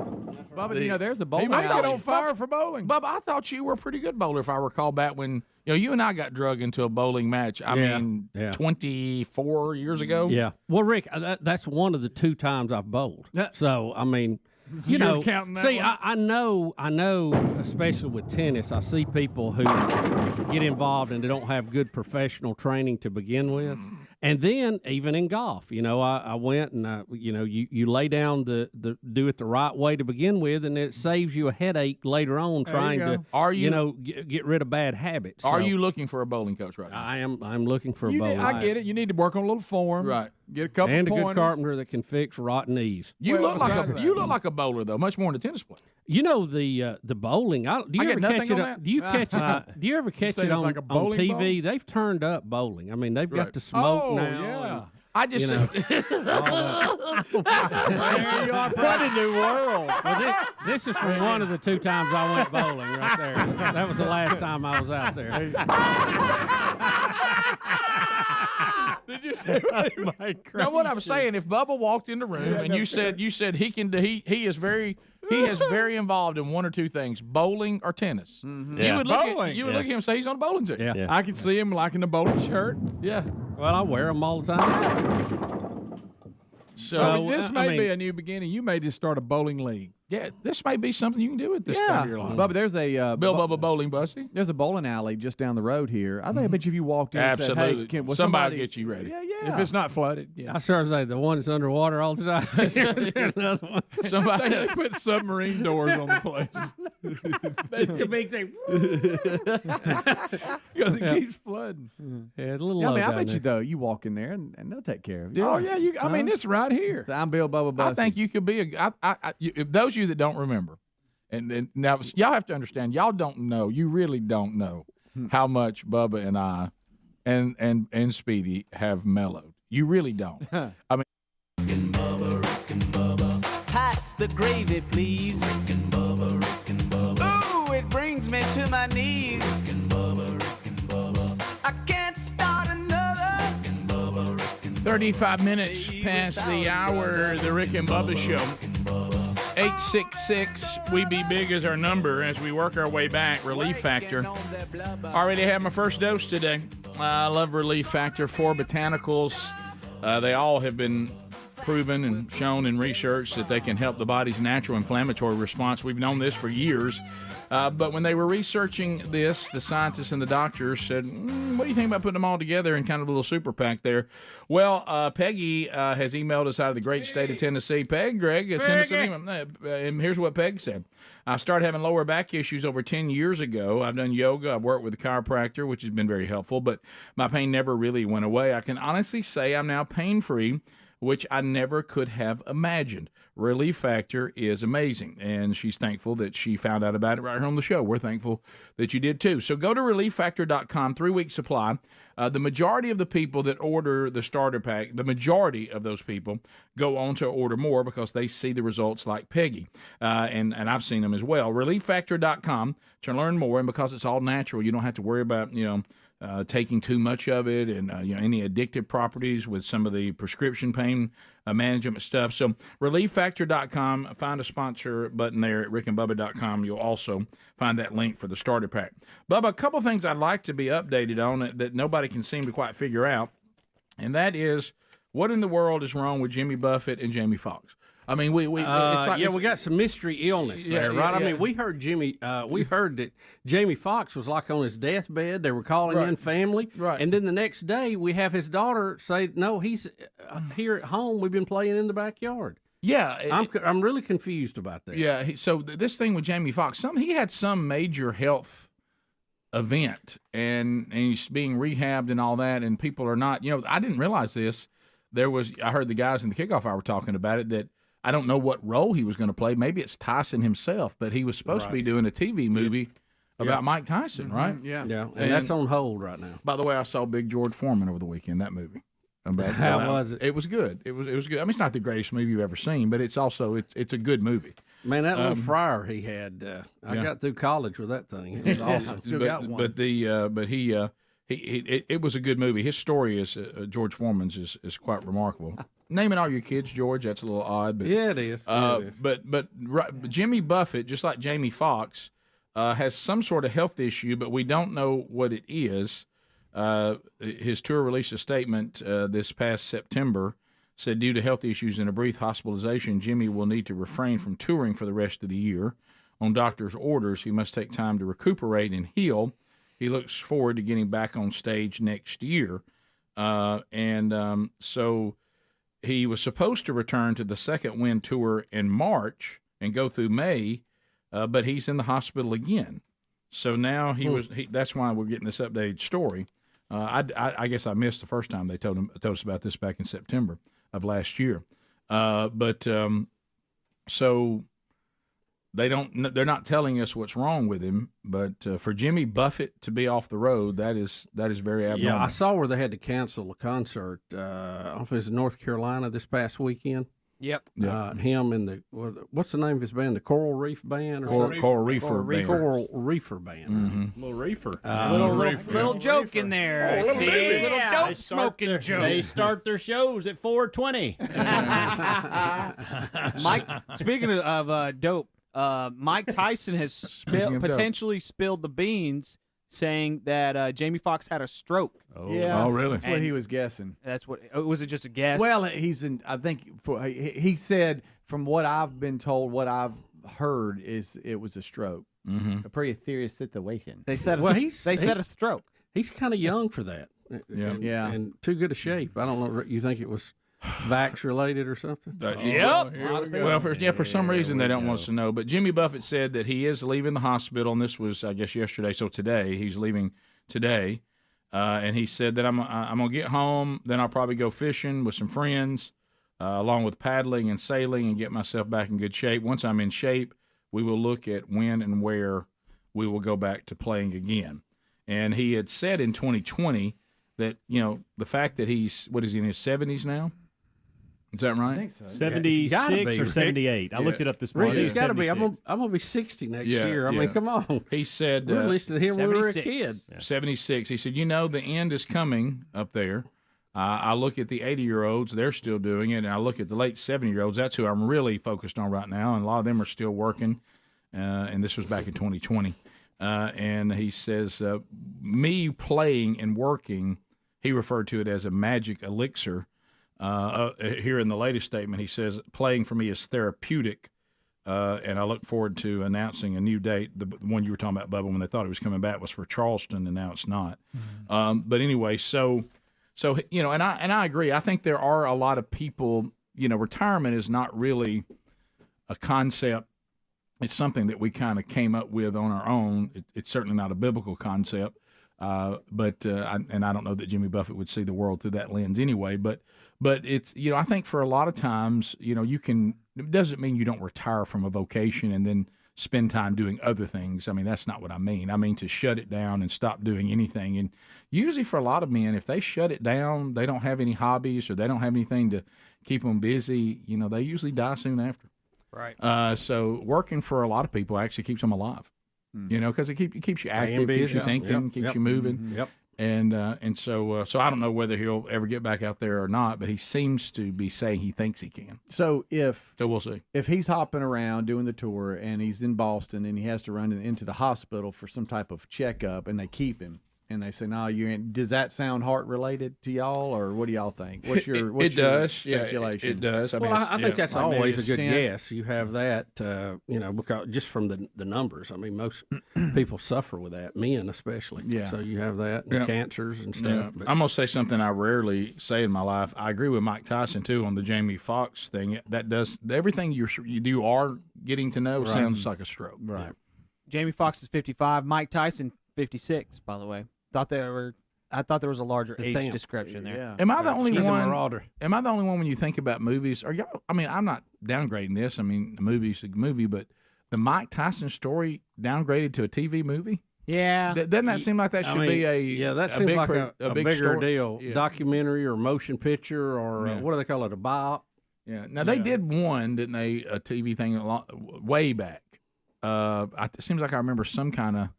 And right at the end movie of that it, was Mike done. Tyson comes and bites the corner off the screen. Yeah. I love right. that. Oh yeah, that'd be good. Hey, the George Foreman movie though is good. Because there were a lot of things about George Foreman I forgot about. Yeah.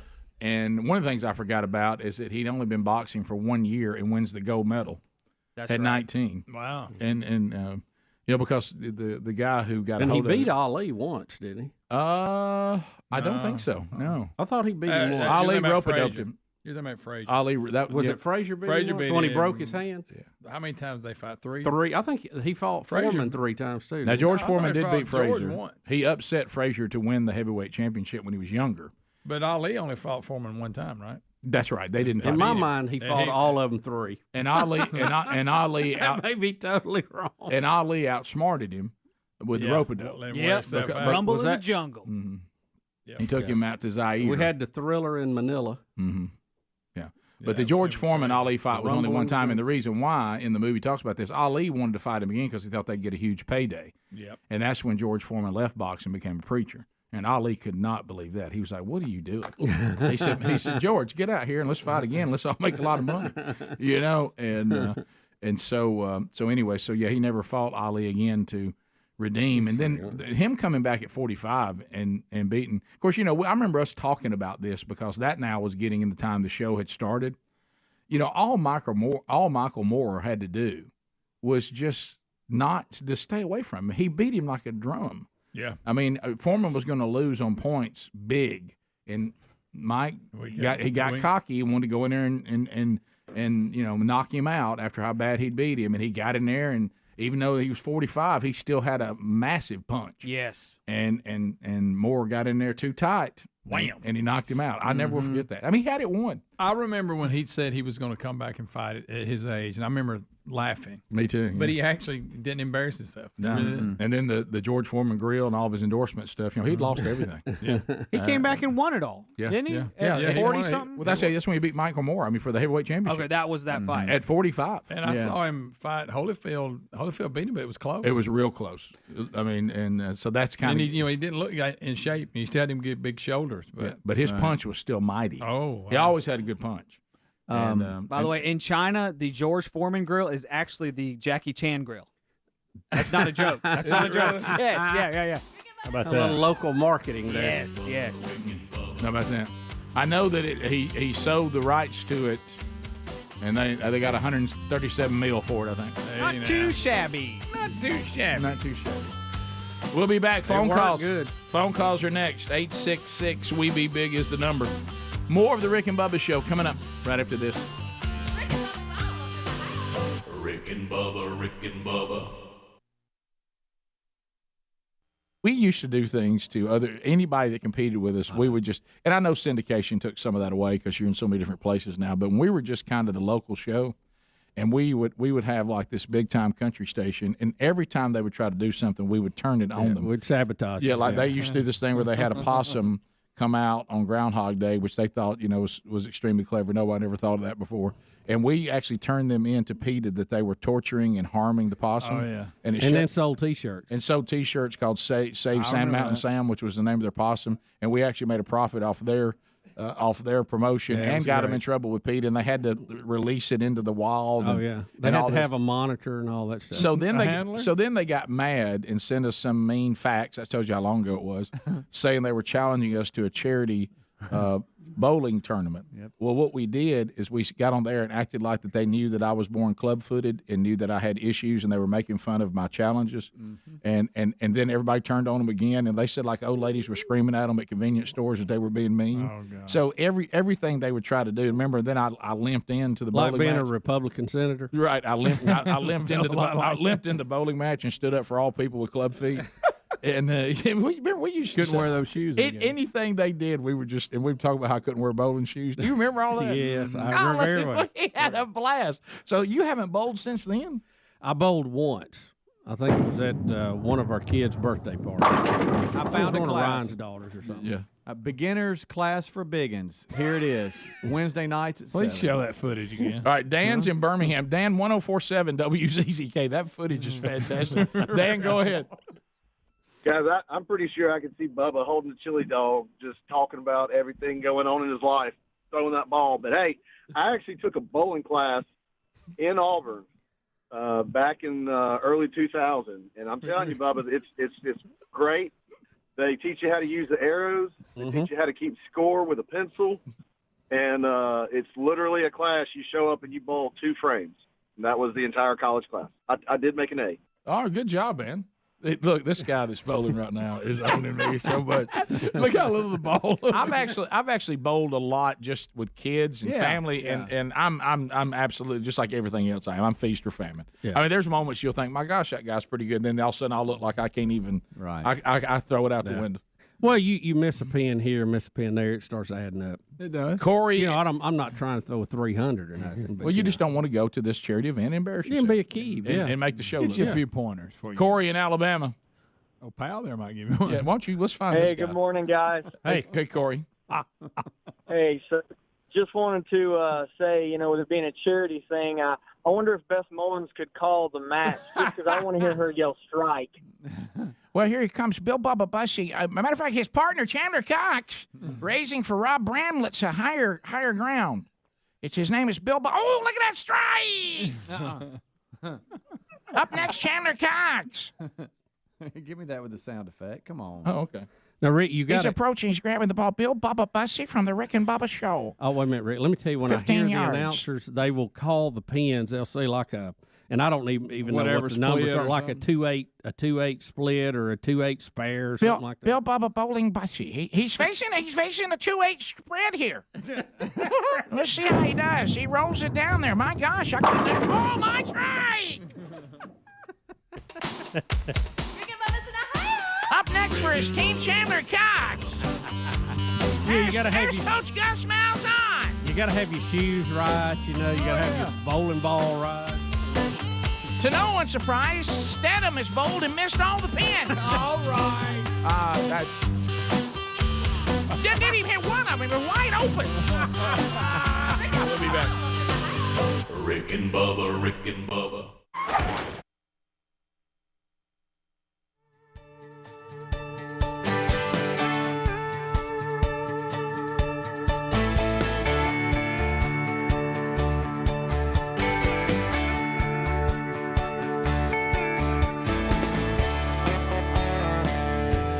Ships to your door.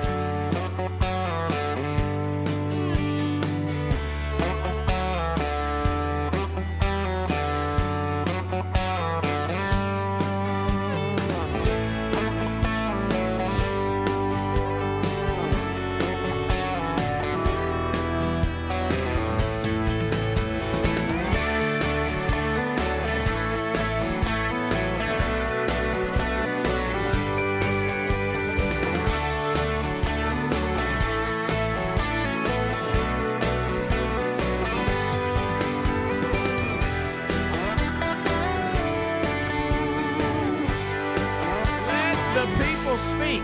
We open up the lines, and there's 10 of them, so it's time for you to join us. Here we go. Everybody rolling now. 10 lines available, meaning getting in will be much simpler. At the end of 30 seconds, the buzzer sounds. Your time on the program ends. Another person gets an opportunity to join us. 866-WE-BE-BIG. You can join us right now. We've got Cam Solo and Alapuca, Rick and Bubba University students, and they're taking your phone calls right now. We will start with Susie out of Albertville, Alabama. Got us on Z93. Susie, you got 30 seconds. Go ahead. Supposedly, Jamie Foxx was beat up by somebody named Puff Diddy.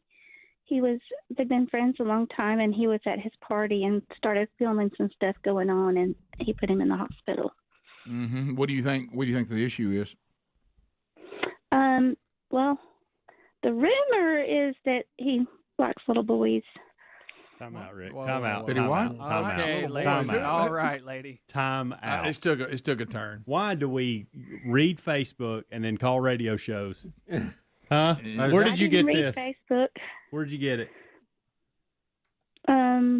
Jamie Foxx off of YouTube video where he's talking about it. He's talking about what? I don't know if that's real. Yeah, I don't think that. Well, there's several. I'm not sure how that would be several out tied to a hospitalization. What are you saying? Somebody beat him up or something? I mean, how would that be Yeah, tied? they beat him. They beat him up and put him in the hospital that night when they saw the video camera. It's all over there. I mean, just do a little search. Yeah, it sounds real. I did do a real quick doesn't sound- search, and that doesn't it sound credible. Yeah. I did a Diddy and Jamie Foxx search, and it says the storyline. It says here Diddy was once allegedly confronted by Belly Star at Jamie Foxx's house. So this didn't. They were having. No. This was something different, and then there's This is a some. pretty current story. Yes, this is like 2 weeks ago, and one of Diddy's guys also backs up the story, but he says that Diddy has gang ties. So anyway, If I were to play an I Elvis suppose- song right now, do you think you could see the future? You remind me of a singing psychic we had one time. Your voice sounds very similar. Hey, can I ask you who is T.I.? He's an Atlanta rapper. That's one of Diddy's guys, one of his guys. But apparently Fox and Diddy have been friends for a long time. All right. It says here that he's revealed the secret allegedly involving Diddy's role in the near-death experience of Jamie Foxx, and has left many wondering about the extent of Diddy's power in the music industry. Is that what you're referring to? That's not the one that I was referring to, but it probably goes along with it. But yeah, that's not. I mean, there's several out there. So Hillary Clinton's got something to do with it. Well, Greg, thank you, Susie. Thank you. Thank you. All right, sweet and kind Susie. I'm Very sorry. sweet and kind. Something about her Susie. voice and her referring to Diddy. That's what it reminded me. Do you remember hearing the singing song? It's like, hang on. She could only see the future after being hit by a chicken truck. Right. And just Elvis songs. Yeah, had to sing an Elvis song, and the future would come to her. Andrew, welcome to Rick and I Bubba. will say this: she made a prediction on the show, Good morning, and she was Big. dead on. I hate to say that. She was. Of course, wasn't that hard a one, but yeah. All right, so go right ahead. One timeout's gone, only one remains. Andrew, go ahead. Okay, morning, Biggins, Hey, first time buddy. caller. Thank you. And I just saw this YouTube video of Speedy punching a mannequin 20 years ago. Oh, correct. Correct. Just want y'all's input on that. Well, it moved. Yeah, the tongue moved. Speedy claims it moved. It was very uncomfortable since it was The a city council wasn't very happy with it. that city. It was a treasure to them. Of course, if you punch the face in of a local treasure, it was porcelain. Antique. Yeah, My face just antique. thought it was a rubber one. Yeah, you thought it was a rubber mannequin. Yeah, I like they when didn't know it was he porcelain. screams, "What happened?" He just tried to go to confusion. I can't I've tell been you. there. Divert. I can't tell you how many city officials were behind the camera. Oh, How about that face? Yeah, of course, the whole staff left me that was there. Yeah. Well, When I nobody turned can stay around, in there was that area. nobody in the room. Nobody can stay in that area. You got to clear. Oh, me. Let's go to Eric, Bad, buddy. Columbus, Mississippi. 30 seconds, 96.1. Go ahead. Biggins, how are y'all? By the way, I'm sorry, just 1 minute, Eric. It just dawned on me, if you've got a a city treasure, don't bring us in. No. We'll Leave us out of the city we'll treasure, crush the Luke. city treasure in a second. Well, it Eric. scared me. Chandeliers, Yeah. porcelain dolls. Scared me. Especially Eric- when its tongue moved, it scared me. Scared you. Eric, go ahead. What happened? All right, if worse comes to worse, I have an idea of how Greg get rid of his puppies. Let's just play a good old song, a good old game of country song or it ain't, or we could throw one on the wheel of meat. But there's already one on we the actually Willow put Meat. one on there. Sorry, one Already on the done. Willow Meat. Yeah, and Already it done. sends kind of a confusing message, but it's on. I don't know if that's a good idea, right? Tim in Stevenson, Alabama. Timmy, go ahead. 30 seconds. Yes, sir. In May the 22nd, 1999, my son graduated high school. 4 days later, he was killed. Sorry. Last night, my daughter graduated high school on the same date, and his class of 99 put together a scholarship and awarded it to my daughter, and the amount was $19.99.59. 59 was my son's football number. So I just wanted to give them a big shout out. Wow. They made my That's extremely nice of them. That's to very, do very that. nice. Very man. thoughtful. I know that was an emotional Sorry night for your loss. for your whole family. Yep. We continue. Frank in Pell City. Frank, go ahead. 30 seconds. Yeah, I just wanted to say that the Burgess brothers are quick-witted. Greg just now when he said Hillary's in on it, and then the other day, Rick, there was I think it was about canned spam, and then I think it was about pineapples, and you just out of the blue you said, "Is your can upside down?" Yeah, you know, you guys are quick-witted. Well, but I live in Tell City in a rural area, and I will take one of them boy dogs and meet Greg out here at the Loves on the exit right here. Love truck stop, baby. Let's do your email me. Get in line. Get in line. Get in line. Greg at rickandbubba.com. Right. Let's go to Ryan in Birmingham. ZZK. Ryan, go ahead. Biggins. Hey, buddy. Hey, we will get to 100,000 people today. Let's go ahead and do a giveaway. What? Marketing, talking about the YouTube subscribers, 100,000, but I didn't get the rest of it. Yeah, what Was that Hambone going What does it mean a giveaway? What's that mean? Hammer communication on that. How would you do it? How would you do a giveaway? Yeah, Hambone, you're better than that. Hey man, let's see a 100,000 day giveaway. Boy, Hambone. Yeah. Where we at? I think Hambone felt the pressure 30 seconds. That was only 11 seconds, Hambone. You have plenty of time. Down. We're good. 97. We're at 97.7. Guys, we got to get 100,000 subscribers on the YouTube channel. We got to. Come on. Come on, guys. We got to. We want that silver button. You know what we do? I don't know how you get it. Well, but I do. I do. Yeah, the puppies were brought in. That would do it. That's it. Bring the think that's puppies our only in. shot at Yes, this Greg, point. we need the It puppies. shut you doing? What are YouTube you down. We're just going to get down here on the rug and play with them. Oh yeah, I can do Let's that. get 100,000 subscribers and give some away. Give a giveaway. Thank you, Hammy.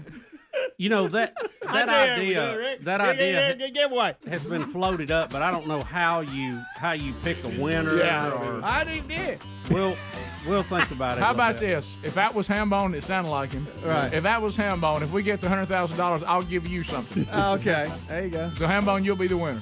You'll be the one. Matter of fact, I was looking at our storage room yesterday. If you wear a size small, I got as many shirts as you want. If you're a little person, we got you. Dibs. Rick and Bubba, Rick and Bubba. And again, lines are available at 866 We Be Big. Trolling. Keep them phones a trolling. Here we come, phone trolling. Phone troll. Jim, welcome to the program. 30 seconds. Go ahead. Well, monkey grass and green acres, guys. Thank you, buddy. Mac, go on. I got mad at you Saturday. I was taking a nap on fourth quarter of an Alabama game, and I heard the imitation you do of that lady anchor. Yes. And she woke me up out of a dead sleep, and all I could remember was the way that you would mock her on the show. Oh, so you actually I could not heard? go back to sleep. You heard her real voice? Yes. But I'm sorry, that's not the way to wake up. And certainly not the way to go to sleep. Richie in Auburn, I-92, WLWI. Richie, go ahead. 30 seconds. How are you? Good morning. Hey. Hey, I'm not trying to do a plug, but my brother-in-law owns a bowling alley in Auburn, and he would be glad to give some lessons to Bubba. There you go, Bubsy. Little distance issue there, since Bubba doesn't live in Auburn, but maybe, email it to me. Yeah, maybe you go over there in preparation, maybe to go see your kids or something, and you drop off and you do a little Bill Bubba bowling bussy. Yeah, there you go. I mean, I don't even have my own shoes, Rick, my own bowling ball or nothing. Oh, well, you don't need your own You don't shoes. need all that. Yeah. Now, what kind of grip do you use? Do you? What? I know, Greg. You just palm, I it and can spin tell. it. Listen, I can tell by the tone and your reaction. There was something said in the kitchen that Speedy's trying to bring to the. Well, maybe he said he has trouble finding. Well, a Adler ball. was showing me how you grip. Adler, Can you show Rick? Because I don't know that I'd have it right. This is normally how you. Adler was showing me how you grip the ball, and I don't know if. So you got your 3 styles, gentlemen. All right. Y'all look at his hat, please. Not only does he know jiu-jitsu. So you've got Adler may be my coach. You got your please cue I Jim guess Gaffigan. I guess you got 4 styles really.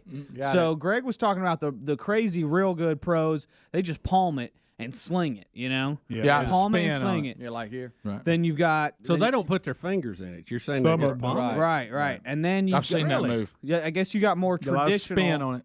Probably should have started with a traditional, and that's 2 fingers and the thumb in, and that's your traditional kind of grip there. So it's you start too low and thumb high. Yeah, Almost like you're doing a hook 'em horns there. Thumb, like that. thumb high. There we go. And too low. Okay. And that's a lot of times for the straight ball, just and that's your grip right there, just How's like it go? that. Too low, one high. That's it. Like that. Got it. Here you go.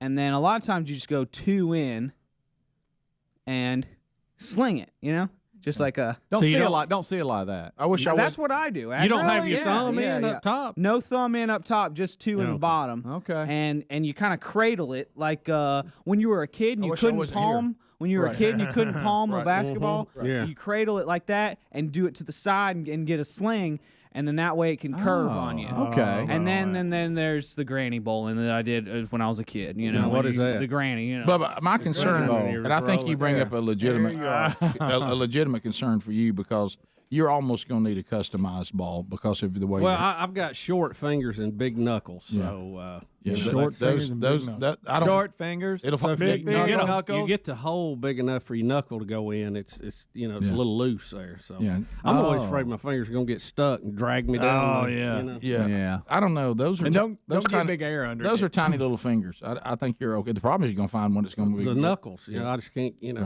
in there on it.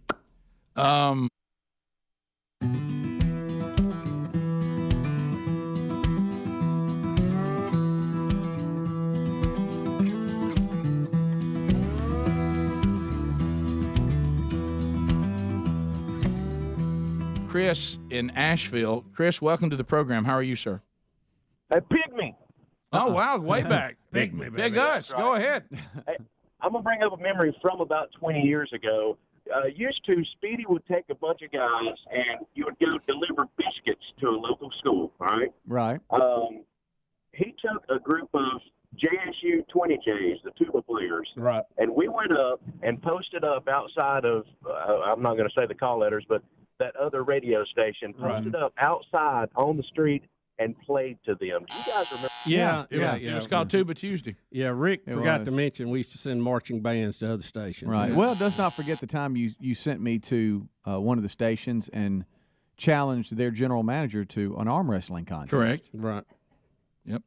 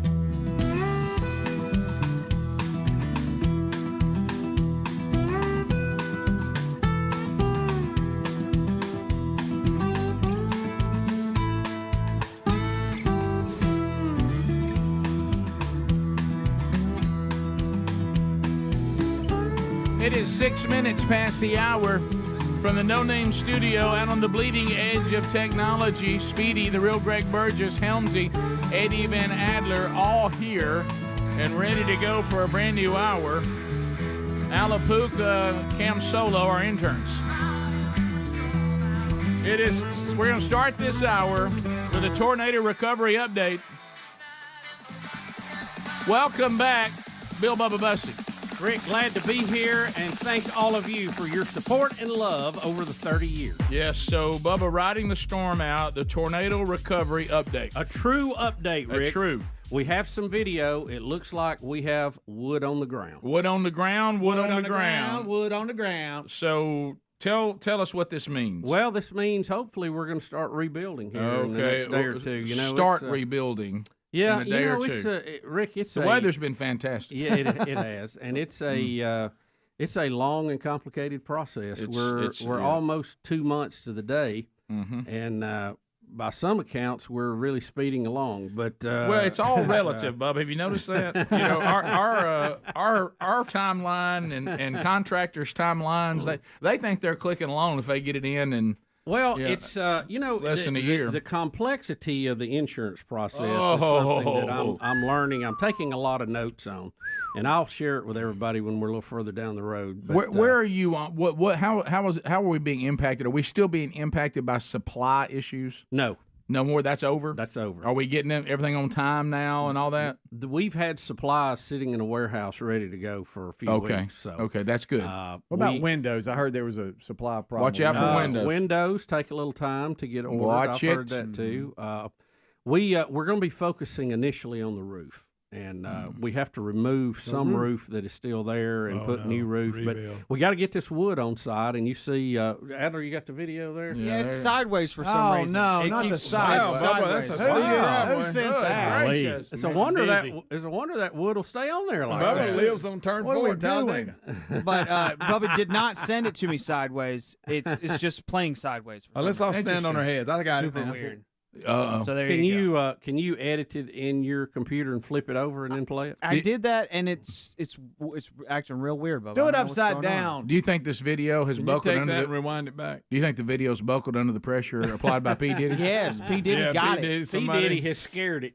Yeah. How about when the lumber company you can arrives? You can kind of see lumber going down the driveway there to the left. There it is. It looks like lumber. It's By the way, mysterious. if y'all do this, you can really tell. Yeah, it looks normal. I see it now. now. Truck with more wood. Yeah, there it is. There it is. So is the roof happening? Is that what this is? We should be tearing the roof off, and we're going to take off and fix in sections at a time. So hopefully that will mitigate some of the weather issues. So we're finally getting started. The roof. The roof has arrived. All right, I did it. We don't need no water. Let's just get it on there. Here we go. All right, down we go. Okay, there we go. Got a little steep drive. The guy's gonna fall out the track. Bub, is this the one you run up and down when you're trying to do better? It's the sprints, yeah. That's the one I have been up and down a few times, and I have chose not to go up and down. Did not know it was that long. Wow. That's a long one. Greg, the driveway that I have chose. All right, so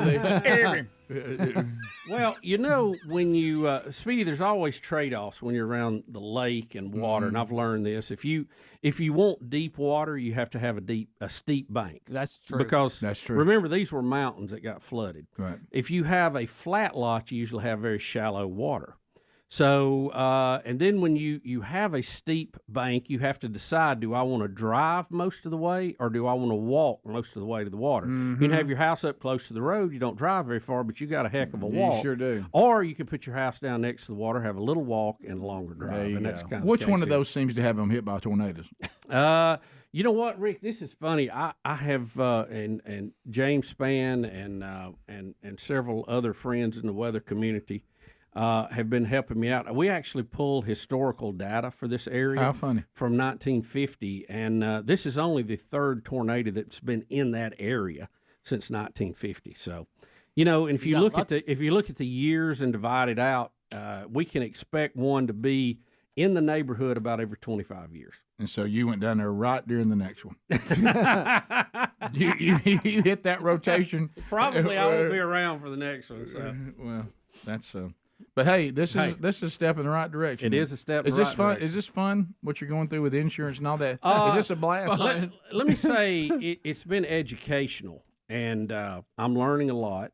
And you know, the moving pieces of the insurance world, and you know, we talked with a family the other night that had their place destroyed, you hear all kind of tales. So we're gonna kind of map this out for everybody when we're done, and it's interesting. I will say this, you know, the local agents you deal with is extremely important that you trust them, and you have to know the fine print of what you bought. Because they're not going to give you something you didn't buy and pay for. No, that's for no, sure. and they shouldn't. So. And the process it can be a little confusing, but we're going to reserve judgment on it till the whole thing is done, and we'll see how it comes out. It's a little early for that, right? Yeah, it's early in the game. It is. Early in the game. But this is, you know how everybody likes good news. Yeah, Rick, I consider this excellent news. Right. In a situation like this, who organized the subs schedule on in and out and everything, and like that's our contractor. He's got the ball. So you have a contractor. You hired. Yeah, he's got the ball. We pitched him the ball. Does the insurance hire him, or do you pick him? I pick him, and they pay me, and I pay him. Yeah. Okay. Yeah. Although there's some confusion about where the check's going and who also got to sign it, so I can get it in my account to pay him. Mm-hmm. I mean, you can't even have a check. I bet he would like that all worked out. Yeah, me too. Well, I've said, I told him, I said, we got to be sure we got, that's my fear is that you have everything covered, because you don't want to get, run up there on how much money they're going to give you and you're not done, or you hadn't paid the contractor, his part. So, but he's doing a cost plus his fee on it. So sure. It'll be a little easier to figure, than the other way. So I think it's going to work out good. Sure. We're looking forward to it. We're going to make a few changes along the way. Like one, we're gonna put this roof on like it's down in Miami to withstand hurricanes. We hope, if it's not too expensive. Well, it will be 25 more years. Right. Yeah. Roll the dice. Well, I just and we're gonna put a storm shelter in. I think that's wise. We'll all sleep better with that. I think. Is Betty listening? Do you think? I hope so. I was just going to ask how many upgrades from. Well, it's not. We're not going to rebuild the house. I mean, we're going to change a few minor countertops and cabinets and things like that. You've got to buy new ones. So we'll probably get whatever she wants within the budget we have. That's what I'm asking, because I'm sure they gave you budgets. Did you say the B word? Yeah, I know. My wife has one time said she thought budget was a 4-letter word. Right. But no, she understands the power, the freedom of a budget. If you stay in the budget, you have parameters are blessings. Lots of different. God gives us a budget of life. We got to stay in it. Right. He even threw out some parameters that were blessings. Yeah. And if you learn how to budget well, you can pretty much get what you need to be done, but you have to set priorities. I think would be the right term. Right, sure. But just very minor things. We need to change something around our fireplace for the audio video equipment. We had that sitting on the mantle. She didn't care for that, and I didn't either. So we're going to fix us a little something to put that in. And her she wants her part of the closet to be a little bit bigger, so we're going to frame that out into the bedroom a little bit more, and just some little bitty things like that. There you go. Hey. Storm shelter, which will have to be to my specs to withstand a nuclear blast. Right. It's funny. It's funny how that works. I had a tornado land right in my backyard, and funny thing, I had to go buy a storm shelter. Yeah. They pretty much go. And now the puppies. And are I'm playing the odds. I go, well, listen here, maybe. Yeah. But anyway, I ended up buying one. That's how you guarantee a tornado never hits your house. Right. Buy a storm shelter. Exactly. Exactly. That's I've been the in goal. it one time. That's the goal, for it not to happen. Absolutely. I don't want to be in that thing with all that blowing around. But so far, we've had some really, really good folks working on this. So hopefully it will continue.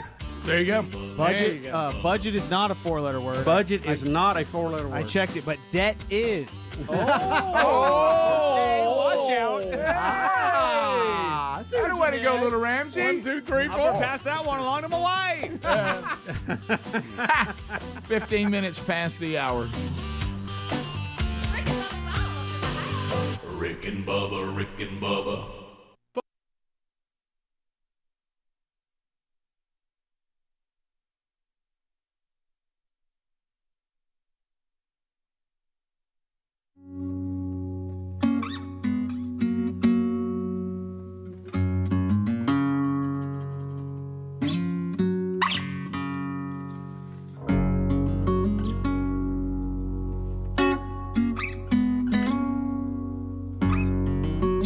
Dan, welcome to the program. 30 seconds. Go ahead. Hey, this is Dean in Dothan. Hey, Dean. What's going on, buddy? Hey, while you're talking about people calling the game, somehow get the announcers that call Alabama game to pronounce the quarterback's name correctly. Well, none of us can do Well, that. yeah. buddy. Look, in all fairness, that's a toughie. Okay. You're talking about Tua Tagovailoa. How do you say it, sir? It's Tagovailoa, and they've been pronouncing. That's Tua Tagovailoa. Look, I've heard it. I've heard Close it enough, pronounced is all I 12 can different say. ways. No, this guy knows though. I'm sorry, I couldn't. It is Tried to hold it interesting in. to watch those of us from Alabama embrace the Hawaiian culture.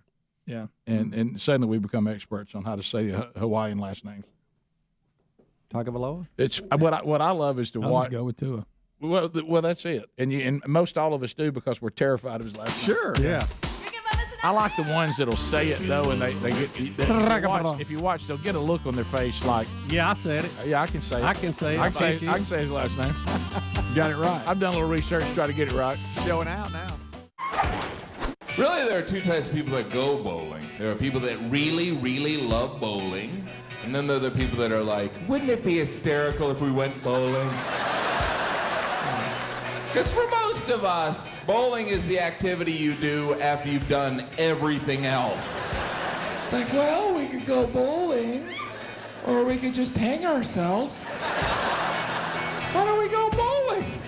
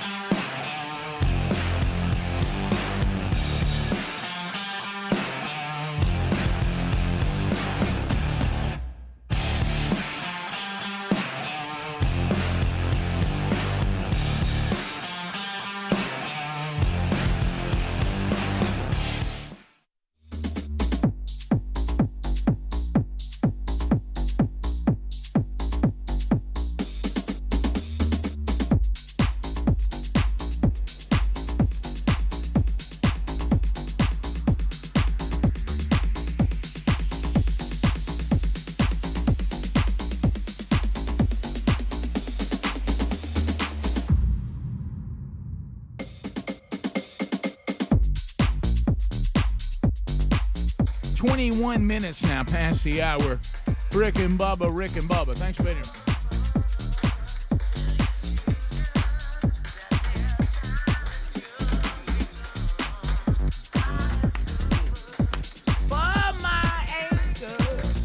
so working our way back, kind of a bizarre story involving, the White House bunker? Speaking of bunkers. Well, we had a U-Haul truck go barreling into one of the barriers near the White House last night. The truck crashed on the northern side of Lafayette Square around 10 p.m. Now, Rick, they stormed the vehicle, of course, and found that there was a guy in there driving. I think he had a backpack, and he had a Nazi flag, they say. And here, look here, he is hung up. Okay. All right. I forgot the insurance on that U-Haul when he rented it. So this U-Haul tried to run into a barrier. He tried to. He tried. And not very successful, but it just looks weird here. I'm not. Barriers are made not to be able to go through. They're called barriers. Yeah. But I mean, so what he thought he was going to accomplish there. Right. Don't know who this is. I know they're in custody and all that. Don't know the story behind it, but it just seems odd. We got us a swastika flag. We're laying out on the road for everybody to see. And is it another one of them Hispanic white supremacists like we had on that? I don't know. Just all looks kind of weird here. Think about this. I'm not a conspiracy guy, okay? But you got to admit, this is just bizarre. There's no real reason for this guy to be driving this truck into the barrier, right? And all he's got is a swastika flag. That's it? Right after Biden had come out and talked about white supremacy being the biggest threat. Correct. And then the people came out who do the stats and say, no, that's really not it. We were pressured to doctor up those numbers. And then this guy mysteriously appears. He's got he doesn't have a truck full of guns or bombs. He has a backpack and he has a swastika flag. Don't y'all think that sounds a little weird? He's pretty cut and dry. I don't even think it's a conspiracy. I think it's what they did. Yeah. I think they threw it out there and said, this is what's going on. We planted this. Because of his reference to the highest terrorist joke. I don't even know where you even buy a swastika and why would you lay flag. it like that? I don't even see. Y'all see any advertising? To Greg's point, look, now we're really making a show of it. Why are you laying it out on? If you've got evidence, if it was shooting and there was shell casings, you put the little numbers out there. Yeah. Why do you lay that out for media to see? If you people don't believe, you didn't lay out the contents of the backpack, right? And then I was at first thinking it may not be, a setup, and then when they pulled Jussie Smollett out of the back of it, he was tied up. Oh, right. And then P. Diddy commented on it for some reason. They found that one Confederate flag with Hank Jr.'s face on it. Right. Yeah. And then y'all got to admit that just looked suspicious. staged. Oh, if I was at the meeting, I would go, guys, we got to do more than this. Right. This is Rick and Bubba gonna rip it to shreds. But to y'all's point, if the it's guy truly the guy didn't even have a skint head. He had no tattoos. No. If it's truly an investigation, no you manifesto. don't let anybody know what was in there because you're investigating what's going on. Now we're laying it out on the road. It's almost like y'all get y'all shot. All right, good. I got to get. It this looked thing more up. like a photo op than an investigation. Right. It did. I mean, I country hate is to sound like embarrassing. that, but that one is so obvious. It's embarrassing. It is. Did y'all know that Nazi was an acronym and that in English it translates to the National Socialist German Workers' Party? Yes. Who knew? Yeah. But guys, the fact that our goofy president just rambled on about white supremacy being our nation's biggest threat, and everybody laughed him out of the room and continued to mock him all over media everywhere, and all of a sudden, oh, well, look here. Remember, he just got back. Right. He's been gone. He just got back. Oh, a white supremacist tried to drive into the White House in a U-Haul truck. Carrying a carload of what? Well, one flag, a flag and a backpack. Wild, y'all. That just that's embarrassingly staged. Yeah, you know what I mean. That doesn't look like a threat to anybody. No. By the way, did you see when he hit? He didn't go barreling in there out of control. He stopped, revved the engine up, and then tried to hit. Yeah. I mean, it was done to minimize the driver's injury. And to have no chance to get. See, look, he stops and then rams it. That doesn't even make sense. No. Yeah. I mean, if you come from 6 blocks away running 80 and go into it, you mean business. Yeah. I hope he bought the insurance. That's what I was thinking. It only costs a little extra money. How dumb they are. Yeah. Speaking of that, video one. That is ridiculous. Adler, video one. This Biden thing.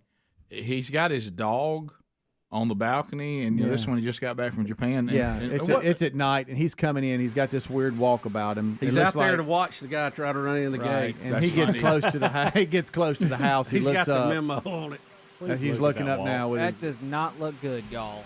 What is he doing? What's that look on his What face? in the world? Did he see a ghost? His dog's up on the balcony. Did he see the Grim Reaper? Like, what did he see? Right. That man right there has no idea where he is. Check this mumble out. He's about to be asked a question. See, he tried to do his little run. Did you see him? Yeah.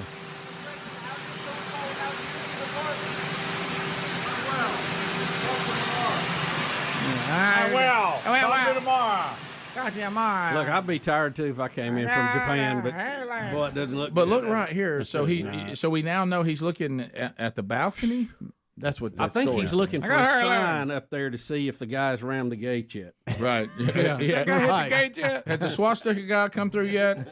Can I They go? said 9 o'clock Eastern. Oh, we're He's early. late. He's like, should I walk out there and stand by it and be real bold, like I'm courageous? They just woke me up. That does look like when I used to have travel ball trips and I woke the kids up to get out of the car to walk into the complex. Hey, wake up, man. Wake up. It's time to go play. Huh? Why is there a man with a sickle standing up on the balcony? Little sleepy walk. Goodness. Guys.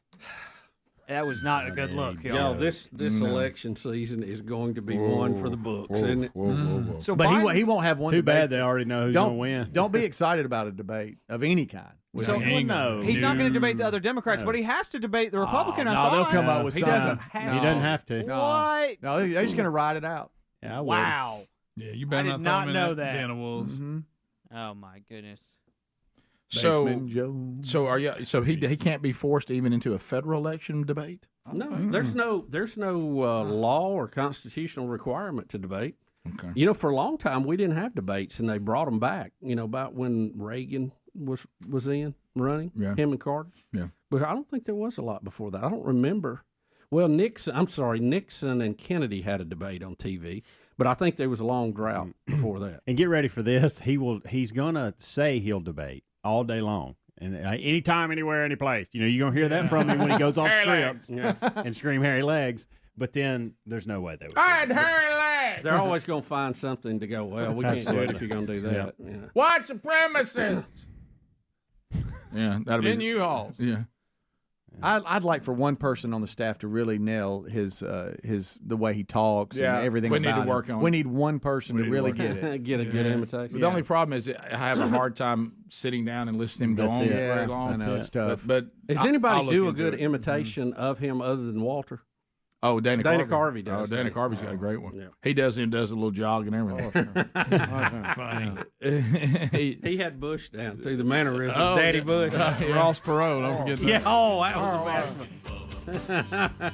H. Ross Perot. Look at Try to this talk chart right without here. moving your tongue and see what happens. That's Right. him. Yeah, that's part of it. We'll come back. I'm trying, man. It's not one now. Hair legs. 866 We Be Big's our number. More Rick and Bubba coming up right after this. Rick and Bubba, Rick and Bubba.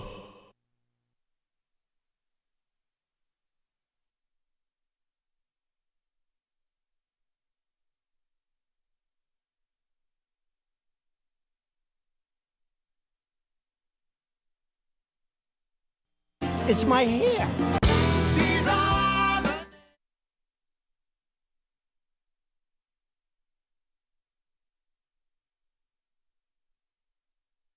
America looking a lot less like the greatest country in the world, maximum liberty, tiny government. It's looking more like a giant banana republic in our behavior right now. And President Trump actually takes the opportunity to apologize for the current state of America and the way that Judge Kavanaugh was treated during his confirmation hearing. And I'll also share some other stories around the country that you really will not believe as the response to this confirmation is starting to be as bad, if not worse, than what was going on during the confirmation. And I know that we can't believe that is true, but it is absolutely true. So Trump took the opportunity to just say that he was really apologetic for what happened to Kavanaugh, really by his own country and members of the country. Do we not have that? Yeah, it's. I'm getting it. I was queuing up him talking about Taylor Swift first. Oh, we got that too. Yeah. He was approached as he was. If we could go there first, if you don't mind. Sure. He was approached as he was. Looked like to me going back into the White House, and the reporters were shouting questions at him about Taylor Swift endorsing a Democrat in Tennessee, and he approached the cameras. Taylor once that Swift's was finally asked. going political, and it's with a Democrat. Yeah. What do you have to say to Taylor Swift now that she's in politics? Taylor Swift Here he comes. into politics. What do you have to say to her? And what did she say? And not Marsha Blackburn, especially. You know, well, Marsha Blackburn is doing a very good job in Tennessee. She's leading now substantially, which she should. She's a tremendous woman. I'm sure Taylor Swift has nothing or doesn't know anything about her. And let's say that I like Taylor's music about 25% less now. Okay? Thank you. There he goes back in.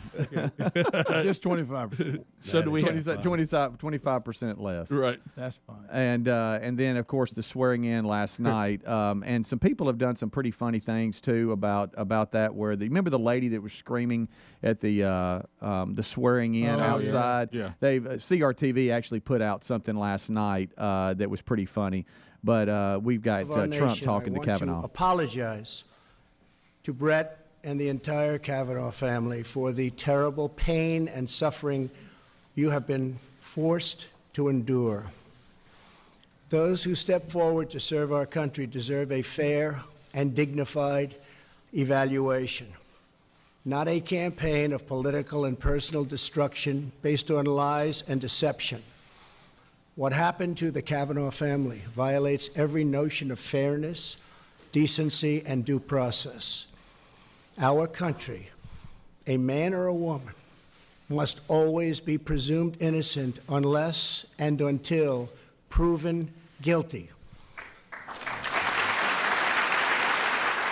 So that was his comments based on what went through. Here's some stories that why you would see a comment from the president like that would be necessary. We have a Minnesota teacher that has now been put on leave. The district is investigating because she put a Twitter post out that allegedly references killing U.S. Supreme Court Justice Brett Kavanaugh. And here is the tweet. So who's going to take one for the team and kill Kavanaugh? Kill Kavanaugh. She put out on that. By the way, that was somebody's teacher. Unbelievable. At a school in Minnesota. That is being investigated as she has been put on leave. Also, we have the Google executive. I can't say what he said. Who has slammed the GOP over the Kavanaugh nomination, dropping an F-bomb, saying "F you all to hell." So that's there you go. That's not a very, that's not a big-hearted, open-minded liberal right there. It is love is love. You know, I know that CRTV ran the moment we talked about on the air. You know, when the guy kicked a woman, trying to kick her phone, kicked her, with a karate kick because she disagreed with him. These bleeding heart, all loving, all we need is love liberals. Just they don't seem very nice. No, they don't. Yeah, as Bubba said, and he's right. It's like you're allowed anything except disagreeing with them. Yeah. That you are not allowed. And Right. how about this? And you've got what the guy just said to pay if you do. Yeah.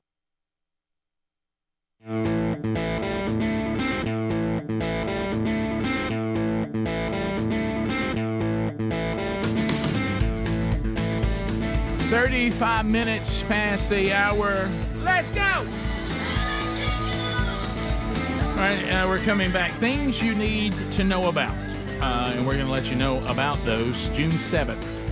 That's cut off if you want to send Dad a signed copy of the new 31-day devotional Transformed, Embracing the Death of Self and the Power of God. If you want a signed copy, just sign some more yesterday. You go to themanchurch.com. You'll see it right there at the top of the store. There's a banner, or go to rickandbubba.com and you see the rotators that are going by. I'm telling you about there's a rotator you can click on there too. But do that before June 7th. The signed copies will be gone by then. On June the 11th, from themanchurch.com, way down toward Tampa, Florida, Webster, Florida, Brian Gunn from Team Man Church speaking at the next Man Church they're having at First Baptist Church, Webster, Florida, on June the 11th. You can be part of that. Also coming up Father's Day weekend, I'll be headed to Huntsville, Alabama. Mike Pence, who I found out yesterday, Bubba, is going to be on the show. We'll be interviewing him in a couple of weeks. Mike Pence will be speaking. David Jeremiah will be speaking. Robert Jeffress will be speaking. We've got Charles Billingsley doing worship. I'll be speaking there at the Gridiron Men's Conference. So go to gridironmen.com for all that information. Got a ticket count yesterday. It looks like this thing may sell out. So if you haven't got your tickets, you need to. Then on Father's Day morning at my home church, Valleydale Church in Birmingham, Alabama, Brian Gunn again. He'll be doing our men's breakfast. That's our next gathering as we go through the men's discipleship strategy from themanchurch.com, then back into the curriculum with our small groups. So if you'd like to see Brian Gunn, no charge for that. But we do need to know you're coming because we've got guys making breakfast that day. Do you love a Father's Day breakfast as much as I do? Oh, Men, all they making eggs like your dad used to make them with a boat paddle. Yeah, and I love to get to stand up as a dad in church. Oh, yeah. If they skip that, I'm always disappointed. I know. So anyway, if you want to be with us on that, that's Sunday, Father's Day at Valleydale in Birmingham. Just go to valleydale.org and click that you're coming. That's all you got to do. All right, so phone call standing by. Dennis is going to bring up something that we haven't talked about yet. Dennis in Birmingham, Alabama. It is a story that we have today. Dennis, go ahead. Hey, Rick. How are you guys doing this morning? We're good, great. Dennis. Hope you're okay. I was listening to a news source I listen to every morning on the internet, and there's two I listen to, but I won't give you the names because I don't want to give them a shout-out. But anyways, one guy was talking about fertilizer that disappeared in the Mojave Desert. It was leaving Wyoming, headed to California, and the entire rail car is gone. 60,000 pounds of fertilizer is gone. Yeah, is that what you got out of here? here? 30 tons is missing, and that is concerning. That is concerning because that's a big concern. Yeah, here it is. Go ahead. Chemical ammonium nitrate have disappeared from a rail shipment out west. Chemical is commonly used in fertilizers, but it was also used in the deadly 1995 terror bombing of a federal building in Oklahoma City.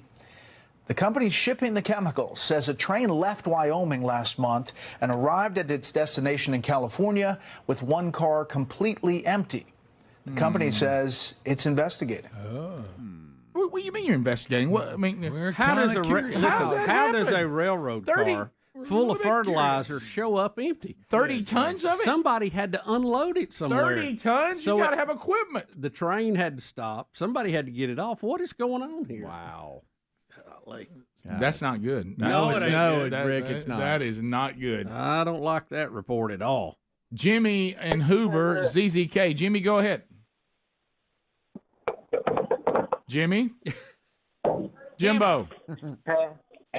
Jimmy, you're on. It's Jeremy. Jeremy. Well, no wonder you wouldn't answer us. Jeremy, go ahead. Yeah, I was just sitting there thinking that, a good idea to get to 100,000 likes and, find a puppy a good home is once you reach 100,000 likes, you give a puppy away to, a good home. Jeremy, I have no idea what you said. I don't think anyone does. Jeremy, I'm gonna, for my own personal satisfaction, I'm gonna ask you to repeat that. If you reach 100,000 likes, turn down your radio. Turn down your radio off, Jeremy. You sound like you've been drunk. Killing us. Please, I don't want you Rick. Yeah, that was. Do not go to the restroom behind the bar. Go inside the bar.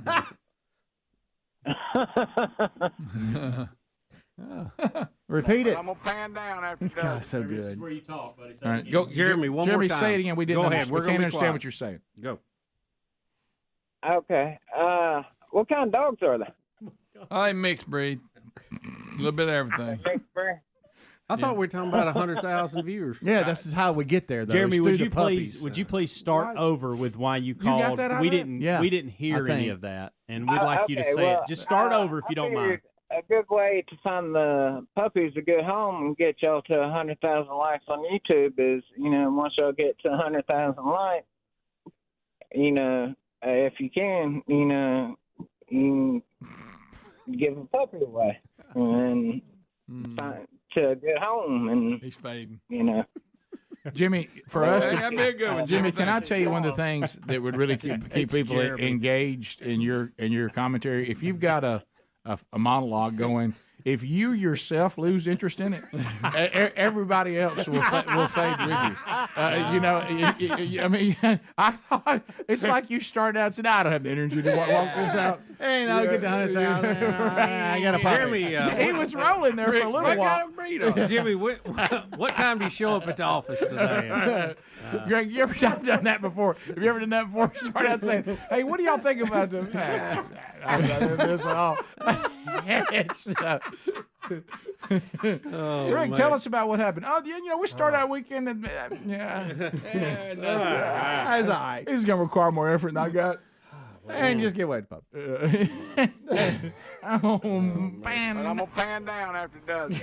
Well, I know that's a hard act to follow, but we do, Rick. We go ahead. Just go ahead. Yeah, sure. We'll try that next time. Any idea the two breeds? No. Jimmy, welcome to. Hey, how about Mama? Mama's a mutt. Daddy passing through. Yeah. Jimmy, go ahead. Traveling man. Yeah, I'm still laughing at Jeremy. This is Jimmy. But I was just, I watch y'all on YouTube every morning, and I was just going to maybe bring up the fact that Speedy is the only one that has a possible shoe contract because his shoes are always in plain view over there. And for some reason today, he's not rocking his Brookses like he used to. Why not? That's what I need. What about it, Speedy? Yeah, I'm sorry because y'all are probably disappointed in me. I don't have many shoes. Yeah. I probably need to up my game on that. Yeah. So, do you like these shoes at all, Jimmy? Or you like his Brooks better? You can't.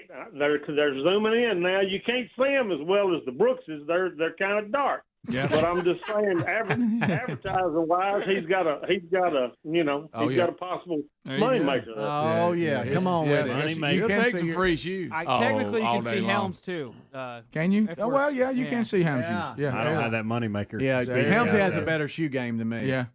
You know what I was real disappointed in? You know those. You don't need to worry about it. I really got on fire for those, and what are they called? Those, they're dress tennis shoes. Yeah, and I went to get me some more because my foot pronate. Tennis dresses. My foot pronates so bad, or maybe the opposite of that, whatever which one where it all goes out, and my toe always goes through the. It'll go through the material if the shoe's not really showing enough good. Some kind of gargle. Yeah, and it's a claw. Yeah, so I had I went to get me some more. Yeah. And they said they don't get them anymore. And then they told me I got to go online and get them. And you know what I'm talking about, those dress tennis shoes? There's a name. You can order them from them sweatshops. Well, that's true, and that's what I'll have to do. Pronate is when you lean in and you're supposed to actually walk on the outside. Whatever the ones that go out. Not supinate. Mine goes way out to where my like I say, I've had to get away with a lot of brands of shoes because my foot goes to the outside. If you didn't have a deadly talent, it'd hold in. That's right. Yeah. Or if I had a foot that worked. It's one of the things they were telling me at physical therapy yesterday. They said, well, when you've limped for 40 years, it kind of eventually affects everything. Yeah. Well, I can't find it. I'd taken a picture of it because I was trying to remember the brand name. I wish Jeremy knew the brand name and called back to give it to us. He'd start off really excited about it. By then, he's in a parachute. Hey, that's a good idea. Maybe you talking about the puppies. I'm going to bend down that for he does it. That was a great call. I'm proud of you for staying with him because you normally would hang up on that. Taylor, go ahead. That was a good one. Yeah, I think Jeremy's on some of that new Bud Light. But we got another, man. It continues to go Hey, bad. you can get a deal on some. It's out of date. If you can get a deal on If you think that's something, we still have the vice president. She has another word salad for us here good. next segment. That's good. We'll do that when we come back. Also, the Bud Light's now having to buy up what they're buying back their own beer. Expired because it expired from wholesalers. So they're and people are trying to get Target. Target's put up some kind of creepy, bunch of real creepy products over there, like trying to, grab kids and. So Terry every now and then will run to Target, but and we're not a big protest family, but she said and that'll do it. Yeah. When you walk in, it's a huge display for the kids, and it's all. Oh really? It's all that. Yeah. I mean, that's for kids. Yeah. I mean, kids making a decision alone. like that, you're trying to indoctrinate them in that as children. Yeah. Now, if it's something that, when they become adults, that's a different thing. But anyway, I think that's odd. Yeah, I haven't I don't think I've been to Target hardly ever since way back when they did the anybody can go to any bathroom. Yeah. And but I'm not saying that's some big sacrifice. We don't buy a lot from Target anyway. Yeah. So it would be easy for us to. Yeah, it wasn't some. I'm certainly not a retail martyr for that. Yeah. All right, so Rick, are those the shoes you were talking about? Yeah, that's him right there. The Velcro on the top. That's the one. Those you know are what? sharp. I'm at the age now. I'd probably love those shoes. Yeah, let's go back to Velcro. Yeah. Match everything. Ah. That and a onesie. 14 minutes to the top. We'll be right back. Rick and Bubba, Rick and Bubba.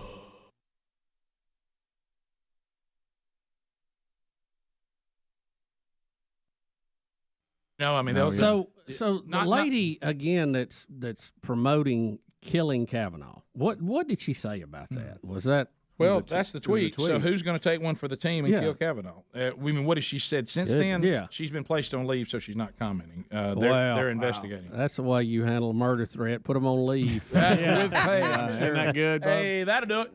If she had threatened to blow the school up, what would the penalty have been? To tell you how bad it's getting, another story, Rand Paul's wife says she is so terrified of attacks, and you say, well, is she overreacting? No, her husband's been attacked. Yeah. Physically.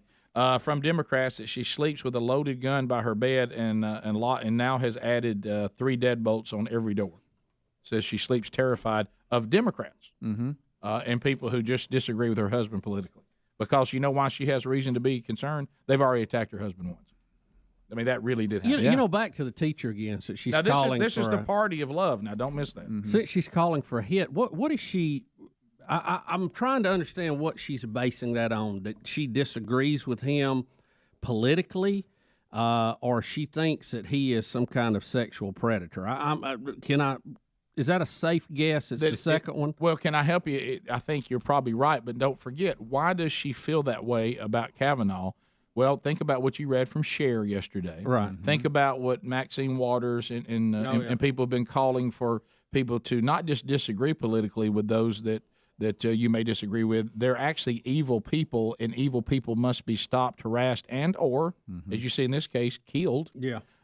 Because if you can create enough mob mentality and propaganda that people start saying, well, my goodness, if it's that bad, they should just be killed. Yeah. Well, you get the lunatics that can't separate the stump speeches from reality, and then they get all jazzed up and go do something stupid. So. And I know it's worn out, but it is true. But it has to be said every time because I've learned that if you don't repeat things, sometimes people don't get it. Right. Just in your mind, picture how the left has treated conservative talk radio, other people, Donald Trump, how they've treated the president, claiming that they work people into a frenzy that causes people to do things. And to show that they really believe that, they've decided to do it themselves, I guess. Right. I mean, right now, if these roles were reversed and we had this kind of stuff going on about Obama, rightfully so, or about a nominee that it's one thing to filibuster a confirmation; it's quite another to try to destroy someone and then call for his death. Right. Yeah. Okay. And that's a little bit. And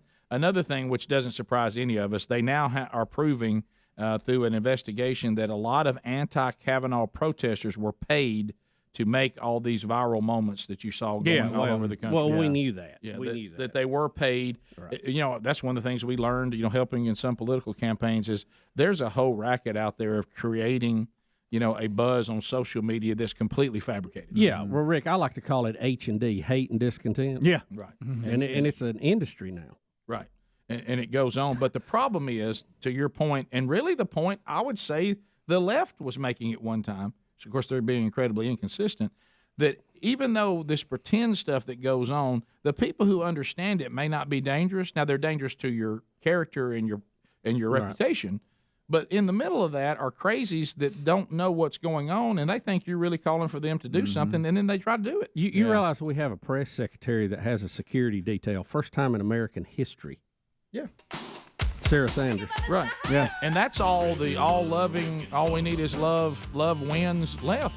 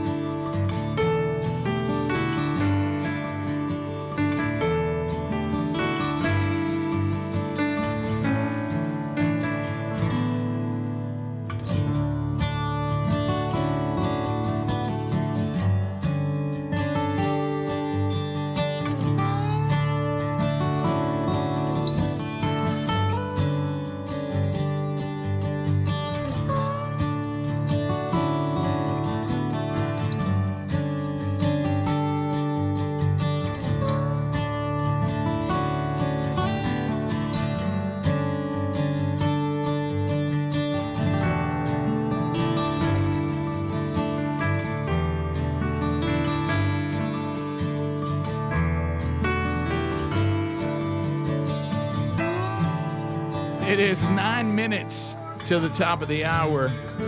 Rick and Bubba's show as we make our way back. All right, so final stories of the hour that we haven't gotten to, and there's a couple of them, Bubba. Walk us through them. I'm just enjoying the bed music. That's right. Don't sing too much Well, of it. we have the VP, Rick, and she's going to enlighten us a little bit about semiconductors. So semiconductors, Miss Word Salad herself, the Vice President of the United States of America, ladies and gentlemen, Kamala Harris. Here she comes. Without semiconductors, your smartphone would not be a smartphone. It would be a paperweight that occupies a big space in your pocket. Don't need paperweights in my pocket. But I'll tell you what, you talking about somebody that can command a line. Oh, you talking about delivery? I think I'd rather hear Jimmy. At least Jimmy was bringing you in a little bit. You know? Your smartphone would not be a smartphone. It would be a paperweight that occupies a big space in your pocket. She got a little bit of a laugh. That helped her a little bit. One charity laugh. If not, she would have laughed. And that guy felt bad. Well, you know what's happening right? now. Just like this thing we just saw with the U-Haul that really was trying very hard to get to the president. Yeah. You know, driven by a white supremacist. Yeah. Who loves to carry a flag with him. The word has gone out. They said, we cannot keep sending her out and nobody laugh. Right. Okay, Right. Somebody get a laugher in there. Can we send some laughers right here? Okay, like a hired laugher. Speedy, you can consider that. Right. You can do like that. an overgreeter laugher. Well, you know, and they're socialists, so they know that, you know, tyrannical socialist leaders always hire criers. Right. Mm-hmm. Do you think that she could even name any transistors at all? I mean, she's so up on semiconductors. You think she could even tell you what that is? Let me say let me say too that Who was she speaking to that cared about that? Probably she's at a place where they make them. I maybe. guess maybe that's But People that care, Greg. Let me go back to this, Greg, and it's one of my favorite things of all time that we actually had people that were getting arrested in North Korea because they didn't think they were crying hard enough. Yes, when he commanded them to cry when somebody passed away. When Kim Jong-un's dad passed, and they went by and you saw people trying to cry real hard so they wouldn't be arrested. Now that's the same country we're talking about hiring laughers that remember hired fans to go pull for their teams in the Olympics. That's true, because they wouldn't let their real people leave because they know they wouldn't come back. Yes, that was so weird. They had those coordinated dances and cheers, and they're like, Yes. Speaking of buying fans, WNBA. So the Phoenix Mercury has welcomed Brittany Griner back to the arena. Yes, Yeah. New hairdo and all. And the coach was confused a little bit the other night why it wasn't a sellout. Mm-hmm. It was great, but like honestly, come on, LA. Like we didn't sell out the arena for BG. Like I expected more. You know, to be honest, right? Like it was great. It was loud, but how was it not a sellout? How was it not a sellout? But I can answer that. I got a question. Let's start with it's women's basketball. Yeah. I can one. We'll start there. Well, somebody let this coach know she coaches in the WNBA And in LA. And she's saying, by the way, $47 a ticket. Who's paying that? Really? For the WNBA? Yes. Yeah. Compared to the NBA, which is not now. Again, this is before scalpers and all these apps that you can get tickets. But the ticket price $96 for NBA face value. $96 for an NBA ticket. $47. One of them brings in $10 billion revenue. The other one brings in about $60 million. So it's not even comparable. Which one is which? The key here too is that this was not even a chance for the home crowd to come out because they're on the road. But I don't know if the coach thought she was going to be hailed as an American hero or something. Before she went to Russia, she wouldn't stand for the national anthem, right? That's what I kept hearing. She's standing for it now. She's standing now. Yeah, she said she would. And I yeah. thought, Why can you complain about that crowd? That looks like WNBA. a It's a good crowd for the WNBA. And my question to her, has it ever been sold out for any game? I mean, I maybe it has. I don't know. I don't think so, Greg. Guys, it's hard to get there. They average about 5,600 a game. That's their average attendance. 17,000 for your NBA. That's across the board. Yeah. Well, and when it's LA too. When trying to get LA to come out and sell anything out that's not soccer. Yeah, that's true. I think they ought to be pleased with this. Yeah, that's a good crowd. Well, what it is, back to what Bubba said, we're supposed to have a sellout for our American hero when she returns to the court. And somehow this is an indictment. and you're sitting there going, "It's the WNBA. Y'all have a great crowd tonight." Well, let me ask you Pretty this: good how crowd. do you sort through this? Because I know that there's a lot of liberal leanings there. Yep. And you go to the great socialist country, former communist country, Russia, and you're arrested and trumped up charges. I don't know if she had it or not or whatever, but they held her and traded her for the Butcher of Death or whatever his name was. Merchant of Death. Merchant of Death. And now you come back. Do you feel the same way about socialism? No, I think Brittany is she's trying to send signals out. One of them is she said she does not fault anyone who doesn't stand for the national anthem. That's their business, but she's going to stand for it now. So that's a little bit, if you're paying attention, that is, hey, I've seen communism. I'm not big on it anymore. Yeah. Yeah. How'd that feel? This place right fairly? here, not so bad. Not so bad here. And the reason why really a lot of people that pretend that have the time and the luxury to go out and act like victims, they don't realize what it would be like to go to a country where you truly would be a victim, and you go, oh, wow, America's so good. I got to pretend to be a victim while still living quite well. Yeah. Well, you know, and we always hear the race card played on these kind of things. They didn't play it in Russia. Did you notice that? They didn't. I can't believe they didn't sell it out, considering that the halftime attraction was Bo Bice's brother, Eric Bice. That's funny. That's funny. Bo Bice's brother. Any way you'd go to a WNBA game, any way at all. Is it free? That's what I'm saying. They'd have to lower the ticket. I mean, if I'm, Unless suddenly my daughter was in it. It'd have to Maybe be a that's what place. to me. It'd have to be really easy to get into, get out of. I mean, it'd have to be a pretty much a slick rail for me to get there. There's It's gotta one be way easy. and one way only, and Greg just hit on it. There's only one way that I would be at a WNBA game. That is somebody in my family is playing. Yeah. There's no other road. So, do y'all have any? Even if it was Or free. if your kids work for them or something. If I mention the name Yeah. Jewel Lloyd, does anybody in here know who that is? Jill? Yeah. That's Skip's Isn't that the sister, isn't it? singer? Yeah, she's from Alaska, a singer. Got a funny tooth. That's Skip. Hey. Yodels. Yeah. Did you Point just- guard, right? Did you just say funny? So, too? do you really That's know kinda who funny, Jewel too. Lloyd No, is? I don't. Jewel, There she is. she is the highest paid WNBA Okay. NBA player, and nobody in the room knew that name. If I mention Steph Curry, Yeah. everybody And I'm not within- even a basketball fan. anybody within an 8-mile radius of here would know who he is. Oh, you're talking about Jewel. Yeah. Oh, Lloyd. I thought you Lloyd. said Floyd. Good point. Yeah. Yes. Good $7 a ticket, you might get me in there. Yeah. point. Top of Maybe. the hour. Rick and Bubba, Rick and Bubba.